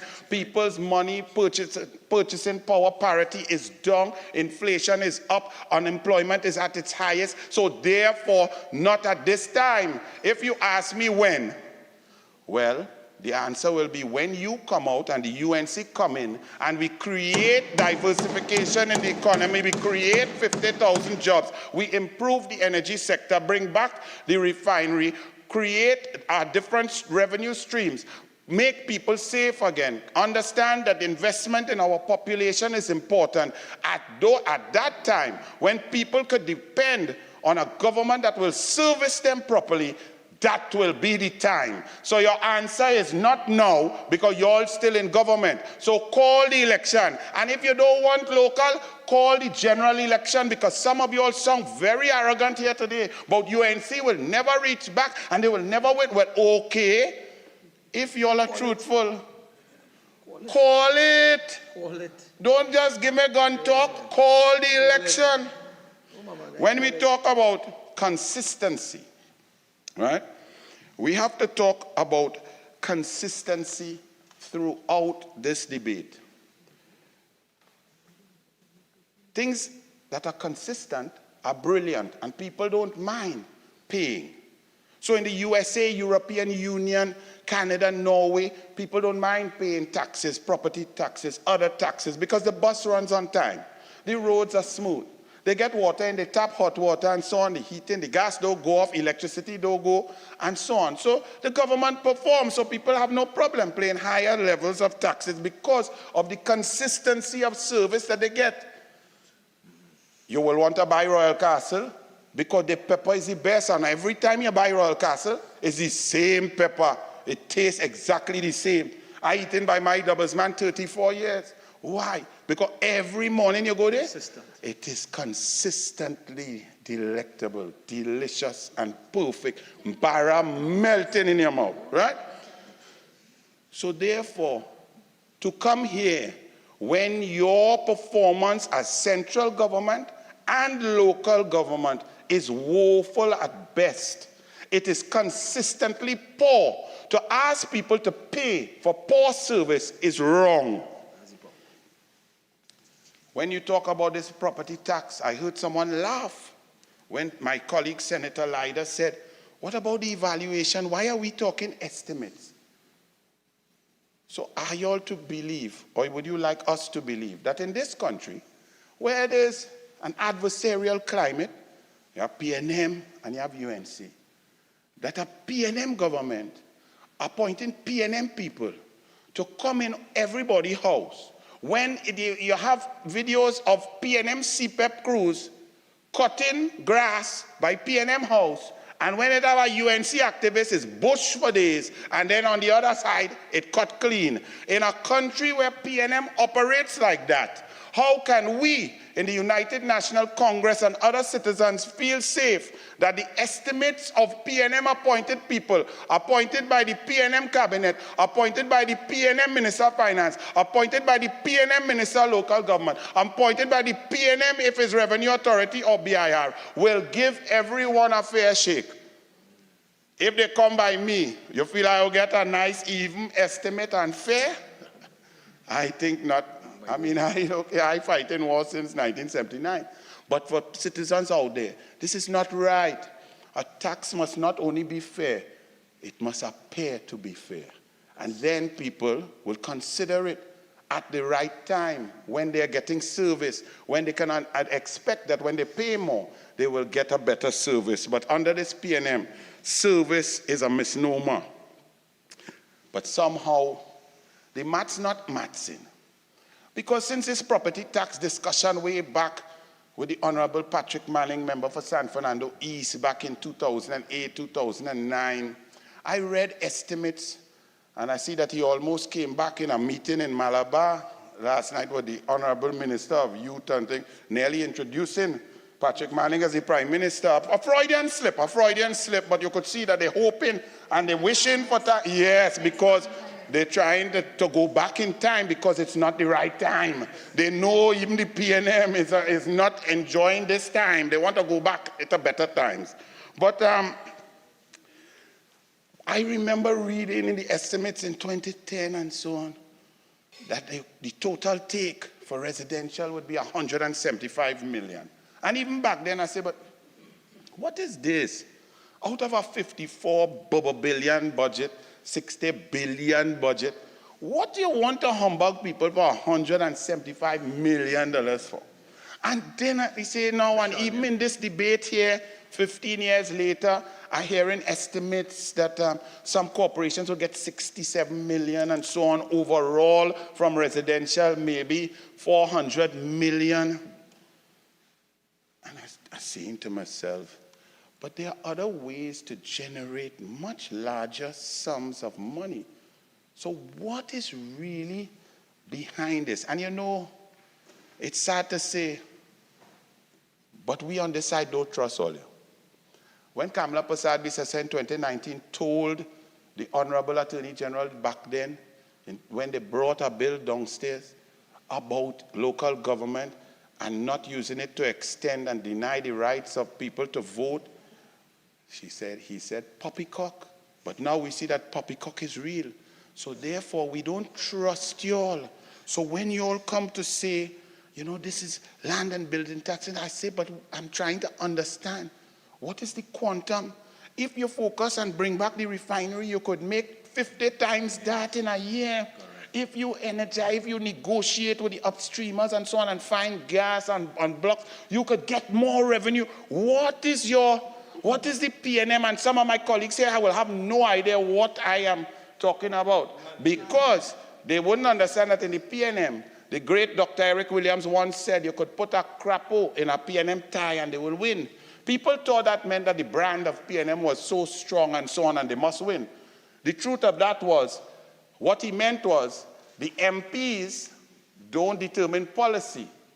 That the men behind the stage who's sitting down there, who don't come for nobody to vote, they are the ones running the country. That's what he meant. So these colleagues here will not know what I'm talking about. Exactly. I'm linking it to clause 5, yes. Exactly. And what I'm saying right here, sir, is that when I think about this, I remember a period in Port of Spain, Diego Martin area, in the 90s, when certain people who became prominent in the PNM and took control of the Port of Spain Corporation and went in there as normal people every day, came out as 100 millionaires. What? Because that happened? Because what happened back then with land and building taxes, people who were unable or did not pay, whether elderly, whether they forgot and so on, what would happen is a clause will come in that the government, the corporation, could then put their properties up for sale and auction. And these properties from Port of Spain down to Caranage, certain people bought up all of these properties and they are billionaires now. So I'm asking now, here in the Senate, is this why this property tax is coming? So that poor little old ladies and people all over Trinidad and Tobago who may not be able to pay or may not be able to do it, after a certain period, it allows the powers that be to auction their house off, and those with money and capital could buy up properties at a very cheap rate. Is that what the PNM wants? Because this cannot be revenue generation. This cannot be about local government. This cannot be about policy. This cannot be about box train. This cannot be about pothole ranging. This is from behind the stage, behind the balisé when they're talking about. This is something nefarious to make the rich get richer and the poor stay poorer. I want some PNM to answer, but not y'all. Somebody who's behind the stage, not y'all in front of the stage. Now, finally, Mr. President, the PNM is too costly to citizens. Face it. That's why you're afraid for election. That's why you have to go to Privy Council to try and fight. That's why you can't call the election date yet. That's why you're trying to stretch it to 90 days. That's why. Because you're too costly, because the people have to pay. For you to be there rather than Kamla and the UNC, they have to pay for the removal of the subsidy. VAT, Kamla had VAT on 77,000 items. You put it back. 7% online tax, you tax. Unavailable Forex, people buying foreign exchange out there for $10 a US now. Cutting gate, the children cannot go to school. Cutting food cards, 42,000 down to 18,000. 46-1, please, on a point of order.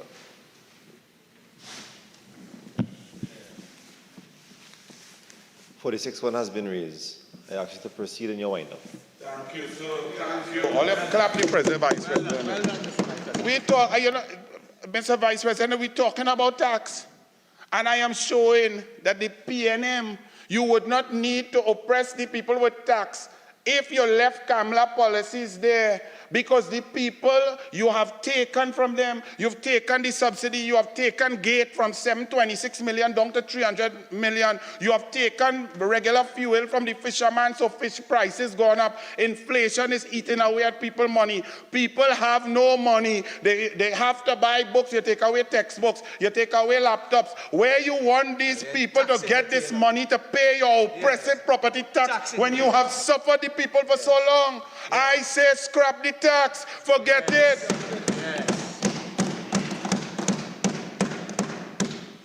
So, Mr. Vice President, and I can show you that not only by your example and another example in this very house, that even in an adversarial political situation where there is red and yellow, there's PNM policy of the elite and there's a UNC policy of support for the poor, that even in that situation, with good people sitting at the head, debate, righteousness can proceed without interruption because of fairness, equity, and class. So on your part and on the part of the President, I thank you very much, sir.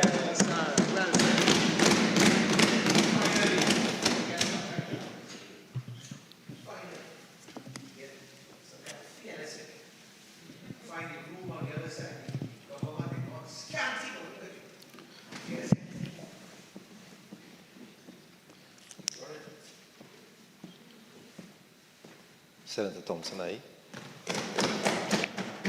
Mr. President, I thank you for recognizing me. As I rise to speak on this topic, which relates to property tax, I well remember the last time I expressed certain views, I was crucified by social media, and it wasn't even Lent. But before Lent comes Carnival, and with Carnival comes Calypso, and I recall a Calypso sung by the Mighty Sparrow. The doctor referred to in the Calypso was not the one that leads the present government, who was very young at the time, but Dr. Eric Williams, the father of the nation, our first prime minister of revered memory. And Sparrow sang, circa 1958, you can't get away from the tax. You could jump high or low, you can't get away from the tax. Doctor or no doctor, you can't get away from the tax. Even if you kneel down and cry, you can't get away from the tax. Sparrow won't tell you a lie, you can't get away from the tax. So he was singing really about income tax, not property tax, which is the subject of this bill. But no form of taxation is popular or welcome, but taxes are necessary. In 1936, former American President Franklin E.D. Roosevelt described taxes as the dues that we pay for the privileges of membership in an organized society. Edmund Burke on American taxation said in 1774, "To tax and to please no more than to love and be wise is not given to men." Much has been said about the timing of the tax. Not now has been the cry, and we've heard it so many times today. COVID has decimated our business. It has destroyed many a household income, some have said. Will Rogers wrote in his autobiography, when everybody has got money, they cut taxes, and when they're broke, they raise them. That's statesmanship of the highest order. And you know, I spoke to friends in the Bahamas, Barbados, Jamaica, about what is happening in your country. How do people feel about property tax? Are they complaining? In none of the countries I can hear that there was a problem with the populace about tax. One of them, a judge, said to me, "You Trinidadians, you're too indisciplined. It's not a problem here." Many want government to take the advice Stalin gave to Dorothy. "Wait, Dorothy, wait, Dorothy, wait," they're saying. "Wait, doctor, wait." But the government is singing another tune. Now is the time. Now is the time. Now is the time.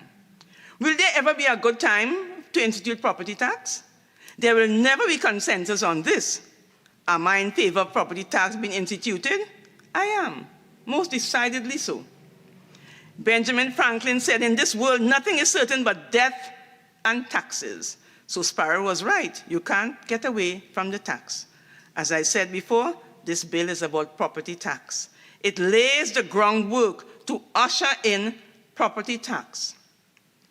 J.K. Rosengard of Harvard Kennedy School, in a paper published in 2012 by Mosava Ramini Center for Business and Government, entitled "The Tax Everyone Loves to Hate: Principles of Property Tax Reform," made important points about property tax, which I will share. If I may, Mr. Vice President, yes, thank you. According to Rosengard, the reason for annual tax on land and buildings are it is often the main source of local government discretionary revenue and thus an essential component to fiscal decentralization that supports local autonomy and complements intergovernmental fiscal transfers. So in addition to the money that you get from central government, this tax is going to help the local government bodies. I trust, therefore, that the link between this amendment bill and the recent laws relating to local government reform can be discerned. To continue to with Rosengard's analysis, it is economically efficient because it is hard to avoid and easily enforceable if evaded. It is perceived as socially equitable because it is roughly progressive, loosely correlated with local government benefits, a relatively good proxy for tax on multi-year income, and a way to enable the public sector to derive a share of private sector windfall gains from appreciation of real estate values, largely due to public investments in previously unserviced land. He said that although ubiquitous, the property tax is also universally despised for reasons that are well documented. And among the reasons he advanced were, while the high number of statutory taxpayers creates a large tax base, a good thing in theory, it can be a political and administrative nightmare in practice. While the tax's high visibility is good for government transparency and accountability, heightened taxpayer awareness also tends to intensify taxpayer resistance, and there is some degree of resistance. So while computer-assisted mass appraisal and other applications of appropriate technology increase administrative efficiency and effectiveness, property evaluation nevertheless still has a subjective component.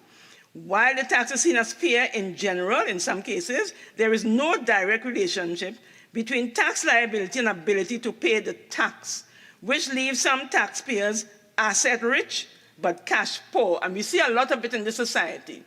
We see people who have huge mansions, but they have no money. So they are asset-rich and cash poor. And I'll return to that later again. So while tax supports local government autonomy, it really helps the local government autonomy, it can also worsen regional disparities in wealth as the rich get richer and the poor poorer. Now, all municipalities, as we know, are not created equal. Some, of course, are going to generate a greater degree of revenue than others. So while citizens might accept the tax in principle, there is still widespread resentment in some countries to enforcement proceedings, sometimes seen as a threat to the sanctity of the home. So this dilemma is real and profound. Most countries have property tax, but few of their citizens like the tax. The property tax is a tax everyone loves to hate. Countries can seldom live with the taxes initially designed, yet neither can they live without the tax at all. So what do? So Rosengart gives the 4 primary rationale for initiating property tax reform as to improve fiscal performance. Social equity, we don't always get it right, but we're striving for that. Economic efficiency and administrative cost effectiveness. He advances low revenue yield as the most common reason for property tax reform. So it is a revenue stream, and revenue enhancement as a principal objective for reform. Another is horizontal and vertical inequities and perceived unfairness of property tax liabilities that rise at a much higher rate than income growth. Mr. President, Vice President, I sincerely hope that the inequity questions will be firmly addressed. I recall many years ago attending a lawyer's dinner at Hilton Hotel. Forgive me if I've shared this before. At our table was a senior counsel whose name appeared on the list published in 2015 and again in 2023 of lawyers who have received millions of dollars from state briefs. Nobody here is involved. He lives in an upscale suburb in Port of Spain. He shared with us the amount of money he was paying in property tax. It was considerably lower than my property tax for my humble home along the East-West corridor. I was shocked and protested the unfairness of our disparate assessment. And he laughed and said that the mayor dare not interfere with that. I am watching and waiting. Is property tax reform necessary? Undoubtedly so. Mr. President, Mr. Vice President, as we go forward to institute this property tax, I want to see in the law equity and a method of meeting what Rosengart sees as the challenge of property tax reform. How can we make the tax less taxing? And this bill addresses this question to some extent. It is a short bill comprising 5 clauses. Of course, the length of the bill is no gauge of the duration of the debate, as we have witnessed so often within these hallowed walls, where one point can be labored for all of 45 minutes. So clause 1, as we've heard, gives a short title, Valuation of Land Amendment Bill 23. Clause 2, as is usual with all bills, is the interpretation section and explains that the word "the act," when used in the bill, means the Valuation of Land Act. Clause 3 amends section 2 of the act by inserting into the definition of annual rental value the words "an estimate of." So that definition now reads, annual rental value means an estimate of the annual rent which particular land is likely to attract, having regard to the purpose for which the land is actually used, occupied, or tenanted, or where it is not actually used, occupied, or tenanted, having regard to the purpose for which it is reasonably suitable. I'll return to that. Clause 4 of the bill amends section 7 by inserting after the word 6 the words "or 29. This amendment seeks to capture within the property tax net the responsible party who may be required to file a return, whether it is the owner or the person in actual possession of the land, because sometimes you really don't know who the owner is, and somebody has been in possession for quite a while. Now, the rationale for this annual rental, is something that we could develop some more. Clause 5 repeals section 7A and substitutes a new section with the effect that instead of the stipulation that 50% of all categories of land should be valued before the act comes into effect, that 50% of any of the categories of land can be a starting point for the act to come into effect. The commissioner will, in that circumstance, as having risen, advise the minister, who will within 14 days declare that the valuations are in effect. Now, to me, this is a clever tactic to get out of a hole that the government dug for itself, and now realize they must escape from that if they are to proceed with the tax. Our property tax is calculated on the annual rental value, that is the annual rent, or rather an estimate of the annual rent that a property can generate if it is rented on the open market. To understand the tax payable, one has to look at Schedule 1 of the Property Tax Act, which reveals that what is payable is 3% of the annual taxable value for residential and 5% for commercial property. Now, I have heard a strong argument made today for small business. And I would advocate that we do not lump commercial property in one group, and we can separate small business and stipulate what is a small business and have a smaller tax, perhaps 2% for those businesses that really went through a very hard time and are still struggling. When we had our JSC, on the effect of COVID, we heard some rather strong stories, sad stories about what has happened with some of the small businesses across from the various chambers. So most jurisdictions rely on the actual value of the property to calculate property tax. If one looks at the Guyana Revenue Authority Act, it speaks of tax being a percentage of the net worth of the property. The Bahamas Real Property Tax Act, Chapter 375 of the Statute Law of the Bahamas, looks to a percentage of the market value of the property, and this percentage varies increasingly according to the value, from properties worth $250,000 to upwards to exceeding $5 million. There's provision in the Bahamas Act for relief from tax by total or partial exemption or deferment of liability where the minister is satisfied that on account of the impoverished condition of a person and his inability to improve such condition significantly by reason of age, impaired health, or other special circumstances, that undue hardship to that person would otherwise ensue. A relief certificate is granted by the minister upon proof of age, health, and financial circumstances, and such other matters relevant to the determination of the application as the minister may require. The relief certificate may be revoked if there is alteration in the circumstances of the person or breach of any condition of the certificate. Barbados Land Tax Act, Chapter 78, also provides for relief to pensioners of 50% in certain specified circumstances. And a Trini friend of mine takes advantage, she tells me, of that every year. So perhaps the minister may explain why our legislation looks to rental value to determine the quantum of property tax payable.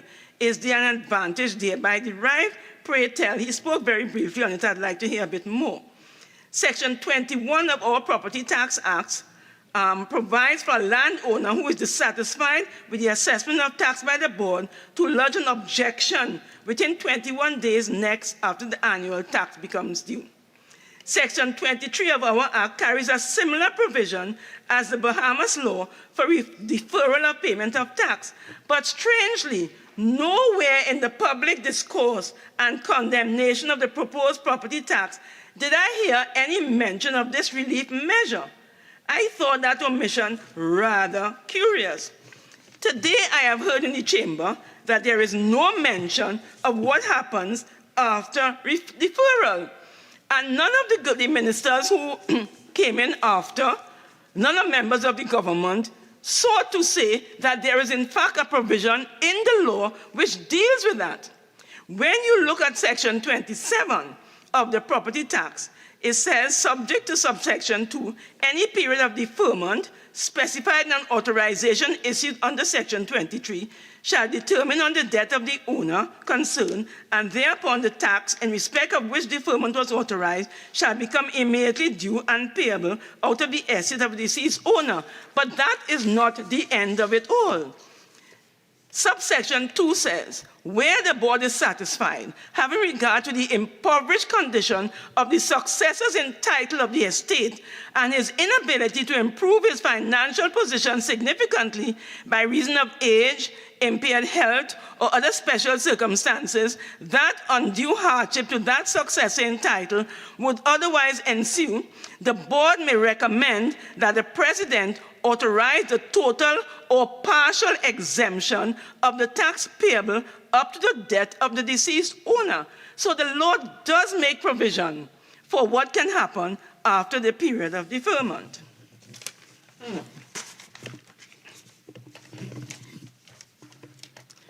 Part 2 of our valuation of land tax also has provisions for notice of valuation to be given to the person in possession of the land.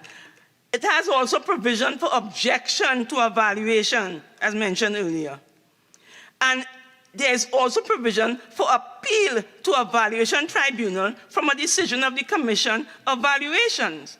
So all of these provisions are there in the law. Along the way, there are various steps that a landowner can take on the road to achieving a fair and just valuation.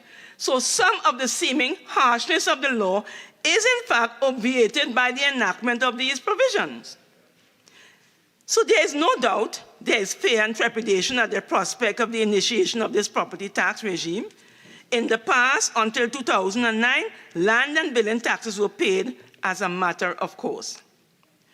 Rosengart has indicated that the main strategic shortcoming of reform efforts is either failure to articulate clearly the rationale for reform or to have unprioritized contradictory objectives. I dare say we fall into the first category. More needs to be done about educating the populace. The minister has made a sterling effort today. It needs to continue. Using the media that has been used for negative messages to give positive messages now, concrete facts and figures. The process has started today, it needs to continue. Doctor or no doctor, we can't get away from the tax. Thank you.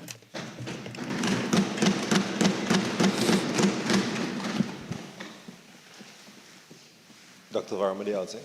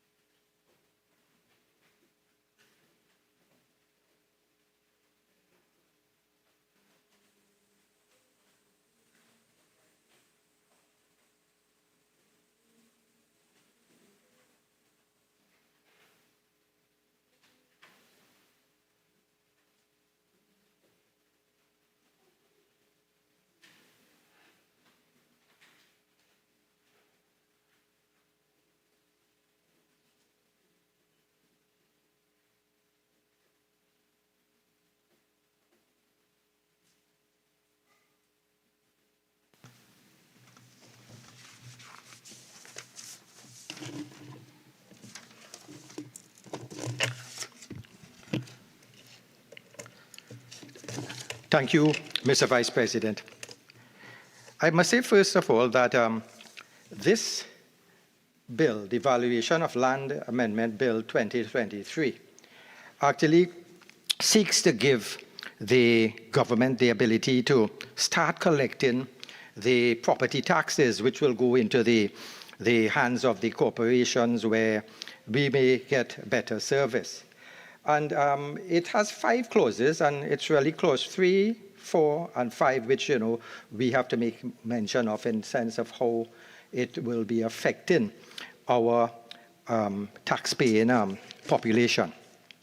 So 2 things I must say. Bandits and taxes are some of the words which evoke anxiety, fear, anger in some citizens.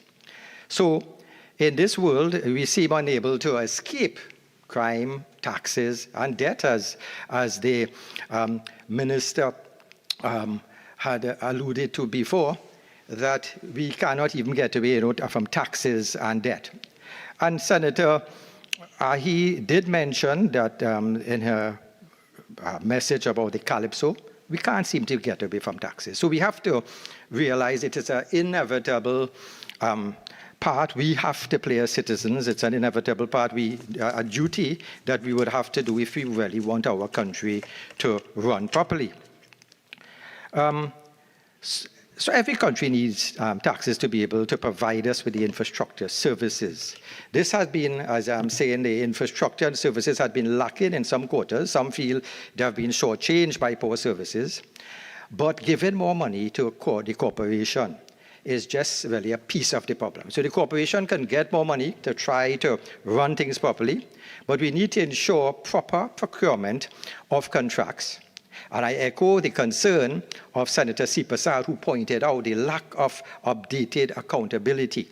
I must praise the government for allowing the procurement legislation to go through. So somehow we may be getting, once departments, the procurement officers are appointed, we may be able to catch any sort of corruption or perceived corruption that may occur there. Besides the proper procurement, besides the corporation having to give this, we also may get more money, but we may not get the productivity of the employees. So this needs to be worked out. To get the full benefit, at least we be putting more money down a hole.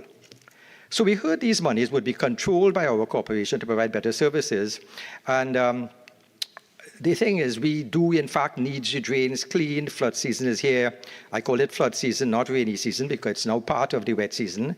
We expect that we will now be able, well, somewhere in the future we'll be able to now look at whatever funds we get and hold the corporations responsible for not cleaning our drains, not cleaning the areas by us, not cutting the bush in certain areas, empty spots where, bandits can look. So definitely I see the benefits of the taxes to go towards the corporation, benefits to go towards the municipal police who could look and help crime, etc. So definitely there is the benefit.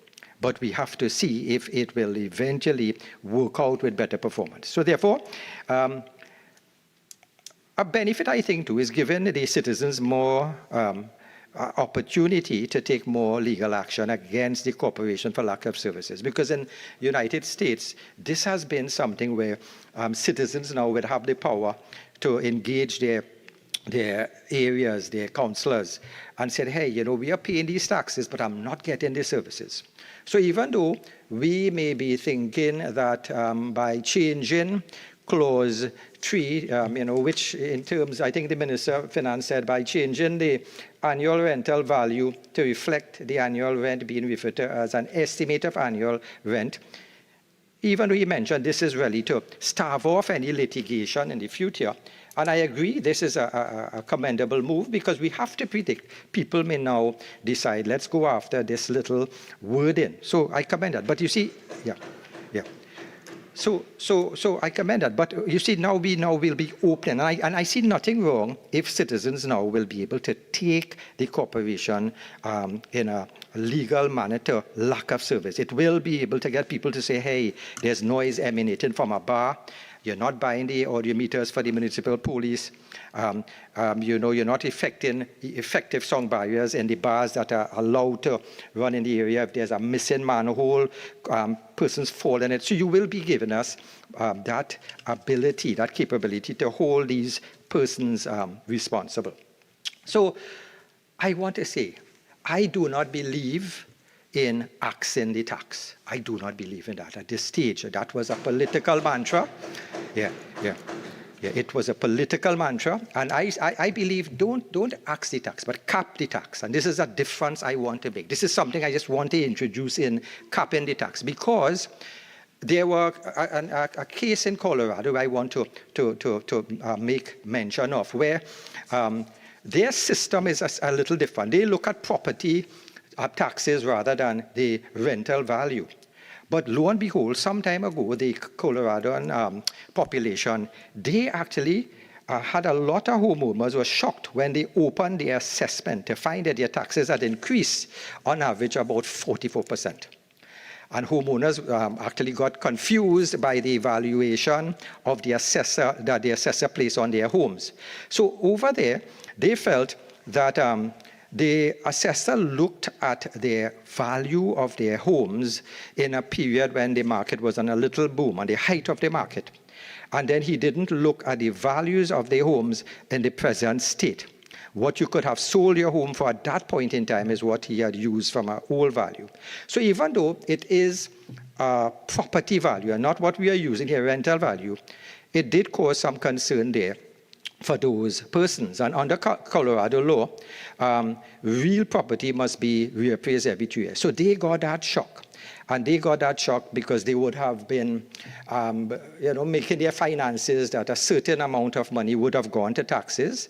But lo and behold, it was raised. And this is what I'm looking at here in our country now. You see, we appreciate the fact that the property tax was in suspension before, and we were waiting for a system to come about. We were waiting for the tax revenue. We were waiting for the best way to assess the tax. The government seems to think that this may be a fair way, and the Minister of Finance did say that Barbados and other countries do use this method.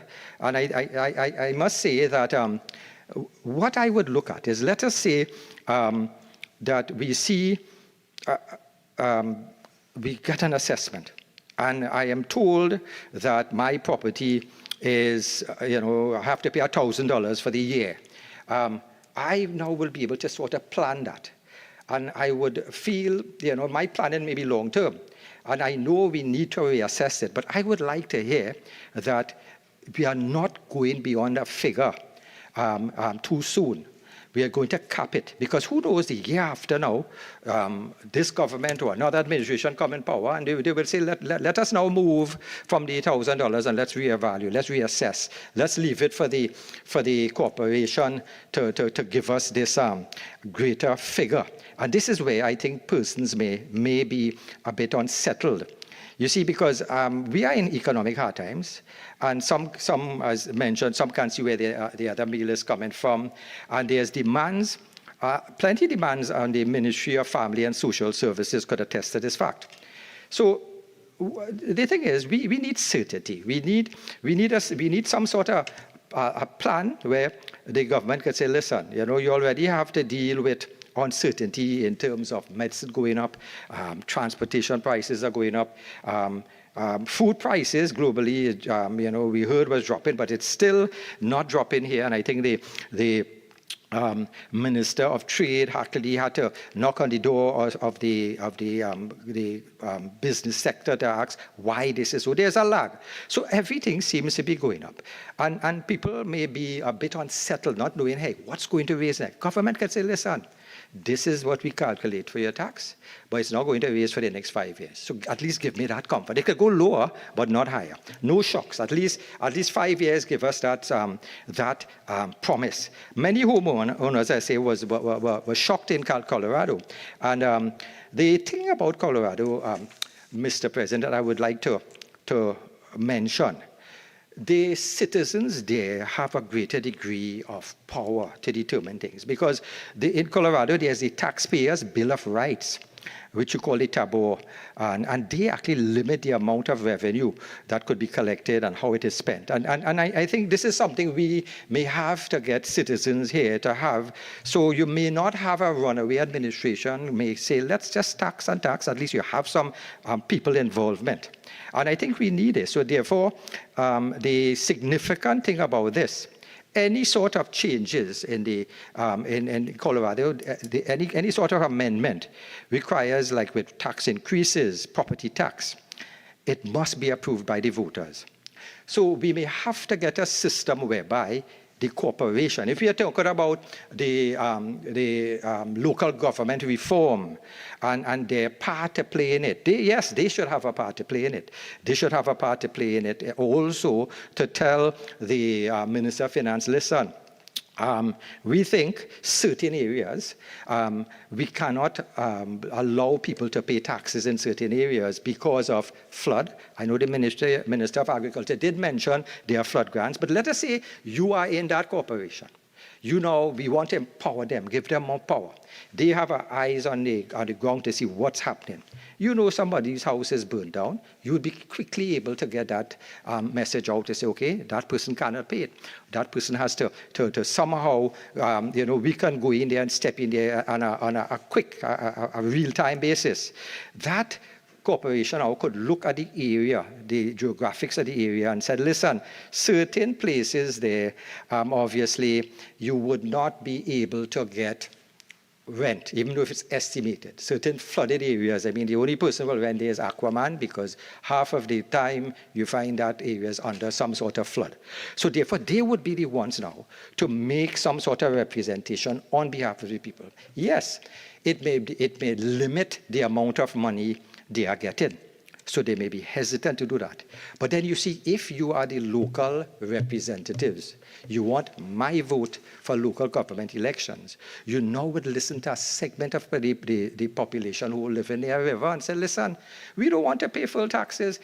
give us that opportunity to pay to the lower limit, because I heard there's a lower limit of $1,800 in certain areas. So there is where the power of the people to go towards the councillors and say, listen, you want me to vote you in? You just take this for this area and carry it through and let that message be heard to the Minister of Finance, at least carry down there to the BIR, that we are now being able to say certain areas we would not be given full tax at all.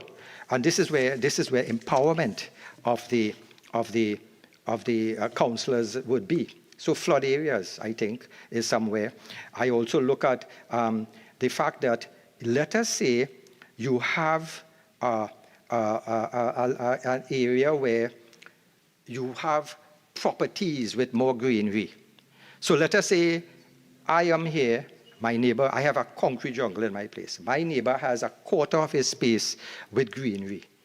I think we should have my neighbor pay less taxes because he's now contributing to our global warming, to the Paris Agreement. He's now helping the community because by he having more greenery, by he at least bringing that in, it's less chance of, we're cutting down the flooding, the global warming. So these are things where the local representatives, the corporations, when they are making that assessment, could say, those persons are more civic-minded, they are doing their duty, let us cater that in. Another thing we look at, I want to mention though, is the fact that, let us say there are certain hotspot areas. Two things here. If you're looking at estimated rent, we're not looking at actual, but still, sometimes people may not want to rent in certain hotspots areas. Some, they would say, well, so much of crime there, I'm not going there. And another point about those areas now being hotspot areas, being areas where people wouldn't want to rent. And again, how good you're going to assess it in the sense that, let's say I am an assessor. I am frightened to go into those areas. In our mental health clinics, we have mental health officers who would not go to certain areas because it's a hotspot area. So even to assess these places may be a bit challenging sometimes.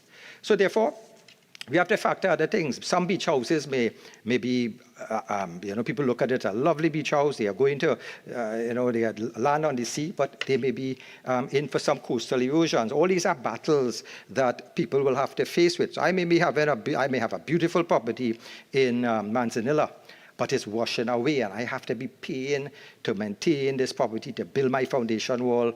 All these things, how we have to factor. How are we going to factor agricultural land?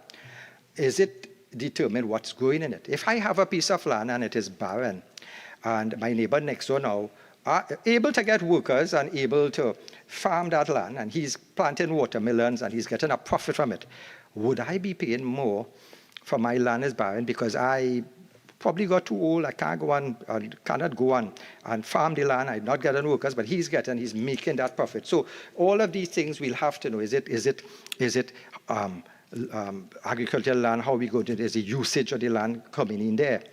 Now, a bit of unfairness that I found, because let us say I am in my area, and an assessor is coming in and they say, oh, look, this area is looking nice. The roads are paved, there's good signage. But let us say I decide to gate our area. So the residents get together, we gate our area, we pretty up our parks, we make it best of our abilities. It's more attractive, but the rent value will go up. And so it's like you're punishing us for spending money to gate our area, to protect our area, to make our area look better. So, and again, you can have the opposite effect where somebody might say, listen, if I make my house look old, then the assessor will pass and see broken windows. So this will be an opposite scenario to the broken windows theory, where I am intentionally making my neighborhood look run down. And so when the assessor part, they'll say, they ain't going to get much money there. Let me leave them alone. So these are scenarios we may have to look out for. And this is why some senators did mention, do we go with another technique for for assessing the land. And remember, it was Henry George in his book, Progress and Poverty in 1879, who argued because the supply of land is fixed and its occasion values created by communities and public works, that the economic rent of the land is the most logical source of public revenue. So he opened the debate years ago. So this was a debate years ago. So therefore, I'm saying government would have decided that they wanted to go this way. So if they think this is it, we'll have to see, is there anything in it that we could ask them to improve? So even though I heard mention here that certain members did say there are various other ways to choose taxes, and even if you're looking at the way government has, there were really different approaches. There's the market approach, the cost approach, the income approach, and sometimes when the assessor is there, they will decide, here we are looking at the rental approach, but there's different retail market value. And some people rather that. So some people rather that area that where we live in, this area that we look at the boundaries of this area, we look at the houses, the cost of the houses in the area. So you look at the most affluent house in this area, and the house that is not really repaired properly, and you take a cost factor of those houses that you think it's be on the market. So again, it'll be a private assessor assessing this, not the assessors that are coming in from the corporation. So this is like a valuator. We'll say, well, this area, this property here is run down. It may go for that amount. This property here is fixed, nice, manicured lawns. It'll go at that price. And you take the mean price of that. So when you get that, you will have in that area what is the average price. So it's like a bell curve, and you look at that area. And so this is a way that I think some persons may have thought might have been a fairer system. And why I look at this also as a factor is I heard mentioned from Senator Sipasa did mention that, having an assessor could open the gateway for corruption. So this is where we have to know that would we be now open up this? And this is why, sir, I'm saying we have to be very careful how we are looking at the assessors, how we are looking at how they are going to perform their functions. You see, regrettably, we live in a country where you have ethnic division sometimes, and you hear the old talk. And I heard old talk, and I think it's my duty to bring up some old talk here so we could fix it. Not to say we don't want to fix it. Whispers I'm hearing, somebody told me, Doc, they will choose assessors from their party, and they will be taxing the Indian people out of the Trinidad. Now, this is what people are saying. If it is there, it is an unfortunate system, but it might be things that people believe. So if people believe that, how are we going to choose assessors that people will have confidence in? And this is something we have to realize, because that's the talk out there. It is unfortunate talk. How do we do it? How do we choose assessors with races that are equal amount, so you don't think this person will come and tax me at that? Another person say, you know what I'm doing? I am going to paint my house red and plant Bladizé flowers all over. So when you're hearing talks like that, we have to prevent something, because we need people to think that the assessors could be above board. There will be a few people, but we need people to think that the assessors would not have any political motivation. So they wouldn't point fingers. That could lead to political old talk, which destroys our country. So what do we do? Some countries, Mr. President, they actually have various ways of choosing the assessors. Some of the assessors have to do exams. Some of them have to, to actually have basic certification. So we have to understand that if we are going to cut that old talk, we probably would need some sort of certification for the assessors, because some countries have the assessors where you have to have administrative courses and continuing education. So therefore, it made mention that the assessors should be from the area of the regional corporations, which may be good, but I would have rather an open job application Persons come in, get a job application, have the job description, you choose them, but disperse them to various parts of the country. Don't limit people living in that area or hired by the local government. So let it be like a pool that you could decide. So you don't know which assessor is going in which area. You don't know the race of the assessor. You don't know, all you know is people chosen in a transparent manner. And I think this will bring confidence and will stop the old talk. Because we have to stop old talks here before it turns out into the other things. Now, you remember this fair, I think we could have something in place to prevent this. And there's something else, Mr. President, that I wanted to bring up in place here. What about persons who are breaching the law? Let us say residential area, and there are commercial buildings next to our areas. There are people with spas, offices, whatever, in a residential neighborhood, where they are not actually supposed to have these things in certain residential areas. What are we going to do? If we're going to charge them business in a residential area, we are now probably encouraging their business. If somebody has built a house, a 3-story house building in a place that is earmarked for only two levels, taking taxes from them, will that now be able to say that we are now encouraging this because he may not have gotten a proper planning?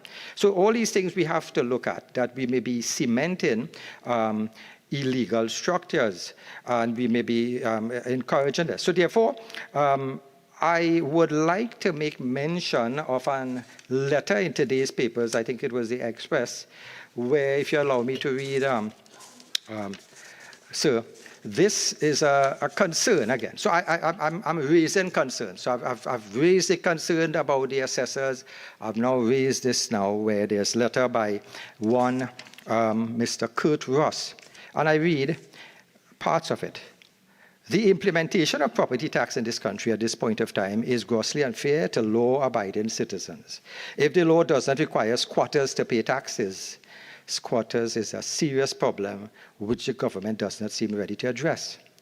He went on, the Pandey administration attempted to do something about it with a regularization, issuing of certificates of comfort in an attempt to give the cloak of legitimacy and fairness to a property tax. Since then, nothing.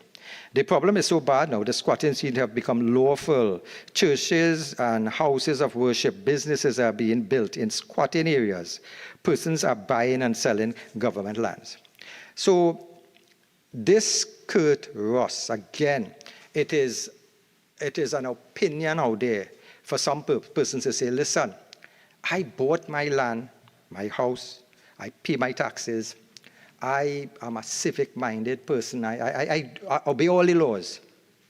But yet still, a squatter is coming now, and he may be at an advantage. And this unfairness is something that I think we have to put something in place to let the law-abiding citizens to feel that their efforts are not in vain, that they're law-abiding citizens who don't even break the laws and the traffic laws, who stand queue in line, who do everything they're supposed to do, hard-working persons.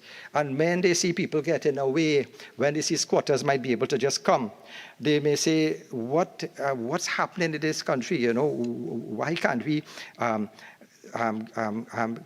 a level of unfairness, a level of fairness for citizens who are, in fact, obeying the law to the best of their ability, who want to be the most civic-minded persons. They see squatters, areas, people with cars and trucks driving there, destroying the roads, but they are not going to be paying taxes. They are getting water and electricity. So we may have to decide, do we go after the 1800 limit, or will that legitimize their squatting position? Do we give some letters of comfort to some persons out there already who are there and put a hold on the others and come down on them? And then speaking about the law-abiding citizens, Mr. President. Mr. President,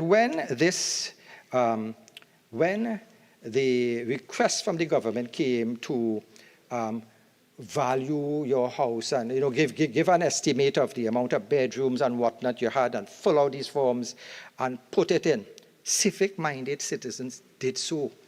Some of them did so because they said that's our duty. We have to pay taxes. Others did it because there was a penalty there. So, not everyone will want to willingly do it. Some found it was an invasion of privacy. Some said, well, let's hold straight, and hopefully if another administration come in power, this wouldn't have to be. So whatever reason, the fact is the government said you pay a $3,000 penalty. So at this stage, I want to know if there was a deadline and if I paid if I put in my forms in time, those persons who did not do that, who were delinquent, how many of those persons were charged and will they be charged? Or, as somebody had mentioned to me, that we have the kindest Minister of Finance in the world because he gives amnesty, right? But what I'm saying, you see, given an amnesty in this case will rub me the wrong way. I did my part. I went in the forms and filled it out. I took pictures. I went and lined up there. So I'm thinking, yes, we have to nudge people. So we may have to tell persons, listen, you got to pay it because, it's unfair to the others. Because you see the others who pay. Let's say we get the 50% of the people who pay. They will feel that is a sense of unfairness. And so therefore, I want to just bring in that other sense of unfairness a little bit. I just want to explore on that. So, you see, let us say I belong to the 50% of the persons who households who we got, in our survey, and we realized we had 50%. Now, two things I see about this, because I now will be starting to pay taxes, while my delinquent neighbors may not. So I think that's one level of unfair. The other thing is, if you have 50% of the households, I want to clarify something. Is it 50% of the households right through Trinidad and Tobago, or is it 50% of each area covered by a corporation? You see, if the corporation is in charge of raising taxes to man their corporation properly, and let us say one corporation, you may have people very delinquent and getting their valuations forward. It means the other corporations who may have had more civic-minded persons may now be getting the brunt. But then, this is what gives me a little puzzle. What will happen to, let us say, a corporation who will not be getting that amount of money? Where are they going to get money? Central government will still have to supply them. Let us say you have certain other corporations, you have people there are putting their house in order, and you get it. So, the clarification, is it 50% of the households total in Trinidad, which will be a trigger for this? Or shouldn't it be 50%, in my view, of each corporation? I would have rather this. And it brings me to another point, sir. I did mention that I say cap the tax, not tax it, but it also brings me of the fact that, and then I mentioned the concerns that some people had, but I also would like to bring in, I think at this stage, and I heard Senator Dillon Remy did mention about the hardship. I heard the other senators and the opposition mention about some persons are under hard times, and we have to appreciate that is a fact. So I am asking, should we now, even though we have a rollout date, could we not have a sort of a phase-in sort of a policy, a scattered way? And I think this would, it will help me, because I am now recovering from the COVID shock, and let's say I cannot afford to pay extra money. And I know the Minister of Finance went at great lengths to say it's not much in the overall amount, and as people are trying to make it out to be. But some people have a hard time. But what I'm saying, why don't we not allow us to pay only a third of the value this year. And the next year, 2/3 of the value, and by the third year, we've paid the full amount of tax. So I know my tax will be $1,000, but I'm going to be about $300 this year, next year, $600 and a year. So it gives me the planning ability. So I'm thinking this would be a way that we can assist people. The other way I'm looking at is, and I did mention that I thought it unfair that if 50% of the households are now kicking in this limit, right? So this is the trigger factor, and I agree with that. But then would the 50% of persons now who would be now have their values in and now be paying, let us say for some reason there's a slack off, and the plan would have been to get 75% of the persons in areas assessed. But let's say for some reason it's kept back because workers are not working properly. I mean, we saw, things will take a while sometimes in this country to get going. So let us say now, next year, is it the same 50% will have to be paying? What would happen if we are not going further? I'm thinking we could probably tie it in also where, let us say, again, my valuation for the year is 1,000. Let me pay half. Let me pay 50% because only 50% of households are on board. When you get 75% on board, so the government now will have to do its work to get 75% of the people on board to show me that more people are coming to take up the slack. Then I pay 75% of my $1,000. So in that way, you'll be nudging the corporations to get their act together. You'll be nudging the assessors, the evaluator, to at least move up to 75% if you want more money, because you're getting less revenue. You only get 50% from me because you only have 50% of the buying. So this is something that I think the burden, you take away that burden. Senator, you have 5 more minutes. Thank you, sir. Now, the other thing I look at is let us say there's a corporation in a rural area, and this is a geographical concern. A rural area, so there's agriculture, less affluent houses to collect taxes.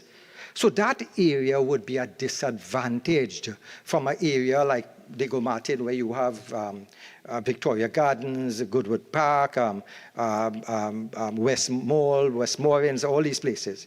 They may get more money, but a rural area now, which may be in need of their corporation having the funds to fix flooding, to fix landslides in their area, they would be at a disadvantage, and their cycle of rural that could continue. So I would like to say that this is another factor that I would like to see how we are going to go around that, because it's not all corporations would be able to give the same amount of monies to put towards the improvement of the area. Now the thing is, I also would like the local government power I mentioned before to have the decision to say if we could decrease some taxes in some areas and increase some taxes in the area. Because I think this will be given, and because we are saying we want to give them more power, and I think they are the ones to judge that and to help with that judgment. I also would like to, at this point, to make mention to the fact that the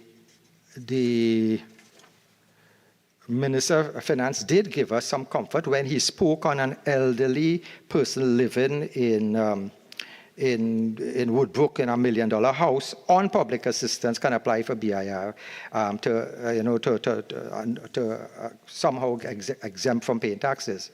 Senator Thompson, I did make mention too that some people are in big mansions and they are asset rich but cash strapped. So the minister did make mention those persons could apply. But you see, if they are going to apply, how do we get rid of somebody? How do we catch these people living in these big houses, now applying for social welfare and to get away from these taxes? So I'm thinking it's taxpayers' money.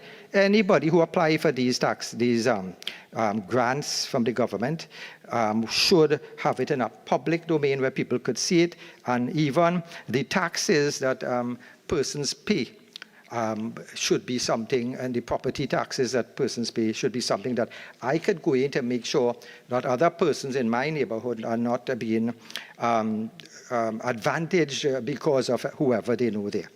So it is definitely comforting to know that some persons out there, if they cannot even pay their rent, they could still apply for the rent assessment. There's a grant you can give.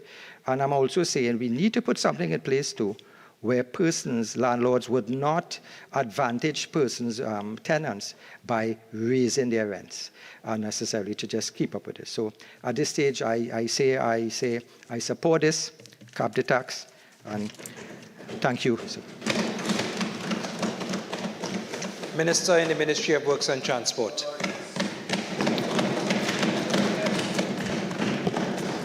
Mr. President, I thank you for allowing me this opportunity to contribute to this Act, the Valuation of Land Act 2023.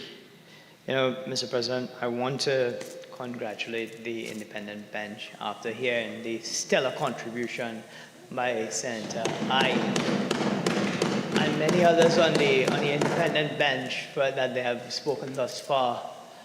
It really gives a great perspective to what this government is trying to implement by the Valuation of Land Act.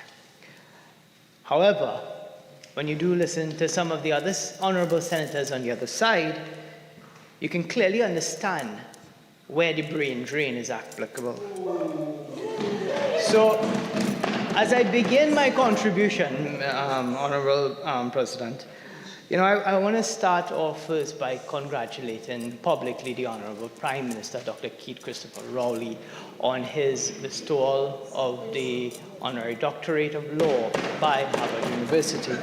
And I say this in the vein that, you know, when met with the Prime Minister to accept the position as a senator in this Honorable Senate, he said to me, people love to sit on the outside and make comments. However, when given the opportunity to serve and make a difference, they decide to say no. So, with that being said, I'd like to thank the Prime Minister again for this opportunity, but also to understand the position, the unique position I held, both as a chamber president and also now as a senator and a legislator. I would like to say that, you know, I've listened to our Honorable Senator Damian Lyda and how he holds to his bosom the SMEs and he cried for them, and I quite, you know, I understood and I heard where he came from, but you know what? I have a document here that clearly states, and I know my colleagues brought it up already, but through you, Honorable President, if you allow me, this is a document from the Ministry of Finance. Just as a form of guidance, Minister, we don't brandish documents unless you get approval prior to. I'm guided. Thank you, Mr. President. So this was basically a national budget for 2014.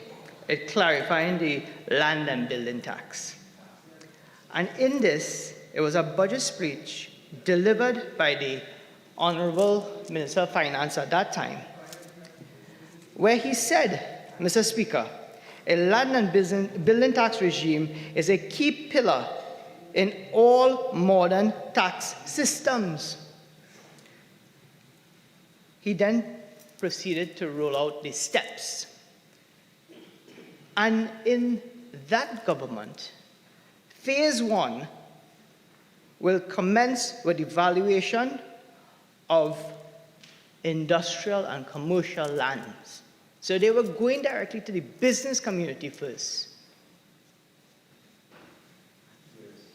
Whereas this government has decided to take a different approach. When Senator Roberts stated that the government is pushing the agenda of property tax because the economy has crashed, well, I will say, Mr. President, apparently in September 2013, the PP government crashed the economy also because they were pushing the similar agenda. Mr. President, my honorable colleague, Senator Leiter, spoke about 6,000 businesses by some bodies, the CRBC, the corporation.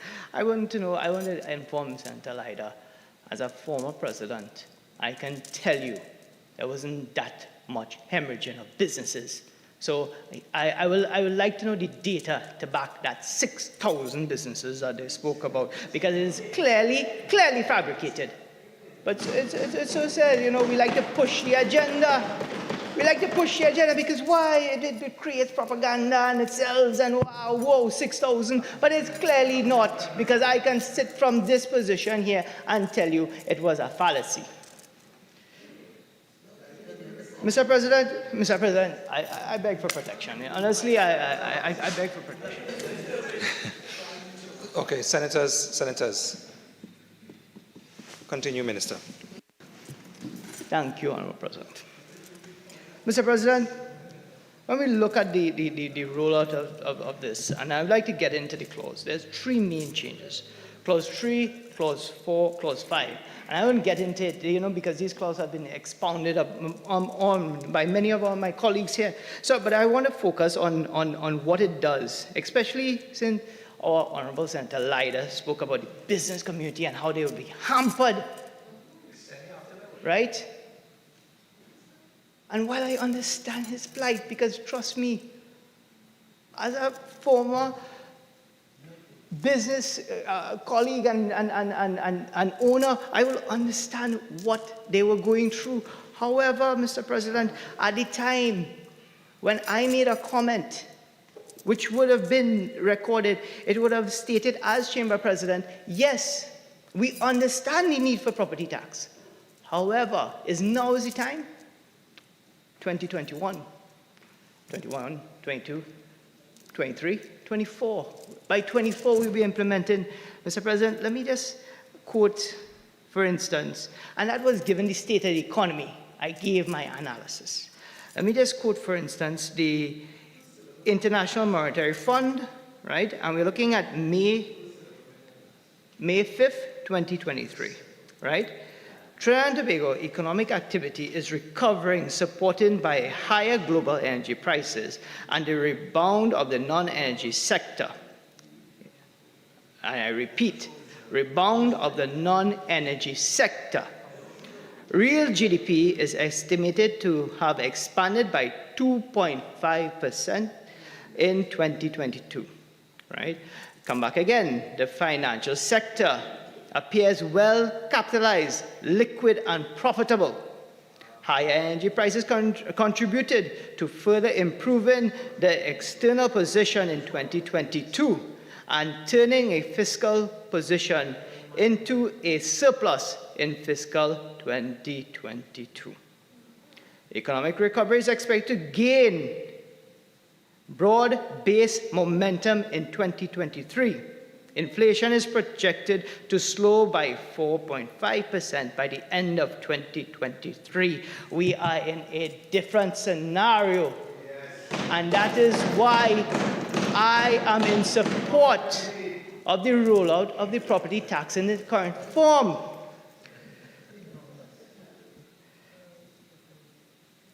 Mr. President, we understand the concerns that some of our colleagues express, especially in terms of the valuation and how it's going to be valued. The Minister of Finance clearly stated in his presentation how the calculation is going to be done. And while we look at this calculation, one must understand that the rental value is not the actual value that people are paying. That is the rental value. The percentage of that is what is going to be used to calculate your property tax contribution. And there's a difference. So when you rent in an affluent area, obviously the rent that you pay there will be a lot higher compared to the rent that you pay in a non-affluent area. So with this being said, it shows the equity that this government has actually considered and included when designing this act. You know, Mr. President, we have some concerns from some of the members where a lot of people are worried about evaluation. These valuators are selected as certified valuators, as indicated by my Honorable Senator West. And also, we hear now in Section 21,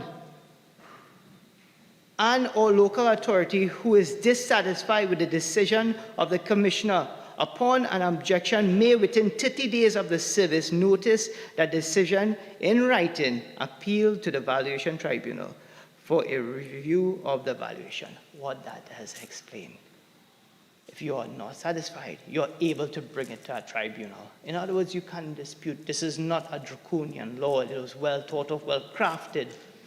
When you look at why, and you ask why, I know the Honorable Senator asks why they didn't take care of the business community and some of the concerns. I know Honorable Senator Leiter explained, one of that was plant and equipment and how we're going to cater for it. That is why the Honorable Minister of Finance,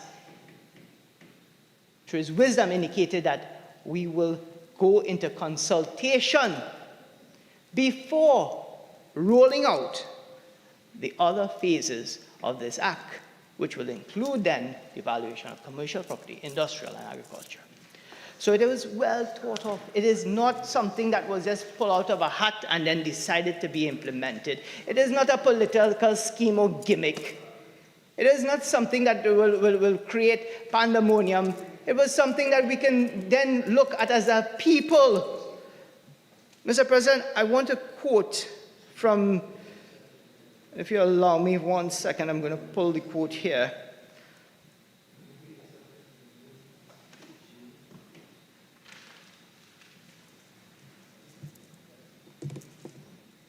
Sorry, Mr. President. All right. Mr. President, if you allow me to quote from an article of the Trinidad Express dated January 3rd, 2003, real estate sector slowly recovering, right?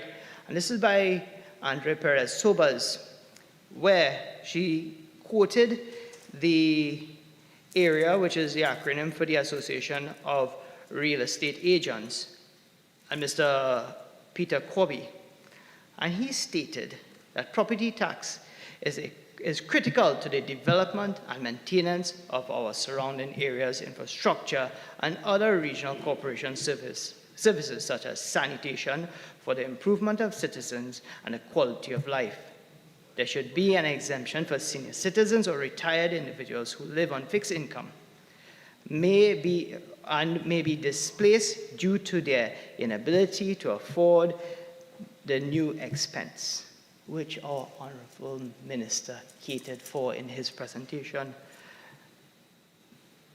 Honorable President, it could be clearly stated, and I've been seen over and over, the benefit of which property tax, when rolled out in a very structured and well thought of manner, could bring positive development to society. We've quoted all over the world, United States, all the positive growing economies that has implemented these sort of taxes. And what do you see? Better services.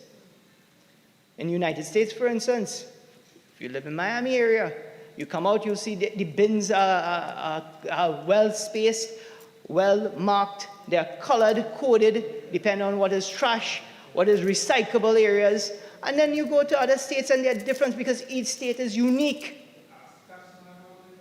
And that is why it is important that we implement this. You know, the area general manager, that is the real estate general manager, in his contribution from the report here, it said clearly, why did we get rid of the tax in 2009? It says here, and I quote, in an interview in the Business Express, Area General Manager Peter Corby states that the state could have benefited from billions of dollars from the collection of taxes under the previous structure since 2009. So, Mr. President, who had a brilliant idea to come up with that, feel that it was doing a depopulation a good? You know? They did well, I must say. Because maybe if we look at what we are, Mr. President, climate change is real. And in order to deal with that, new methods, new technology, new way of doing business, new way of even building has to come to the forefront.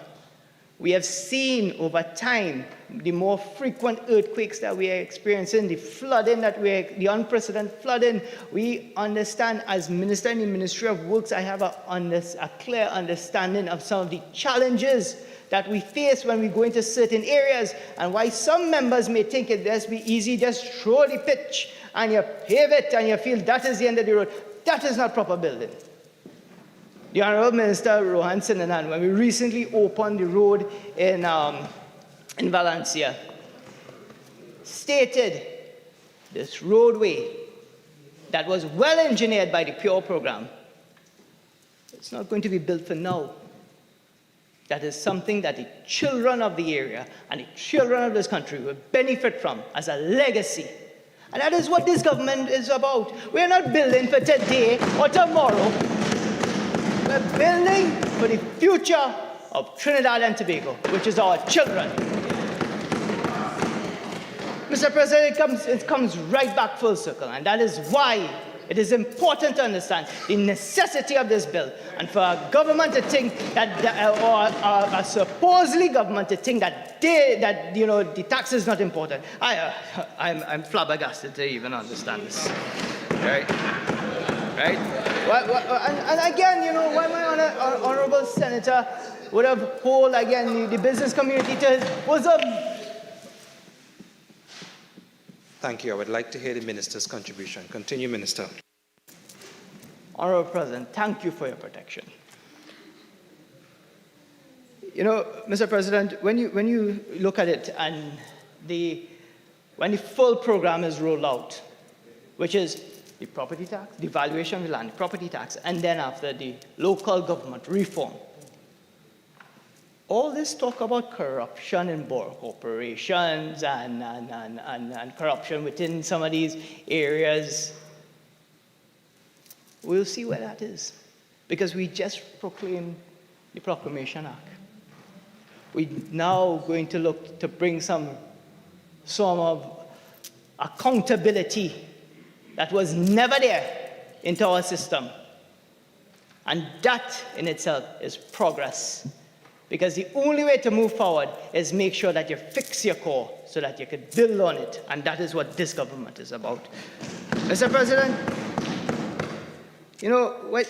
when you look at the formation and what was put together, what are some of the benefits that local government can enhance the area? And I don't want to be repetitive by going into the thing about garbage collection and better drain and who talking about box drain or whatnot.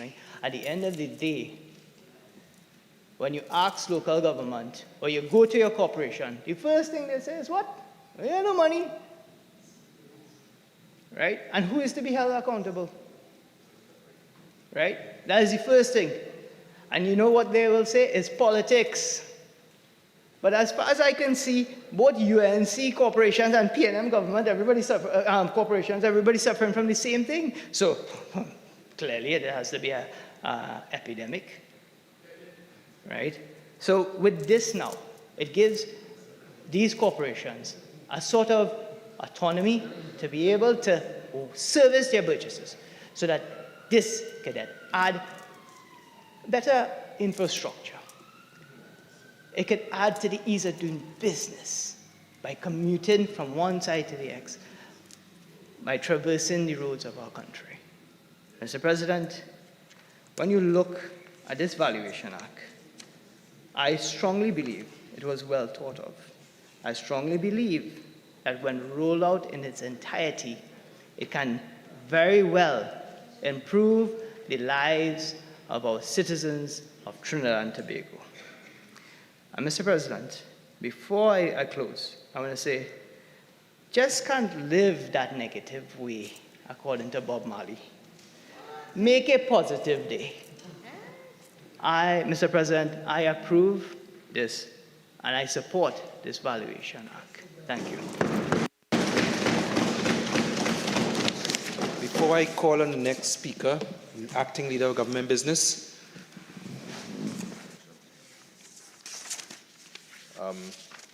Mr. President, I beg to move that this Senate sit until the completion of the matters before it. Honourable Senators, the question is that this Senate continue to sit until the completion of the matters before us. Those in favour say aye. Aye. Those against say no. I think the ayes have it. The Senate will continue to sit until the completion of the matter that is before us. Senator Richards.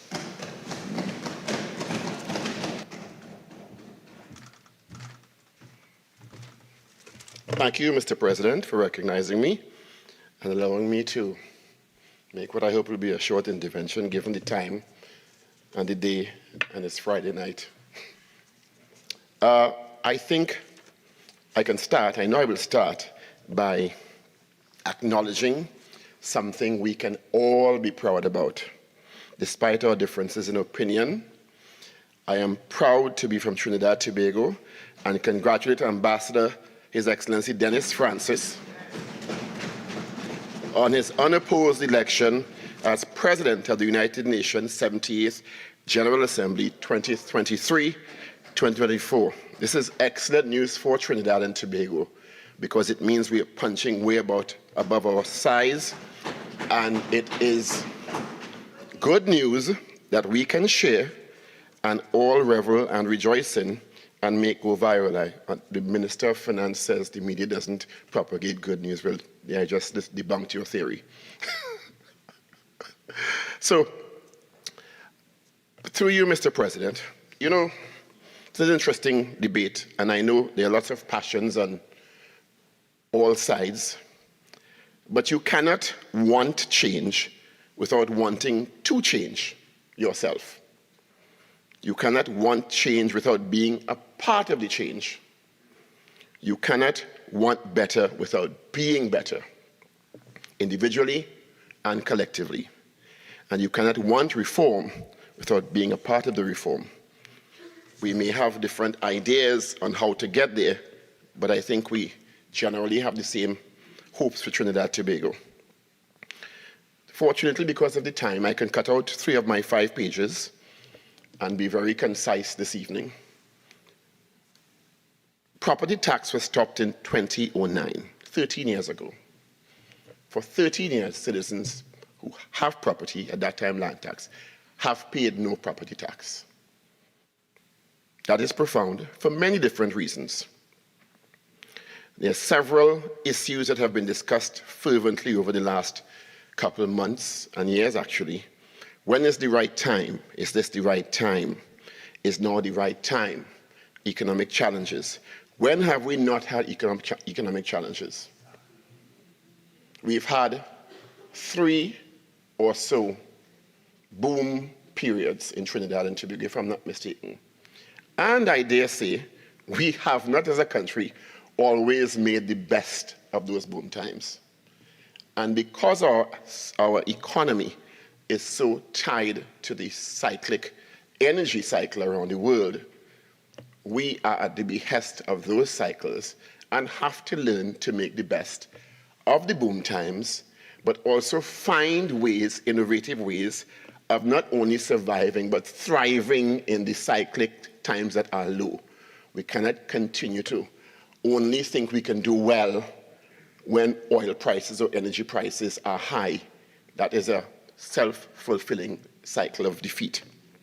So, and I understand the conversation about when is the right time and is now the right time, and we just went through COVID. Another conversation that's out there is this the right formula? The rental value as espoused by the Minister of Finance. Some persons have espoused that they feel that if they have invested in their properties and added rooms, the rental value goes up and they're being penalized for being frugal and investing. Some have also suggested rental values when the tax, because the government just needs a simple majority with this, it's going to more than likely pass, will potentially be increased because persons who have properties and rent to tenants are going to pass on some of those costs to the renters. And is there a mechanism in the absence of the rental board, which I think is defunct now, to manage that in the interest of those who will be on the receiving end of those increases? Because it's a real concern. And it's a validly raised concern too. So some consideration needs to be given to that. We saw during the pandemic when persons were trying to access government grants, some property owners refused to give them the documentation to access it because they were being, in some instances, dishonest about what their properties were making. So all these considerations have to be taken on board. There's also a conversation, and I hope the Minister can answer, the Minister of Finance can answer this, the Honourable Minister of Finance. We're starting with residential because the Minister clearly outlined the process used for assessments and the 50% and the ramifications of that. Why not start with commercial or industrial? Some suggest those may be the areas where you can glean larger revenues. And if not, is there a timeline within which the ministry will start those, given the outlined program articulated by the government? Is there some specific time those are going to start? And a question that just came to me, and I hope the minister can also answer this. What happens to households while the process is ongoing that have not yet been assessed? We've reached the benchmark of 50%. I guess that's an ongoing situation. And what are the penalties? Because I didn't read the granular part of the bill, unfortunately, for those people who are non-compliant. Because part of what the government has exposed over the last couple of years, not only with this property tax issue, but several other areas of taxation, is the inefficiencies in collecting taxation, the leakages, and in some instances, the dishonesty and criminal activity. Another poignant conversation in this, and I think this is at the heart of those who advocate for this, is the potential benefits for regional corporations, because the monies collected in the 14 corporations are going to go directly to the benefit of the burgesses through those regional corporations and facilitate, hopefully, better services to burgesses and people.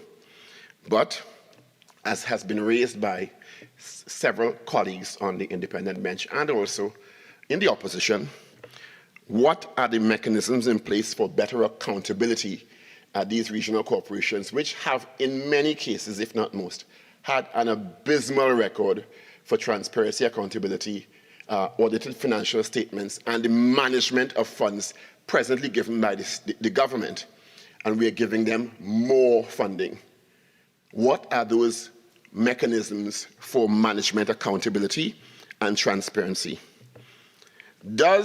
Do full-time councillors, because part of the reform is for full-time councillors. I heard the Honourable Prime Minister in a news clip saying, well, persons who are making themselves available should be serious. That's moral suasion. If we are using the same process to recruit these people who are offering themselves, does it mean that because you're full-time, you're going to be more productive if mechanisms for performance appraisals, etc., and HR are not in place? We have persons who are full-time in the public service now. who are paid full-time salaries who are not performing. So full-time doesn't necessarily equate to more productivity or better performance if the mechanisms are not in place. And the political parties who are now doing recruitment and canvassing for candidates, changing their processes so that we get a better type of candidate who will actually work harder because they're being paid more. Real questions. Because somebody is full-time, don't mean they're going to work, you know.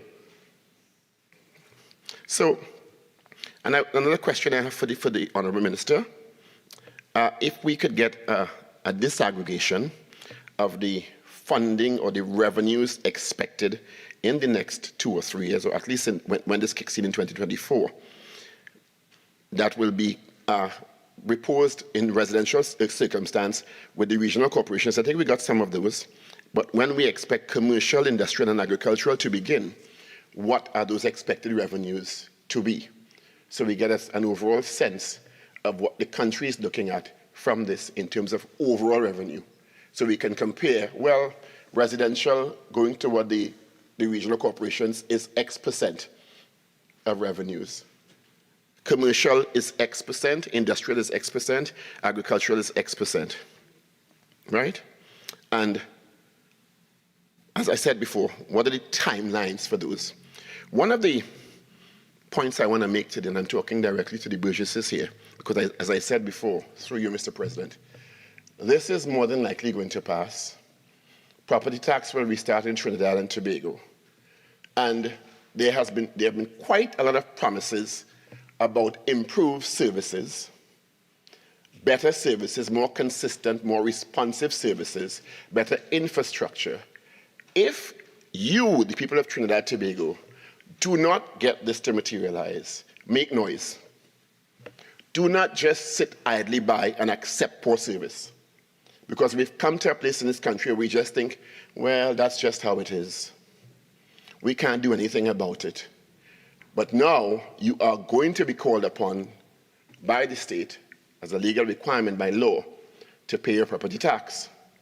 And it has been promised that this property tax is supposed to benefit you in a tangible way in your environment. Do not just sit down and take nonsense from regional corporations anymore. The people of Trinidad and Tobago, and I'm not advocating rioting in the streets or disorder. I am advocating people standing up for their rights in a fervent way, because this is your hard-earned taxpayers' money that you have to pay, so you have the right to demand better services from the corporations. Don't just blame and make noise for 9 days as we like to do. Demand it, because this is your money and you've been promised this under these conditions. And I understand why this change is uncomfortable. This country now exists in an environment of extreme distrust, decades of broken promises, poor, inconsistent delivery, uncertainty, a lack of information, misinformation and disinformation. So it's very confusing to a large portion of the population. You know, and I said I wasn't going to be long, so let me just quote an interesting study I was looking at, and it's a study of psychological phenomenon called stereotype threat. We seem to be existing in a kind of stasis in Trinidad and Tobago, by Claude Masson Steele, 1946.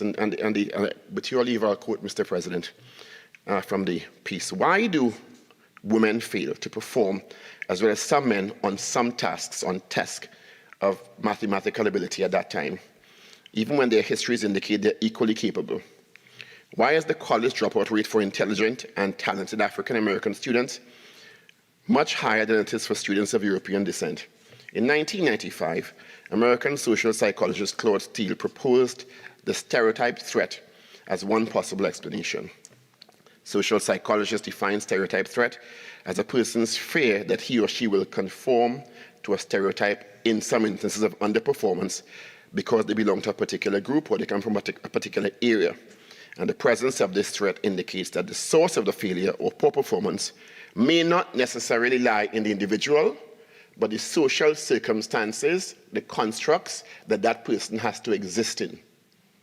Very often, the system, the framework is what's keeping us back from performing. This bill, the Local Government Reform Bill, this initiative for valuation and tax collection on behalf of the burgesses is in large part aimed at breaking that previous stereotype or that previous framework that has not been working effectively. I think there's nobody who could disagree that local government is not performing as we want it to for decades and for many different reasons. So the question is, are we going to sit down and complain for another 10, 15 years? Or are we going to initiate or be a part of the change that we want in Trinidad and Tobago? As I said, I started, we cannot want change, improvement, and reform if we are not intent on being part of it in a real sense. And with those few words, Mr. President, I thank you. Senator Timal.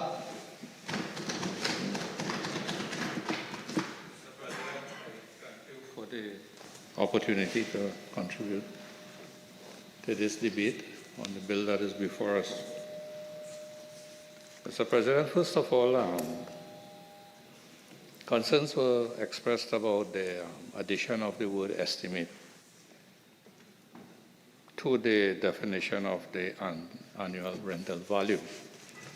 And I think Senator West would have explained in a very detailed way, the reason for the addition of this word estimate.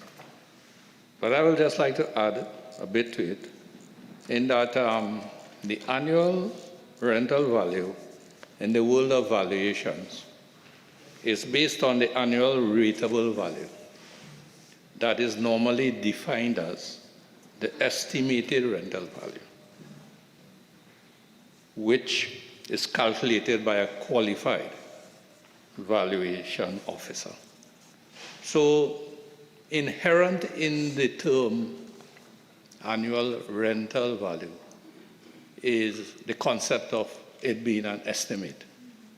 And if you look at the definitions for annual rental value or annual rateable value, a lot of the definitions would use the word estimate in that definition. So I don't think it is a very onerous addition. I think that addition is there probably just to clarify the many misconceptions that are there. For the science is not an exact science.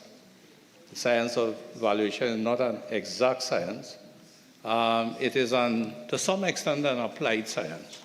And as such, some degree of subjectivity is involved. But at the same time, it is not blind subjectivity or subjectivity based on emotions or political motivations, but it is subjectivity that is informed by data and methodology. So I see no big threat there really in terms of adding the word estimate.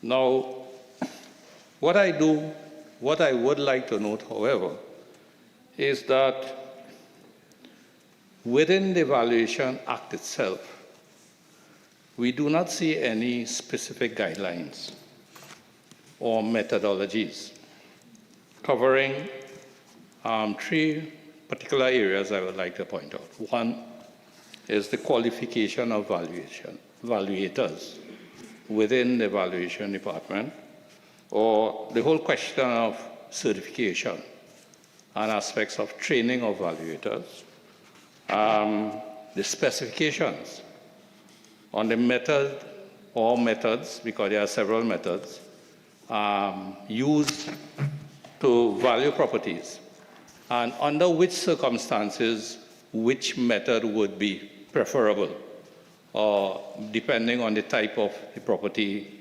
the improvements that are done to the property, and all of these things. the Act itself does not go into such detail.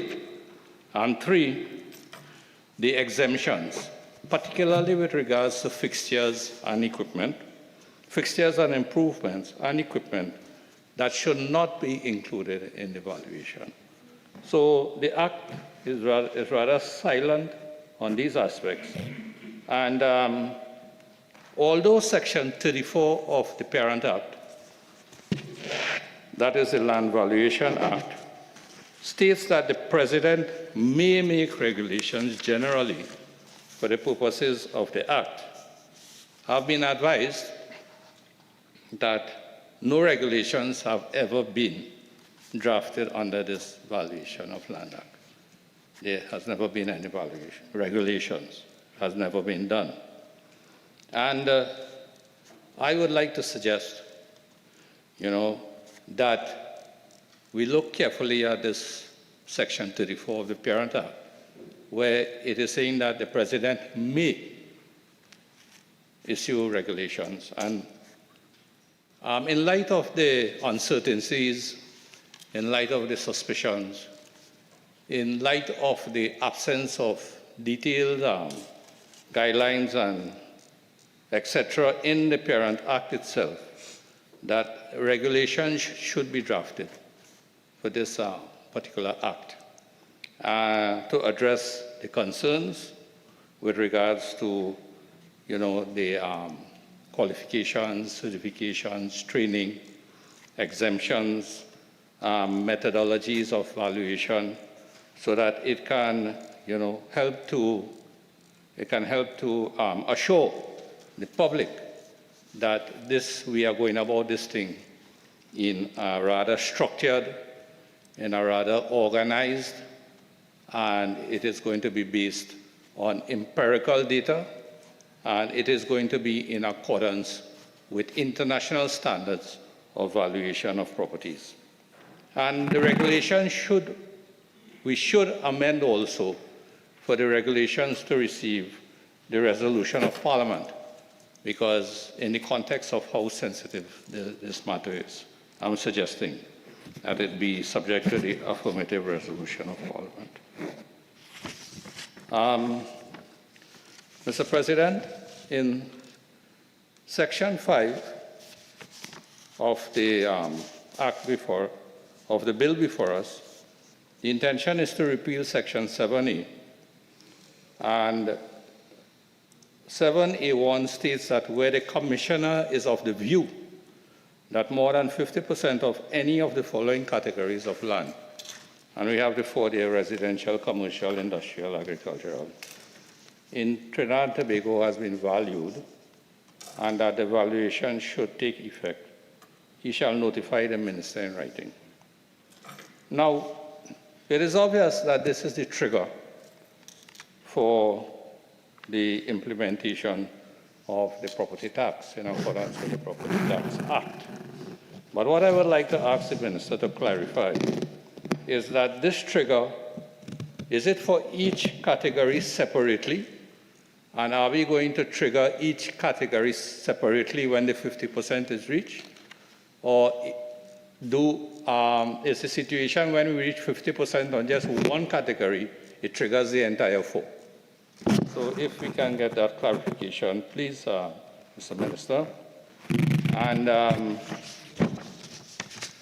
it goes on to state that the Commissioner of Valuations, the statement in the Act before us is of the view that more than 50% of valuations have been reached.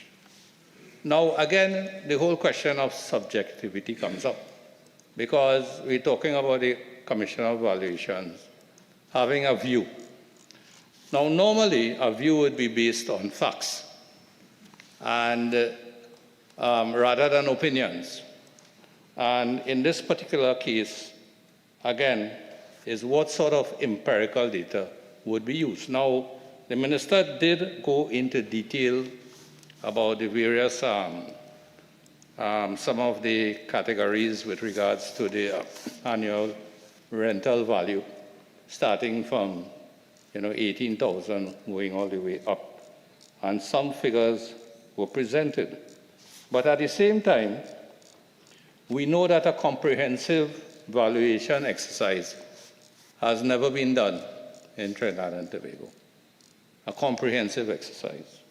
So it naturally begs the question, what is the total amount of properties in each category that we are going to use to calculate this 50%?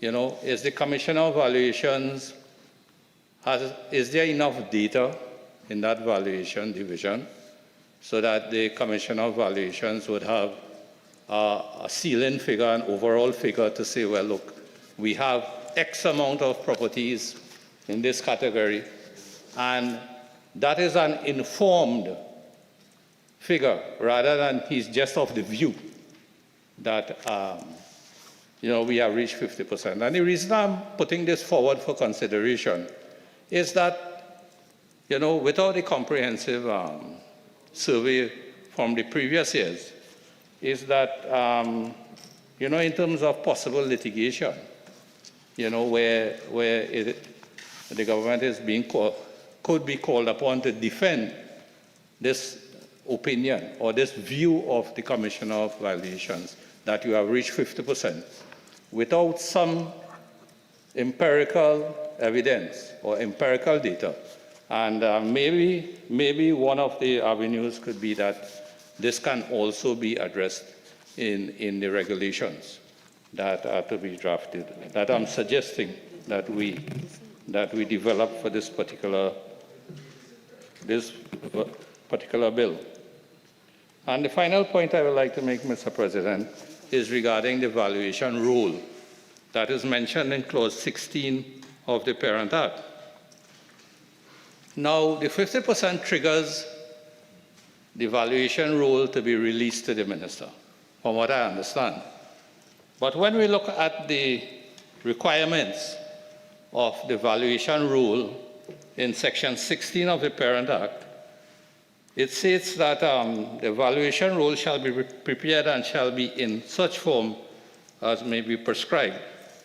And there are 13 items of compliance in the Parent Act that needs to be put into the valuation rule. And I think when I would go through them, because when we look at them, it offers a very high degree of assurance that this is indeed a detailed exercise. Because to come up with the valuation rule, other than some basic information, the name and postal address of the owner, 2, the name and postal address of the person in possession, not being the owner, 3, the situation, description and measurement of or area of land, the site value of the land, which is defined in the Parent Act, the improved value of the land, the annual rental value of the land, the capital value of the land, the address of the land, reference to the real property or real property register and register of deeds kept by the Registrar General, unique land identification number or other number by which the land is identified, and then it goes on, where the land is rented, the amount of rent paid on the land and the number of tenants. Then very importantly, the current value of plant machinery, pipelines, cables, and fixtures erected or placed upon, in, over, under, or affixed to the land, and any other information the Commissioner may from time to time determine as necessary for the administration of this Act. So 13 requirements for the valuation rule. And based on this level of detail, I think we can fully appreciate that this is indeed quite an exercise, because to capture all of this information, it calls for organized effort, it calls for field work, it calls for office assessments based on the data collected from the field work to fulfill the requirements of the valuation rule. So if the valuation rule is to be triggered, even by 50%, there is a level of thoroughness for the properties that fall within the 50% to start with, that there has been some degree of thoroughness with regards to coming up with it.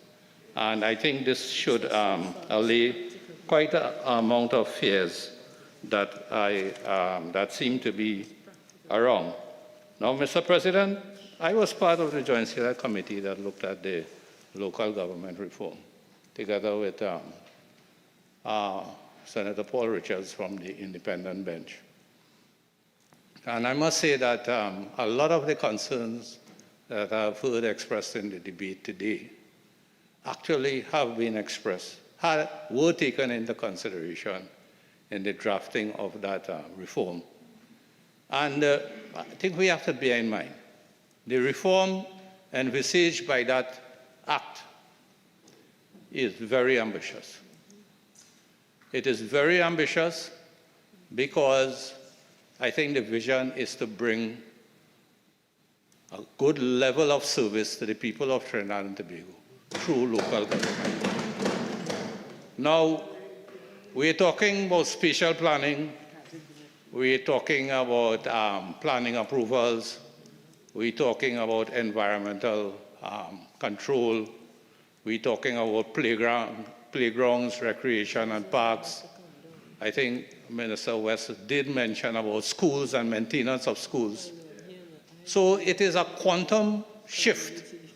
It is a paradigm shift away from the scope of works that the regional corporations are currently entrusted with. Now, where is the money going to come from? Now, under the present circumstances, I think all of us would wish that we are in a position that it should come from the consolidated fund. I mean, why burden our taxpayers, why burden our citizens with additional taxes, particularly when we are going through difficult economic times? But there's a need. There's a need for this shift to improve the level of services. And really, when you look at the whole equation, I am of the view it cannot be totally financed from the consolidated fund. There has to be some contribution from the citizens. Now, the timing, yes, I've heard comments about the timing, that it is not the right time. But then we may ask, when is the right time? To get into that debate, what is the right time, I don't think it's going to be particularly fruitful with regards to this particular bill. And I think it has to be a shared burden. You know, we have a responsibility that if we are asking citizens to pay additional taxes to ensure a higher level of service, we have a responsibility, as Senator Sipasad mentioned and other senators mentioned, for accountability, transparency. The Procurement Act is going to help in that, but at the same time, we are aware of the history and the track record of the corporations with regards to accountability and timely submission of audited reports. But within the local government reform, within that act, the committee, the Joint Select Committee, spent a lot of time on accountability, bearing in mind that the information that the committee had to work with about the lackadaisical approach of some corporations for audited statements. And part of the act talks about setting up an entire framework for accountability. And I would expect that the government would put all efforts, as soon as money start coming in through this, to make sure that the accountability framework that is catered for in the local government reform bill, that it is triggered at the same time, so that hand in hand with additional income, the accountability framework is kicked in, and we can assure the public that not only accountability, but efficiency, minimization of wastage, the most efficient use of resources can be achieved if we all put our heads together, if we all work together to improve the level of service to our citizens and improve the life of our citizens. I thank you, Mr. President. Minister of Finance.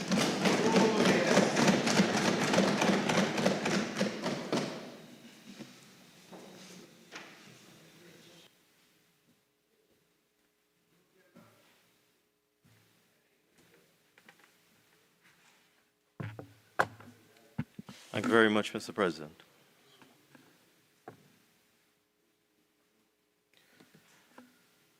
Mr. President, I will go through some of the summaries that have been sent to me with respect to contributions of honorable members opposite.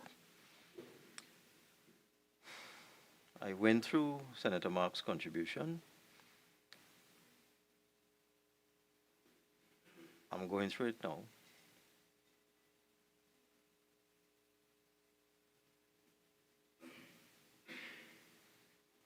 I cannot see a single point made by Senator Mark that makes any sense. I'm sorry, I've about 3 pages here, but I can't find anything. But what I do find is a lot of hysteria, misinformation, bad information, untruths, scandal, hysteria, and so on. And what I think I need to correct is some political mischief that Senator Mark has put into the system. Because Senator Mark spent quite a bit of time screaming about privacy and that the Valuation Division will now have his personal information, whatever that is. Can't imagine what he's talking about. And that this personal information should never get into the hands of the Valuation Division. And that's a crime, unconstitutional, and so on and so on and so on. It appears to me that Senator Mark was either being deliberately politically mischievous or just politically ignorant. Because, Mr. President, under the current law, the Valuation Division is empowered to access information from the Board of Inland Revenue by law and any other department of government that has information that the Commissioner would require in order to prepare the valuation rules. Under the current law, so that by making it crystal clear that included in that definition of any other department of government that is in possession of information that could be used for the purpose of valuation, all we were simply doing was clarifying the law.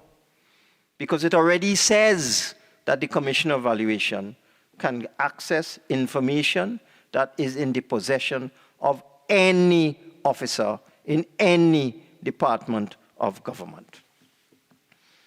So, I'll read it, section 14. The Board of Inland Revenue, the Registrar General, and the Registrar General is in control of the Land Registry and the Companies Registry, the Registrar of the Supreme Court, and every other officer employed in or in connection with any department of government other than the department concerned with the administration of the Income Tax Act shall furnish to the Commissioner such information in possession of their departments as may be required by the Commissioner. That section has been on the law books in Trinidad and Tobago since 2009, for 14 years. And let me repeat, the Board of Inland Revenue, the Registrar General, the Registrar of the Supreme Court, and every other officer employed in or in connection with any department of government shall, at the prescribed time, furnish to the commissioner such information. So what is Senator Mark carrying on about? That has been there for 14 years. The Registrar General would have information on every single property that is in the records in terms of title. Every single property. Mr. President, I did not say a word when Senator Mark was screaming. And I would ask, Mr. President, that you advise Senator Mark to stop screaming when I am speaking. Mr. President. All right. Senator Mark, I'm on my legs. One, there's a process for debate. The member is speaking, and therefore he has the floor. Continue, Minister. Yes, Mr. President, I was completely quiet. I didn't say a word, even though Senator Mark screamed for 45 minutes. Talking about disrespect. Senator Mark is the most disrespectful senator I've ever come across. But be that as it may, by including WASA, Mr. President, Senator Mark already thinks this is a joke. By including WASA, TNTech, and TT Post within this definition, as part of the general rubric, every other officer employed in any department of government, all we are doing is clarifying the law. And I will explain why it was important, because that will deal with questions asked by Senator Timol later on. So, in Section 29 as well of the Act, which has been in existence, Mr. President, Section 29 has been around since 2009 or before. Every person in possession of land shall, if required by the Commissioner, whether by public notice or otherwise, furnish to him in the manner and within the time required by him a return or an additional return setting out in relation to every holding of land such particulars as the Commissioner may require. And it goes on in subsection 3 to say the following. Every person, and that word person is not only a natural person, but also a corporate entity. Every person, whether a person in possession of land or not, if required by the Commissioner, shall in the manner and within the time required by him furnish any information required by the Commissioner for the purposes of this Act. That covers everybody. That includes WASA, TNTech, TT Post, and everybody and every entity in Trinidad and Tobago. So again, by putting WASA, TNTech, TT Post in, we are simply clarifying the law. Already, it was every public officer in every department and also every person, whether in possession of land or not, if required by the Commissioner, was required to furnish any information. So Senator Mark was just screaming for no reason. And you know, I heard a joke that there should be psychometric testing for parliamentarians. And when the person told me that, I said, I'm not sure that would work, because we have certain senators in here who managed to pass exams in very peculiar manners. So even if there was psychometric testing, they might come first in the exam by strange means. But let us move on, Mr. Deputy. Let us move on, Mr. President, please. Yes, you might do your test in a room on your own. But, Mr. President, let me move on now to... Have a seat. Minister, 1 second. Senator What is he Mark, calling me? Senator Mark, that statement... What's he calling me? ...that you just made will not be tolerated. Do not repeat it.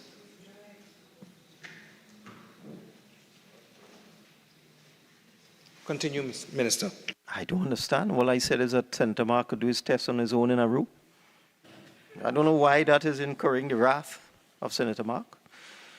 So let's move on to Senator Richards. In terms of the revenues expected, we have not finalized those yet, because we have broad estimates, that is true, but we don't have detailed estimates. In terms, Mr. President, I am hearing Senator Mark, making offensive and insulting remarks. going to. Senator Mark, this is the last time I'm going to race to my legs to have to calm this chamber down in order for the wrap-up to move to its completion. We will now have silence while the minister is wrapping up. Minister. Thank you, Mr. President. And all the exams I ever did was with everybody else who sat the exam. I never did an exam in a room on my own. But let us see what Senator Richards said. Senator Richards asked about revenue. We have some information on what the Valuation Division has estimated would be the tax collected. And I had given some information before. I just picked out some of the corporations. For example, Chaguanas, 51 million per year.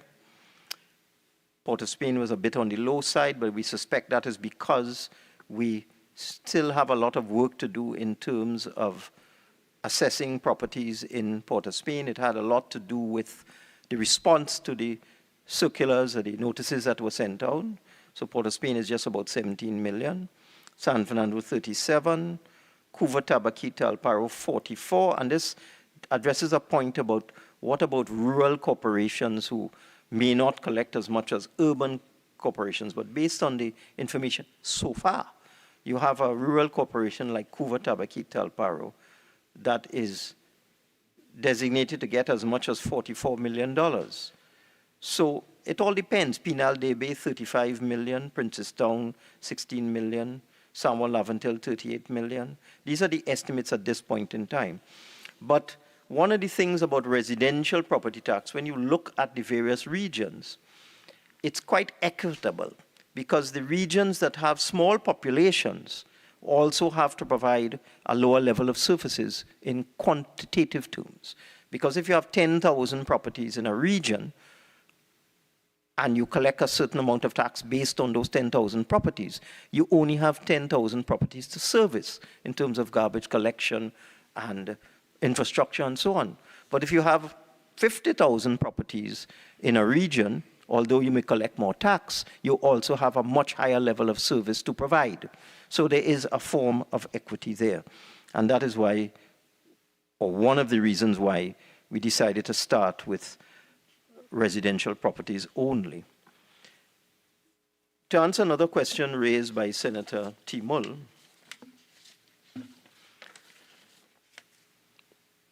it would be 50% in each category would trigger that category. So it would not be if we hit 50% in residential, we could start collecting in commercial and so on. Okay, I hope that clears that up. Now, Senator Timul asked about the subjectivity of the valuations. That I picked up from what Senator Timul was saying, that he had some concerns about the subjectivity of the valuations. And that is precisely why we brought in TNTEC, WASA, TT Post, because that's actual data, that's real data. So that everybody who has an electricity connection will be in the TNTEC list in terms of location and in terms of type of property. So that when TNTEC bills a property, it would obviously be billing a unique property in terms of its location, but also in terms of its type, because TNTEC charges different rates for industrial, commercial, than it charges for residential. So by cross-referencing the information that the Valuation Division would have had from its field visits, from aerial photographs, from old records from land and building taxes, the Valuation Division collates and gathers and prepares its data based on a number of sources. But they would have aerial photographs, they would have old records, they would have the returns sent in by people, and a lot of people have sent in their private and personal information, Senator Mark, voluntarily. And so the Valuation Division will have all of this. But to be doubly sure, precisely to deal with the threat of litigation, the Valuation Division has cross-referenced its list with the TNTEC list and with the WASA list and with the T2 post list. So TNTEC will give you location and type of property. WASA will give you also location and type of property, whether residential, commercial, industrial, and so on. And TT Post, very importantly, was able to give the valuation division GIS data, coordinates in terms of the exact location of the property. So each one gave information in a different way. WASA TNTEC, location and type, TT Post, GIS, satellite, coordinates. So all of that helps the valuation division to cross-reference its own information from its own records, from its field assessors, and from old records with what is current with WASA, TNTEC, and TT Post. And that was another reason why, out of an abundance of caution, that we decided that even though the law already spoke about every public officer in every department and any person and so on, that we would specifically require WASA, TNTEC, and TT Post. So it has helped the valuation division tremendously to make its list accurate. So it has more or less eliminated any element of subjectivity that may have existed in terms of the type of property, location of the property, and so on. So the level of subjectivity is very low. I just wanted you to know that. So for all those who wish to litigate, be aware the valuation division has about 5 or 6 different databases from which it has created the valuation rule. And that will also include aerial photographs and site photographs taken by the field assessors. And I want to make the distinction between the field assessor and the valuator, and that's for Senator Dial Singh. There are 2 different types of individuals, technical people out there. The field assessor will visit the property, determine whether the address that has been submitted is correct, the type of property, because someone may send in a return and say, I have a single-story property with 2 bedrooms. And then the field assessor will go and see a 5-story building with 15 bedrooms. Or instead of a residential building, see a commercial building. So the field assessor goes out to validate what is either already in the system or has been submitted on a return submitted by owner, occupier. And then the valuator would use the various valuation principles and methodologies, internationally recognized principles of valuation, to do the valuation. So the assessor and the valuator are 2 different types of people. The evaluator has to be a chartered valuator, a member of the Royal Institute of Chartered Surveyors and so on. So the assessor, valuator, very different. The assessor is simply seeking to validate some of the information provided in terms of the type of property, the location, the condition, etc. And the evaluator would use established scientific principles to do the valuation. So it's 2 different types of people, and they're qualified, all of them. But coming back to a question asked, we are not pursuing the valuation of industrial, commercial, agricultural at this time. Obviously, it will come in due course. There are many different reasons for this. Industrial will be a bit difficult because of the valuation of plant and machinery. It's not simple, okay? It's not simple. And I said before, we're trying to simplify things rather than complicate them. Commercial as well. Plant and machinery you will find in a commercial establishment. So there are some issues with respect to the valuation of plant and machinery that we need to resolve. And this will be resolved in discussion with stakeholders. So we're not rushing in like mad people to go and value industrial and residential. Agricultural, on the other hand, not so difficult because, you know, that is wide areas of open land and so on. And there are well-established rental valuations available. A lot of agricultural land is rented. People don't seem to know this. People will rent land at very small values, $100 an acre and that sort of thing. And the percentage for the tax for agriculture is also very small, 1%. So somebody might be renting an acre for $100 a year. 1% of $100 is $1. So that the tax on agriculture might be nominal. So it's not much. So that I don't think people with agricultural properties should have anything to worry about. The tax would be very, very, very small. And I mean, obvious as well, because there's a well-established database of land rental for agricultural purposes. The difficulty, or the difficult ones, will be how do we properly, justifiably, equitably, and scientifically value plant and machinery. And there will be dialogue with the business community on this. So I just wanted to make that clear. Yes, Senator Richards. Through you, Mr. President. Do you have a ballpark time frame? Because yeah, I'm coming to that. Oh, thank you. All right. Yeah. So I would say that we will get going with residential properties in 2023 and the other categories in 2024, perhaps towards the end of 2024. Okay? So that's our target. There are far fewer properties in the industrial and commercial categories as well. Now, Senator Dialsing read a letter by some person called Ross. And this brings me to a point I'm glad I've had the opportunity. There are so many letters written in the newspapers these days that are obviously fake. You can tell. I remember years ago when we started off this valuation exercise back in 2017, a particular individual writing in the papers, a regular letter writer, writing and saying that they lived in Glencoe, in Diego Martin, and that when the assessors came from the Ministry of Finance, they were so rude and obnoxious, and she was afraid, and she had to call the police, because they're wondering, who are these people? Are they criminals, or were they really employees of a government department? And I got a message from someone, said, that person is not real. That's a fellow in Sandy Grande. I said, oh. So I went and I checked the EBC list in that area. The person's name did not appear. And then I checked every other database that I could get access to. And the person was fictitious.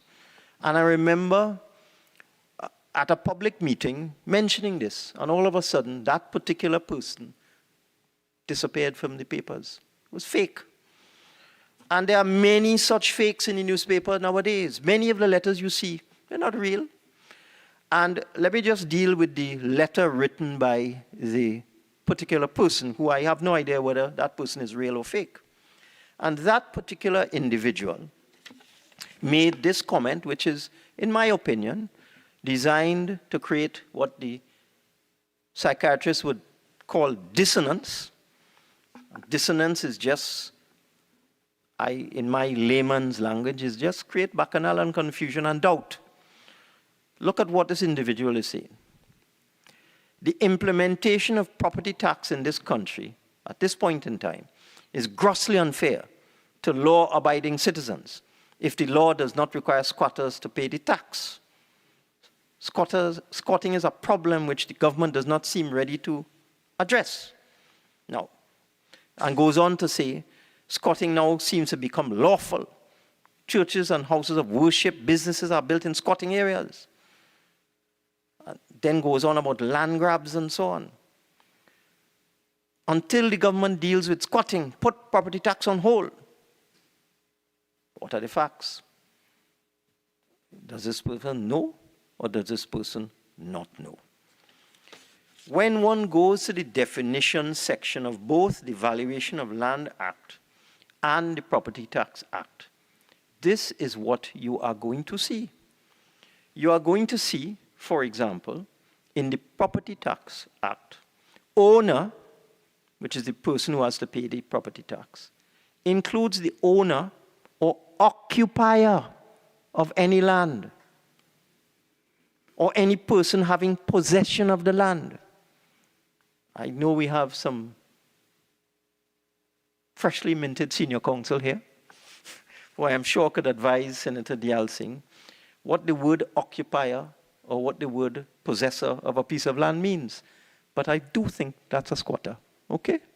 So that the tax is an equitable tax because it will refer to anybody who would avail themselves of services from local government bodies. So whether you are on a piece of land that you own, or a piece of land that you're renting, or a piece of land that you're squatting on, you demand, all citizens of this country demand services. The squatter does not decide that they're not going to call the regional corporation if there's a flood in their area or that if the garbage in front of their house is not being collected. They will call just like anybody else and ask for service, so that this act refers to both owners, occupiers, and possessors. So I hope that clears that up. And it is clear to me that this letter writer either knew that or just want to create bacchanal or didn't know that. So it is everybody who will be in receipt of services from the local government body will be required to pay the tax. I would like now to correct an error that I made. I overstated what the taxes would be in terms of the various categories. Senator Dylan Remy, was probably a little bit intimidated when she got up. And I did not make the correct statement with respect to how we deal with the 10% discount. So I now want to correct the record. Instead of the lowest category being $540 a year, I'm pleased to announce it would be $486 a year. It's less because the 10% comes after the annual rental value is calculated, and the tax is calculated on 90% of the annual rental value. So the figures I gave were based on rental value, but the tax is actually the rental value less 10%. So the lowest category will pay $486 a year, or just about $40 a month. That is up to $18,000 a year in rent. The second category, $36,000 to $60,000, that person will pay, starting off at $972 a year and going up to $1,672 a year. So just over $80 a month for the person who pays $3,000 a month right now in rent or occupies a house which would attract a rent of $3,000. They will pay about $972 a year or $80 a month. And in response to a question not posed on the floor by Senator Welch, whether there could be a payment plan instead of a lump sum for people at the lowest end of the spectrum, I know that the Board of Inland Revenue currently does have payment plans in certain special circumstances. So that is something that could be discussed with them. But at this point in time, the plan is that the person will pay the complete $486 or the $972, as the case may be. Going up to the top level, the $7,500 a month rent, the tax will be $2,430 a year or $200 a month based on the discount of 10%. So I just wanted to clear that up. With respect to regulations, again, Senator Timol made that point about elements of subjectivity in the valuation, and other honorable senators did mention that to me outside of the chamber.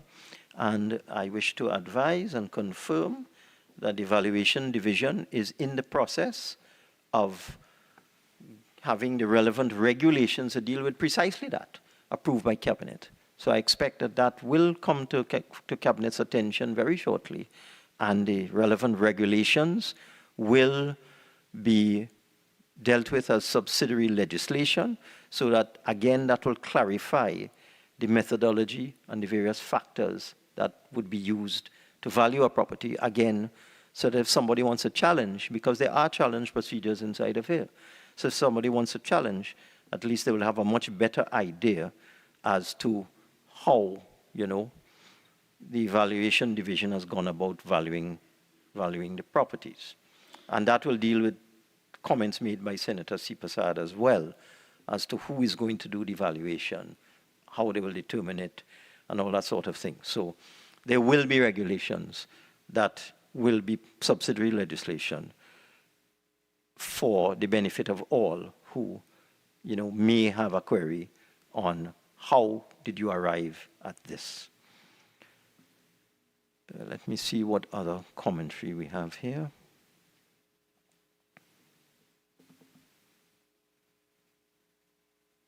Senator Leiter. I'm having the same problem I had with Senator Mark. Going through about 3 pages here. I'm sorry. I can't see anything. Except a bit of misinformation where Senator Leiter referred to some comment from one of the small chambers who said, why are the funds that are collected being placed in the consolidated fund and not directly to the corporations? I mean, where do these things come from? Who makes these comments? And why would an opposition senator repeat this? What are you repeating this for? The local government reform bill makes it crystal clear. It's not ambiguous. It's not uncertain.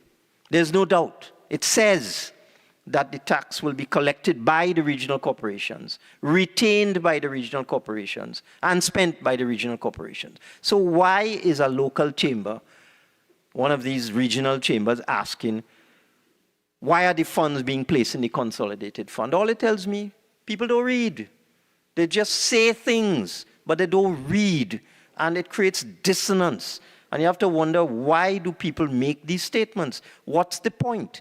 If you're going to comment on something, I think people should inform themselves and make an informed comment, or then shoot from the hip, and then an opposition senator just repeats this nonsense. So there is nothing, I'm sorry, there is nothing in here from Senator Leiter's contribution that I can comment on. Nothing. Absolutely nothing. And that's basically it. Senator Dylan Remy asked, why are we starting with 3%? Well, I don't think for people at the lowest end of the spectrum that $486 per year, $40 a month is a very onerous burden. And I've made the point, and I want to repeat it, that the Act allows for persons whose income is the same as or less than the income to receive senior citizens' pension, persons who are in receipt of senior citizens' pension, people in receipt of public assistance, social grants, and so on. It allows for them to get a waiver. And I need to explain that because the reference in the Act is to deferral. And I'll explain why it says deferral. Because, as I said, you may have an elderly couple, and there are many of these, who have a house in an area, let's use Woodbrook, very valuable, but they're on pension, so they have no money or no significant disposable income. So it might be difficult for them to pay even this $486. So they could apply, and they qualify, and it's deferred. It means they don't have to pay it. And once they continue in that condition, that they continue to be pensioners with no other source of income, the tax will be deferred indefinitely.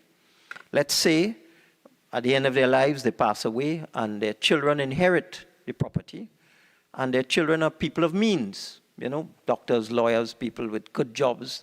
They might own a gas station or something like that they got through a gift, and they can then afford to pay the tax.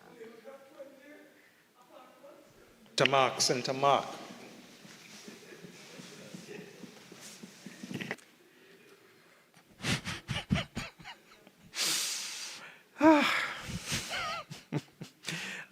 Mr. President, I'll resist indicating, what I consider to be somebody who makes his money through honest circumstances and somebody who does not. But let's go back to the person who would have inherited a property. Don't, Senator Mark, I don't need to hear sorry. At this point, I have warned you repeatedly. If it is that you cannot control yourself, I invite you to take a walk until the members ended their contribution. Is it that you can control yourself? Can you control yourself? It's a yes or no question. Continue, Minister. Thank you. So as I said, you might have two elderly people living in Woodbrook. They are both old age pensioners. They will get an exemption, a deferral from the tax. They continue as pensioners with no other means of income until they leave this earth, and then their son, who might have got a gas station as a gift, inherits the property, and that individual would then be able to pay the tax. So therefore, that individual who inherits the property, who is a person of wealth, would not be eligible for the deferral. So that's what the deferral is all about. So it is a completely fair, equitable, humane, and just approach. So once the person who is in possession of or is the owner of the property is underprivileged, disadvantaged, in receipt of public assistance, old age pension, etc., they would get a deferral indefinitely. But as I said, if some other person comes along and inherits the property and they are wealthy, then certainly the deferral will not continue. So that is the explanation for that. And I want to thank members opposite. The screaming is really unfortunate. The predictable shouting and screaming from Senator Leiter and Senator Mark is really unfortunate. There's no substance in the commentary, but I really welcomed the intelligent, informed commentary and statements from the independent bench. This screaming, I just don't understand what it's all about. It achieves nothing. So with those words, I hope I've answered every question that has been raised, but we do intend to come back and do some further adjustments in due course. It's not mandatory, but there are some things we want to do to create even more certainty in various sections of the law, some minor tweaking, but really to create certainty and to deal with any of this ambiguity or issues people may have with respect to the Valuation of Land Act and Property Tax Act. And I've really benefited from a lot of the questions that have been brought up today. I'm happy I was able to answer them. And I see a question here. What happens if somebody is not satisfied? This is Senator Dylan Remy. What happens if somebody is not satisfied? What can they do? And the senator observed that in section 17, there's a process for objecting. With respect to why we have a cutoff at 18,000, it would really become difficult when you get down at that level, where you might value the rental at $5,000 a year. It's really hard at that level, from an administrative point of view, to do valuations down at that level. So that's why the 18,000 was put as minimum, as a threshold, and then to complement that and to deal with the point that Senator Remy made, what allowances are there for people who simply can't pay? And certainly then the other section will kick in, where if your income is less than a certain amount, or if you're on social assistance, then you can apply and you won't be required to pay. So that the 18,000 is just to set the floor at $486, and if that is impossible, somebody can't pay $486 a year, and they can show that they are really that disadvantaged, then they will be able to benefit from that particular section, which allows for the deferral. So with those words, Mr. President, I want to thank everybody on the upper bench for their very excellent comments, and I beg to move. Honourable Senators, the question is that a bill entitled An Act to Amend the Valuation of Land Act, Chapter 5803, be now read a second time. Those in favour say aye. Aye. Those against say no. I think the ayes have it. A bill entitled An Act to Amend the Valuation of Land Act, Chapter 5803. Minister of Finance.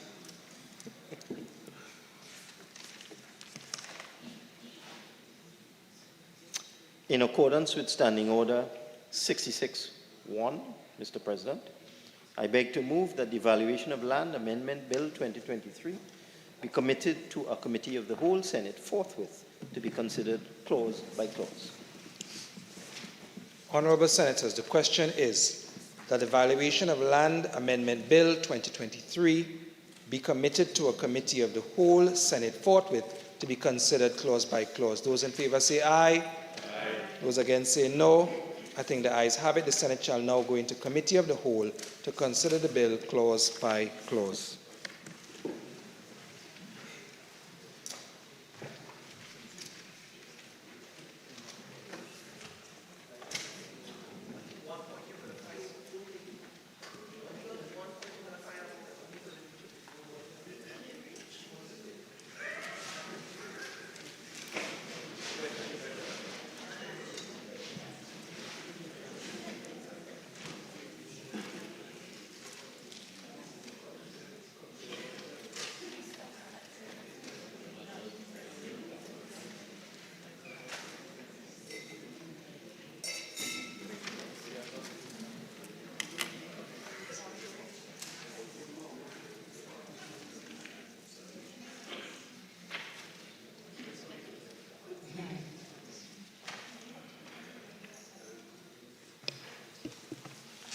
Honourable Senators,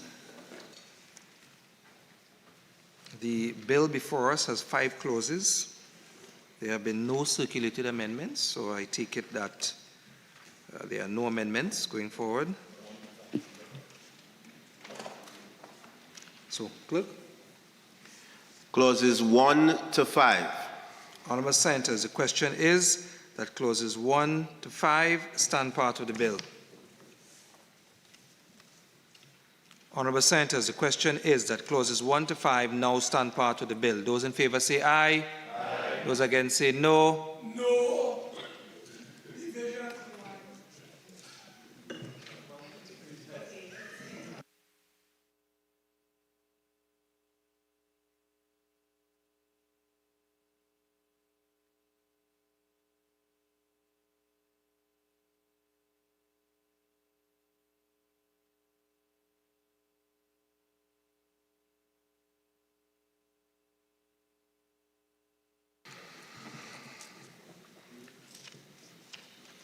Mr. Mitchell.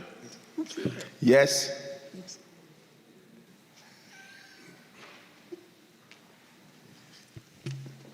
Mr. Armon. Yes. Mr. Hussain. Yes. Ms. West. Yes. Ms. Cox. Yes. Mr. Bacchus. Yes. Mr. Singh. Yes.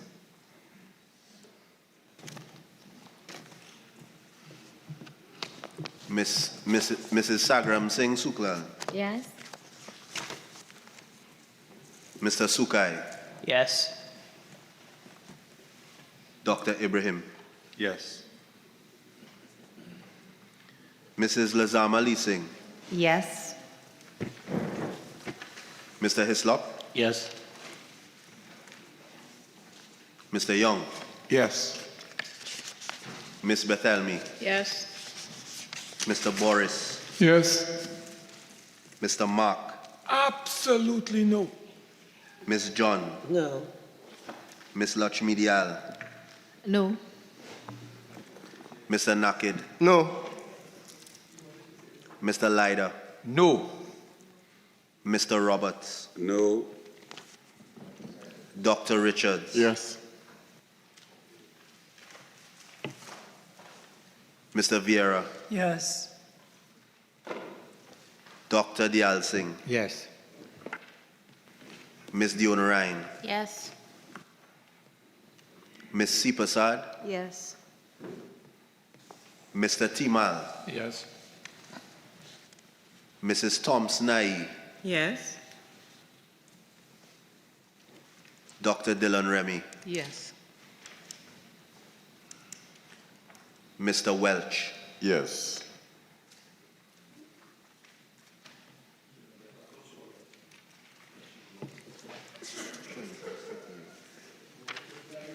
Mr. President, the result of the division is as follows. 24 senators voted for, 6 senators voted against, and there were no abstentions. Honorable Senators, the results of the division is as follows. 24 senators voted for, 6 senators voted against, and there were no abstentions. As such, clauses 1 to 5 now stands part of the bill. Clerk.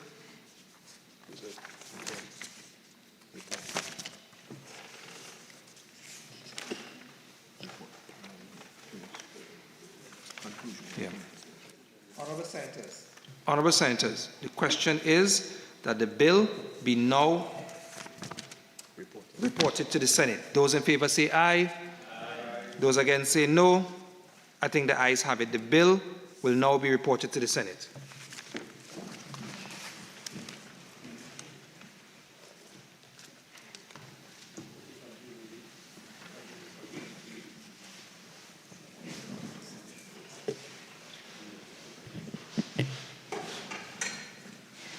Minister of Finance.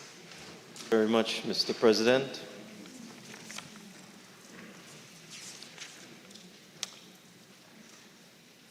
I wish to report that the Valuation of Land Amendment Bill 2023 was considered in Committee of the Whole and approved without amendments.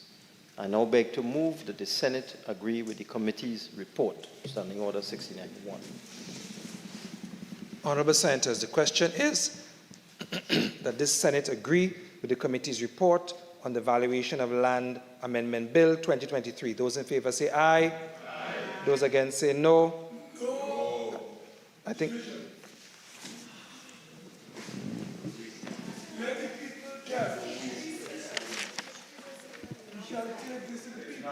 Division once.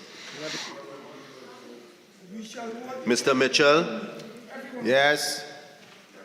Mr. Armour? Yes. Mr. Hussein? Yes. Ms. West? Yes. Ms. Cox? Yes. Mr. Bacchus? Yes. Mr. Singh? Yes. Mrs. Sagram Singh Suklal? Yes. Mr. Sukai? Yes. Dr. Ibrahim? Yes. Mrs. Lazama Lee Singh? Yes. Mr. Hislop? Yes. Mr. Young? Yes. Ms. Betelmi? Yes. Mr. Boris? Yes. Mr. Mark? No. Ms. John? No. Ms. Lachmidial? No. Mr. Nakid? No. Mr. Leiter? No to property tax. Mr. Roberts? No, don't tax the people. Dr. Richards? Yes. Mr. Vieira? Yes.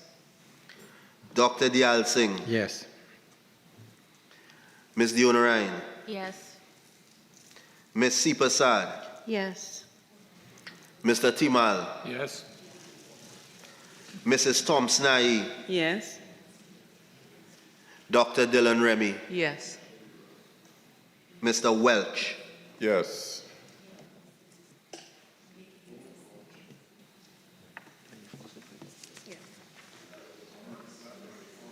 Mr. President, the result of the division is as follows. 24 senators voted for, 6 senators voted against, and there were no abstentions. Honorable Senators, the results of the division are as follows. 24 senators voted for, 6 senators voted against, and there were 0 abstentions. As such, the question is put and passed. Minister of Finance.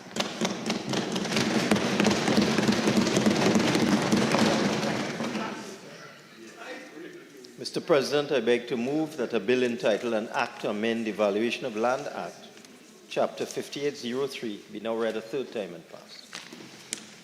Honourable Senators, the question is that a bill entitled An Act to Amend the Valuation of Land Act, Chapter 5803, be now read a third time and passed. Those in favour say aye. Aye. Those against say no. No. Division.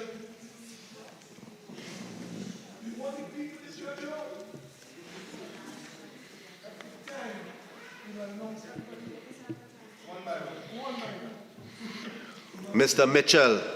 Yes. Mr. Armour. Yes. Mr. Hussein. Yes. Yes. Ms. West. Yes. Ms. Cox. Yes. Mr. Bacchus. Yes. Mr. Singh. Yes. Mrs. Sag. 1 second. Please allow for the clerk to ask each member the question and the answer to be given so that it can be heard properly. Continue. Mrs. Sagram Singh Sukla. Yes. Mr. Sukai. Yes. Mrs. Lazama Leasing. Yes. Dr. Ibrahim. Yes. Mr. Hislop. Yes. Mr. Young. Yes. Ms. Betelmi. Yes. Mr. Boris. Yes. Mr. Mark. Absolutely no. Ms. John. No. Ms. Lakshmi Dial. No. Mr. Nakid. No. Mr. Lyda. No. Mr. Roberts. No, sir. Dr. Richards. Yes. Mr. Vieira. I want to empower decentralization. Yes.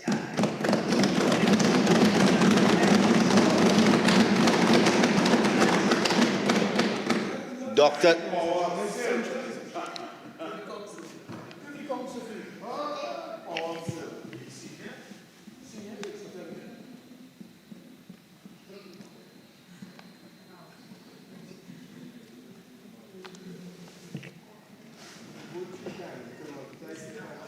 Dr. Dial Singh. Yes. Ms. Dionarine. Yes. Ms. Sipasad. Yes. Mr. Timal. Yes. Mrs. Tom Snai. Yes, sir. Dr. Dylan Remy. Yes. Mr. Welch. Yes.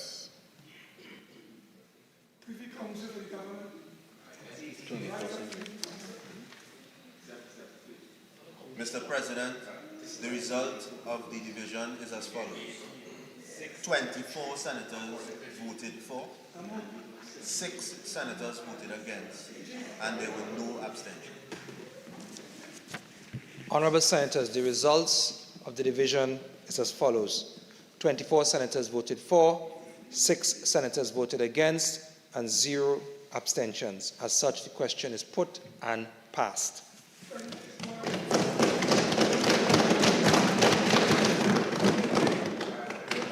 A bill entitled An Act to Amend the Valuation of Land Act, Chapter 5803. Acting Leader of Government Business. Mr. President, I beg to move that this Senate do now adjourn to Tuesday, June the 6th, 2023 at 10 a.m.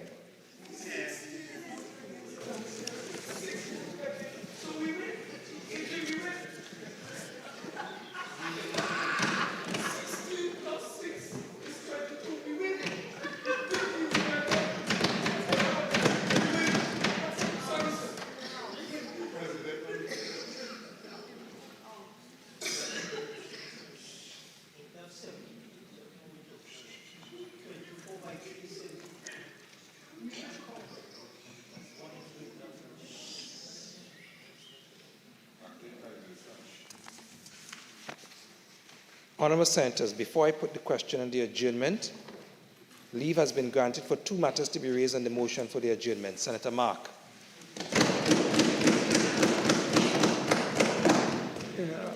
Thank you, Mr. President, and my apologies to you in particular. Mr. President, I raise a matter entitled "The Need for the Government to Provide a Status Report on the Outstanding Unaudited Financial Accounts of the Strategic Services Agency for the period 2009 to 2022. Mr. President, I raised this issue concerning this agency known as the Strategic Services Agency because this particular agency has been the recipient in just 4 years, because I couldn't get all the data, and I'm talking about 2019 to 2020, 263.4 million. In 2020, 2021, 330 million. In 2021, 2022, $275 million. And would you believe, in 2022, 2023, they were allocated, Mr. President, in the first instance, some $243 million. And in the Minister of Finance's supplementation, they were given another $76 million just a couple of weeks ago. Mr. President, when I added all these 4 areas, 2019, 2020, right up to 2022, 2023, we are talking about a sum of $1.2 billion in just 4 years. 4 years. You know, when this rogue agency, I want to know what, anyway, I'll say something about them a little later. Mr. President, I would like to know why this agency, Mr. President, has refused to allow the Auditor General to access and to be provided with the accounts. You know, the last time this Parliament, Mr. President, received accounts, financial audited accounts for that rogue SSA? 2009. And between the period 2005 to 2009, it was a United National Congress led PP that was able to do the audited accounts and table those audited accounts in this Parliament for the period 2004 to 2009. And they were all completed in March of 2015. So the PNM government, while they were in office, they never demanded and requested the financial audited accounts of this agency. And now, Mr. President, we are talking about the period 2010. So 2010, 11, 12, 13, 14, 15, 16, 17, 18, 19, 20, 21, 22. Mr. President, we are talking almost an organization for between 13 and 14 years may have spent over $2 billion and more, maybe $3 billion during that period. And there's no accountability. There is no accountability to the taxpayers of this country. Recently, this same rogue SSA was given the authority under the Firearms Amendment Act to arm all their employees. I hear about 200 employees they have in the SSA. And they are spending money, issuing contracts, doing whatever they want, Mr. President, without no sense of accountability to the people of the Republic of Trinidad and Tobago. We are demanding that the Minister of National Security take steps to ensure that the Auditor General of our country is provided with the data, with the relevant accounts, so that they can do their work.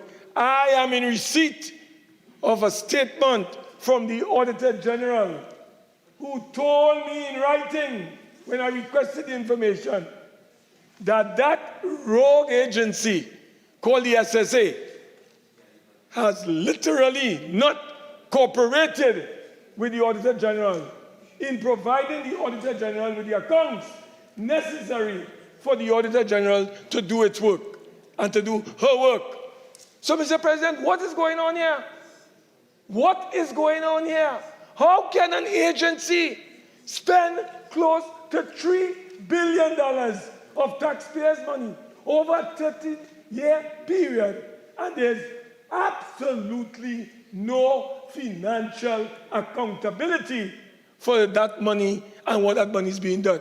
We do not know. What we know, that they spy on the opposition, they spy on the trade union, they spy on journalists, they spy on people in this parliament here. Even the PNM members are being spied upon by the SSA. So, Mr. President, this agency there's no oversight, properly speaking, of this agency.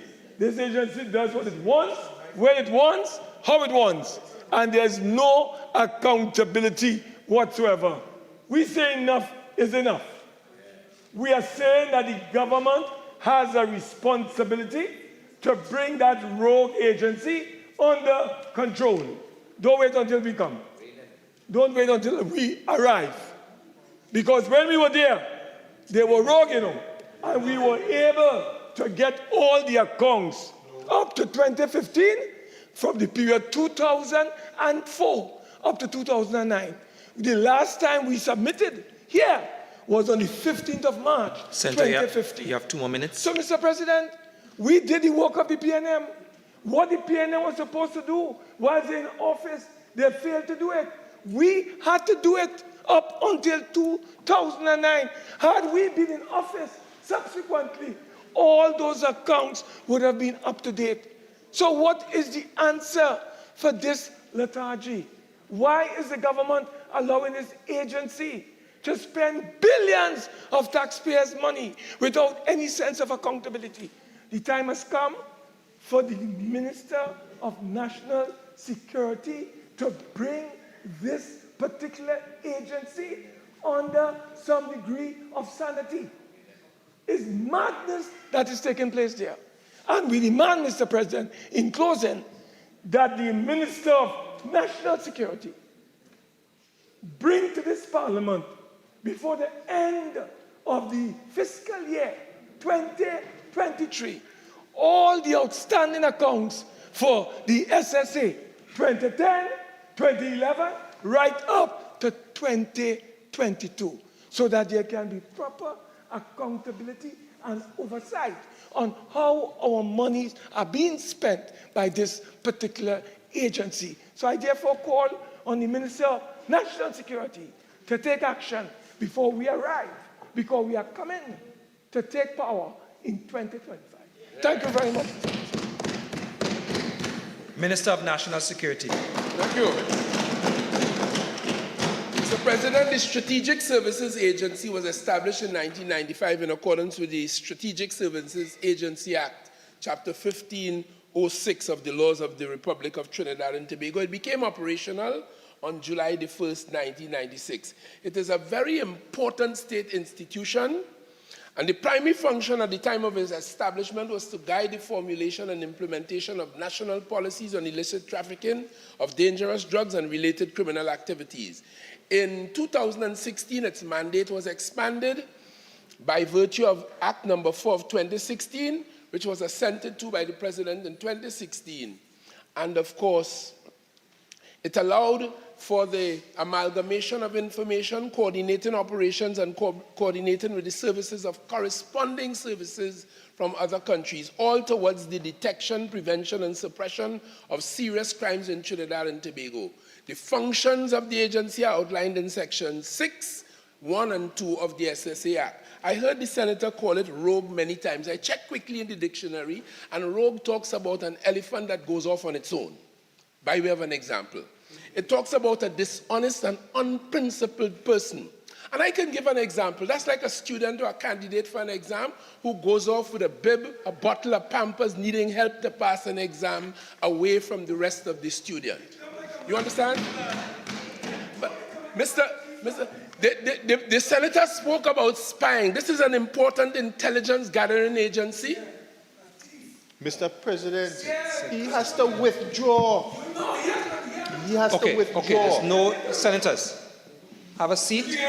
Senator Mark, I'm on my legs. Senator Mark.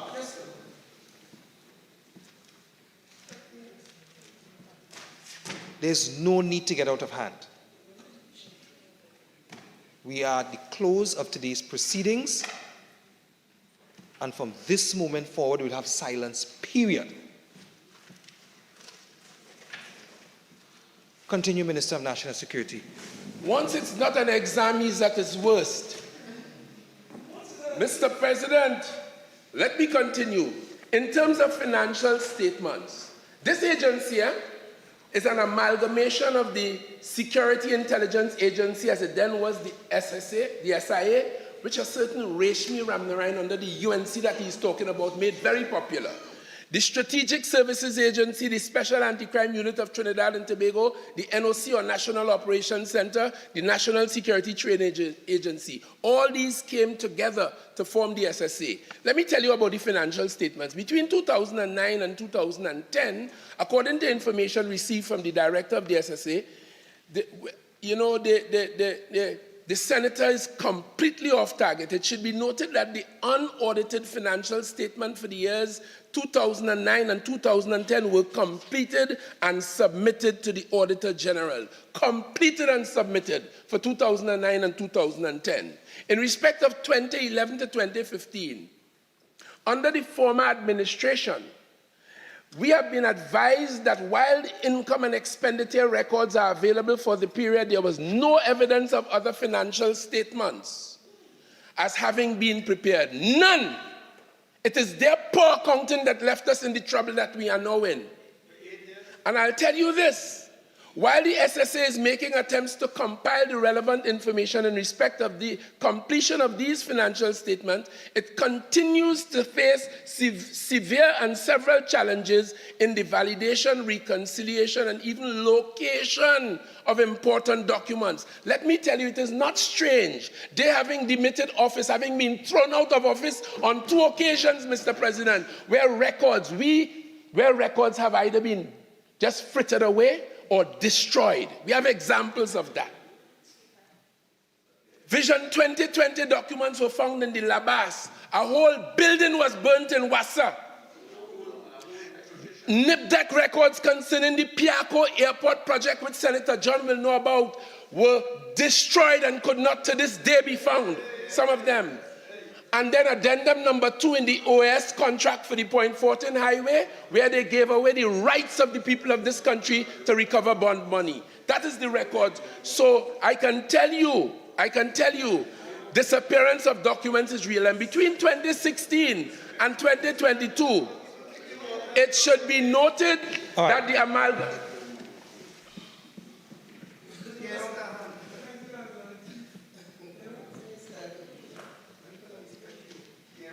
All I've asked for is silence.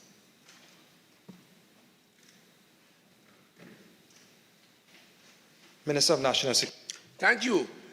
The accounts for 2016 and 2022 were in fact affected by the amalgamation of the 5 agencies of which I spoke. Nevertheless, the current director of the SSA has given an undertaking to have these issues rectified, and all outstanding financial statements submitted to the Auditor General's Department in the shortest possible time. To this end, the SSA's financial statements for the period 2011 to 2021 were already sent to the Auditor General's Department. Already sent. Moreover, the SSA recently received the vote book for the financial year 2022 from the Ministry of National Security and is therefore actively in the process of reconciling its accounts. Upon completion, there will be a review by our internal auditor, and this statement will also be forwarded to the Auditor General's Department in accordance with the relevant law. I thank you warmly, Mr. President. Senator Richards. Thank you. One moment, Senator Richards. Senator Leida.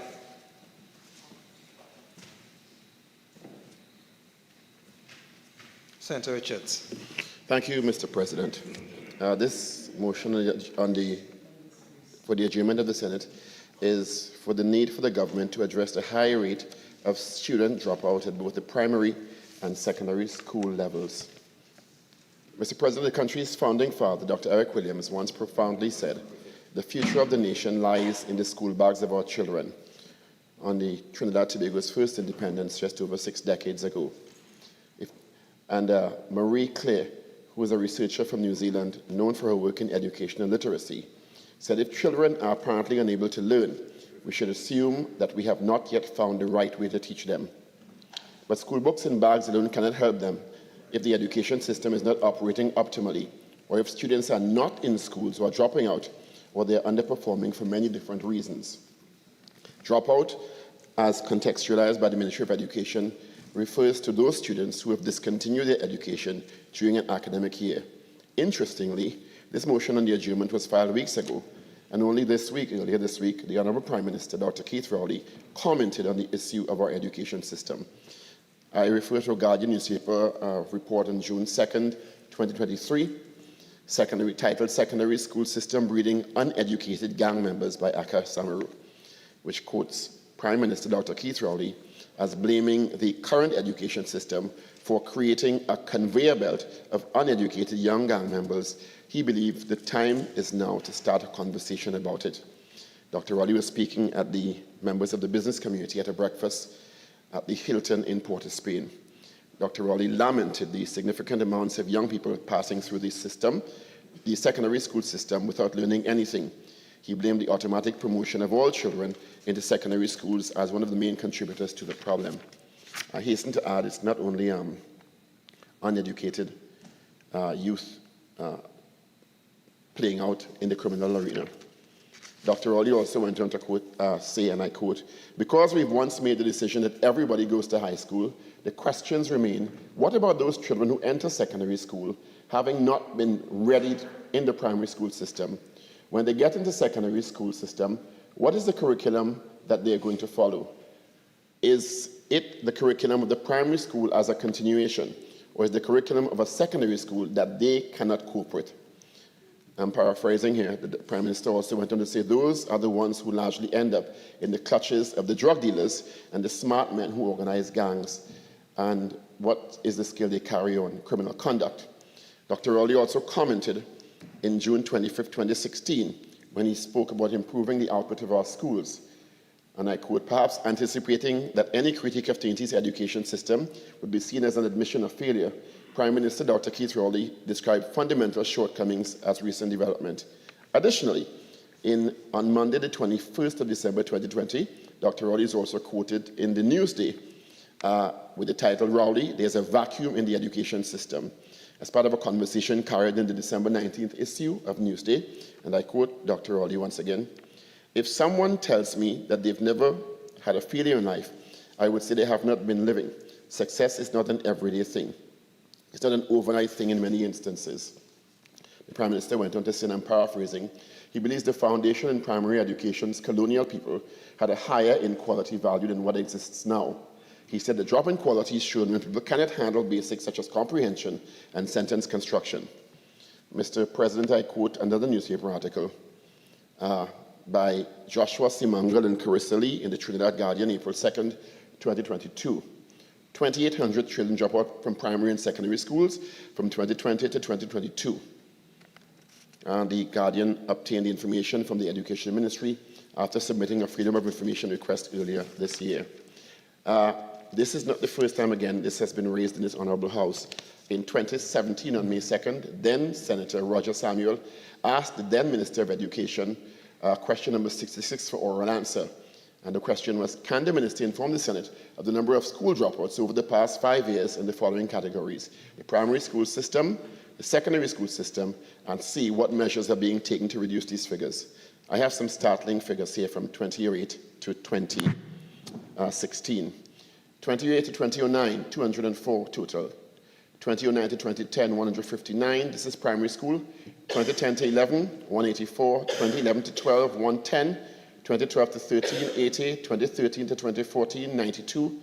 2014 to 15, 137. 2015 to 16, 151. Totaling in the primary sector between 2008 and 2016, 1,117. In the secondary school is where it starts to get very drastic. 09 to 010, 1,147. 10 to 11, 1,127. 11 to 12, 1,119. 12 to 13, 1,254. 13 to 14, 1,339. 14 to 15, 1,170. 2015 to 16, 209. For a total of 9,995. Totaling, between that period, 11,072 children dropping out of school. If that is not a cause for alarm, I don't know what is. And in another article in The Guardian, the district with the most secondary school dropouts in 2022, or 2020 to 2022, was St. George East, 724 students, and in 2021 alone, 302 students in that district dropped out. The Northeastern District, with the least dropouts, 281, and the Port Spain and Environ District recorded 423. So there are trends and patterns emerging about school dropouts. And this has been raised in this Honourable House in the 11th Parliament, and it's coming up again in conversation in the national community. And we ask ourselves why the criminal gangs are having such an easy time luring our children to do their bidding and commit criminal acts. We are not focusing enough on the lower 30th percentile. We must celebrate those who do well, but if we do not put the resources in place to deal with those who are not performing well and underperforming for many different reasons and dropping out, we are going to continue having to pump more money into national security, which is an unending cycle. And to add to that, through you, Mr. President, those are those who drop out. What about those who complete secondary school and cannot read and write a simple question and cannot function in society? They've gone through the system, they have not dropped out, but they have not been educated. I want to end by quoting a Rafiq Shah article of July 12, 2017, in the Trinidad Tobago News, titled "Lost Generation Amid Free Education." And I quote Mr. Shah, "And we wonder why in this land of plenty, we are seeing increasing numbers of young delinquents who invariably, in the midst of their latter years, become dependent on the state for all their needs and much of their wants, some of them turning to crime as a rewarding enterprise that they find as the safest route for gathering, maybe amassing wealth, faring better than their contemporaries who burnt the proverbial midnight oil, who sacrificed and struggled to earn an education they believed would equip them for life." Mr. Shah goes on to quote, 2,000 of the 18,000 12-year-olds who sat the essay examination scored marks lower than 30%. They may have difficulty reading or writing their names. Then Education Minister Anthony Garcia revealed that week.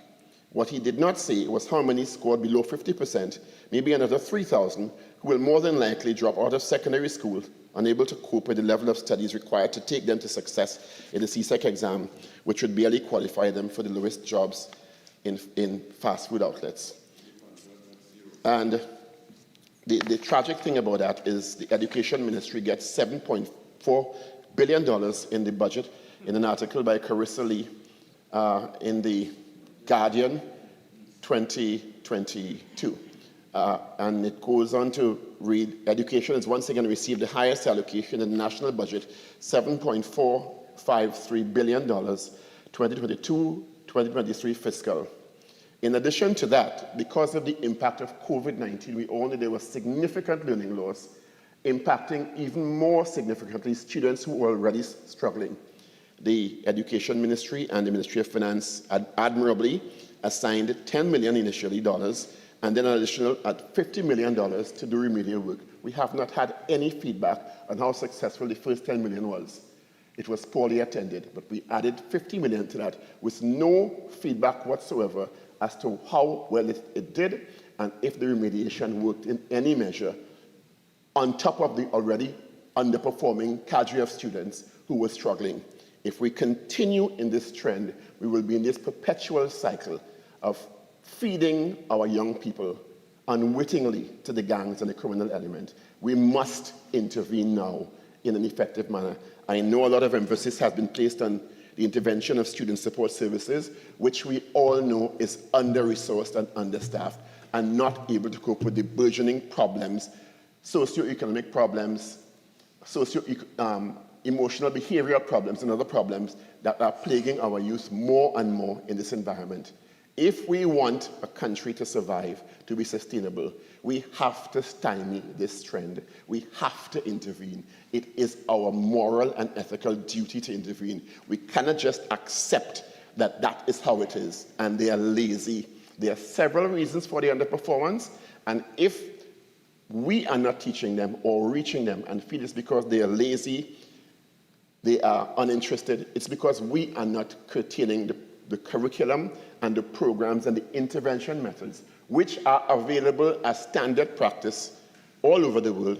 We will always find ourselves in a position. Mr. President, I thank you. Minister in the Ministry of Education. Thank you, Mr. President. School dropout is an issue that affects us not just regionally, but of course, globally. Dropping out of school affects the holistic development and future prospects for individuals, which in turn will impede the development of a country. This issue has indeed been exacerbated by the forced closure of schools and job losses during the COVID-19 crisis. At the Ministry of Education, a school dropout is defined, as pointed out by the goodly senator, a student who has discontinued his or her schooling during the prior academic year and has been absent from the beginning of the current school year up to the 30th of November annually. The data collected by the Ministry of Education over the years have pointed to dropout rates, and I think you'll find it most interesting. For example, percentage-wise, 2016, 2017, 0.08% male, 0.5% female.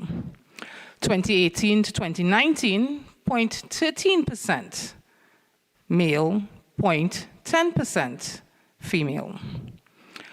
In 2019-2020, the beginning of the pandemic, it was 0.11% male, 0.4% female.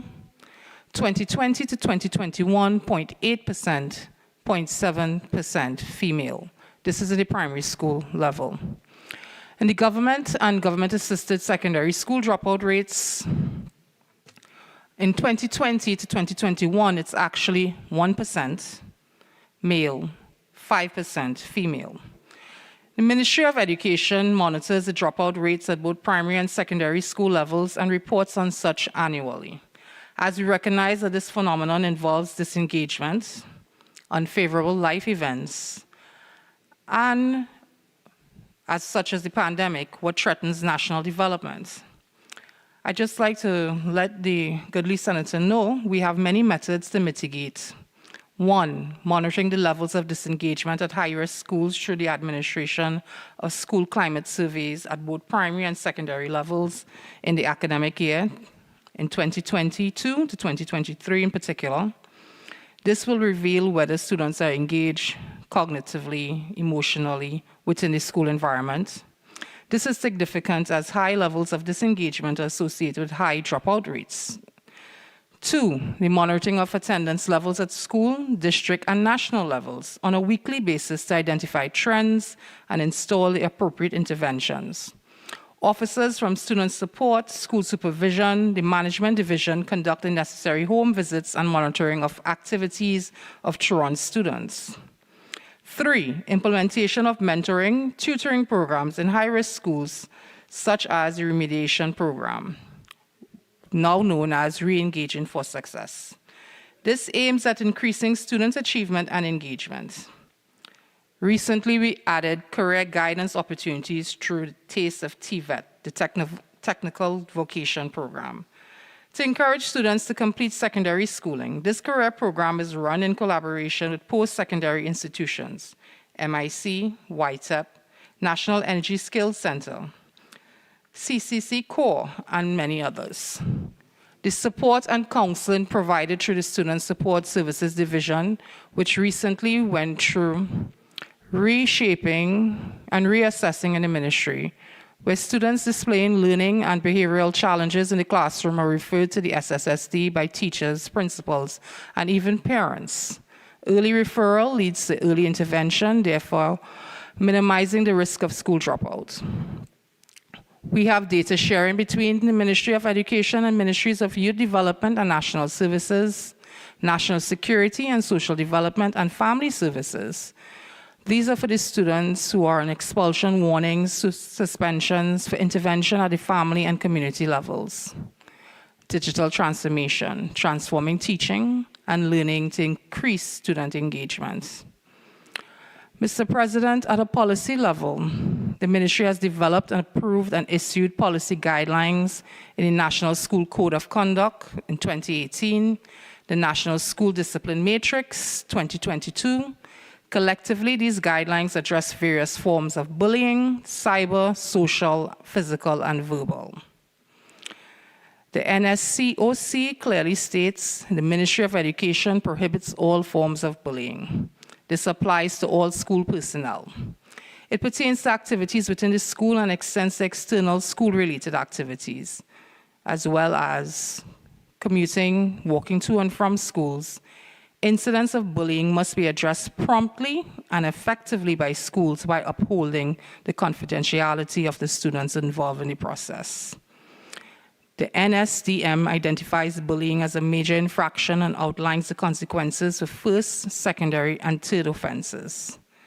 The ongoing measures implemented by the ministry to deal with the issue of bullying are as follows: frequent monitoring of this infraction with the consequences, provision of counseling by the personnel of student support to both victims and the perpetrators, provision of dedicated student support personnel to schools with high infraction levels as a preventative measure.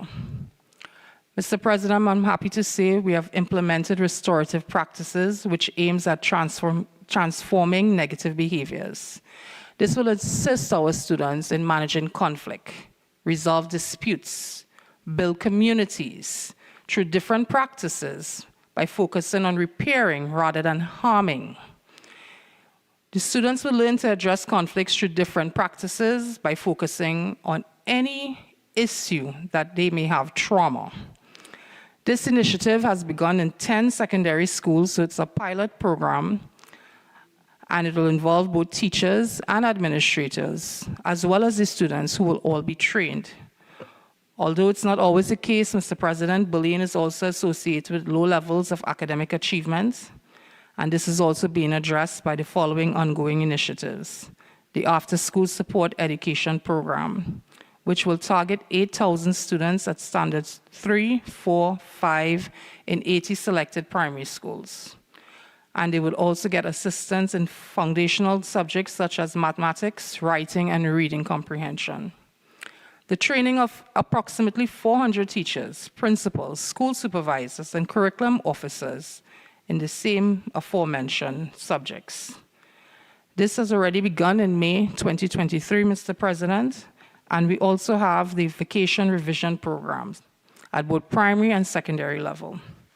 In July, August 2023, we will seek to minimize learning loss as students at standards 4, 5, as well as Form 1 will receive 5 weeks of instruction in the same mathematics, writing, and reading comprehension.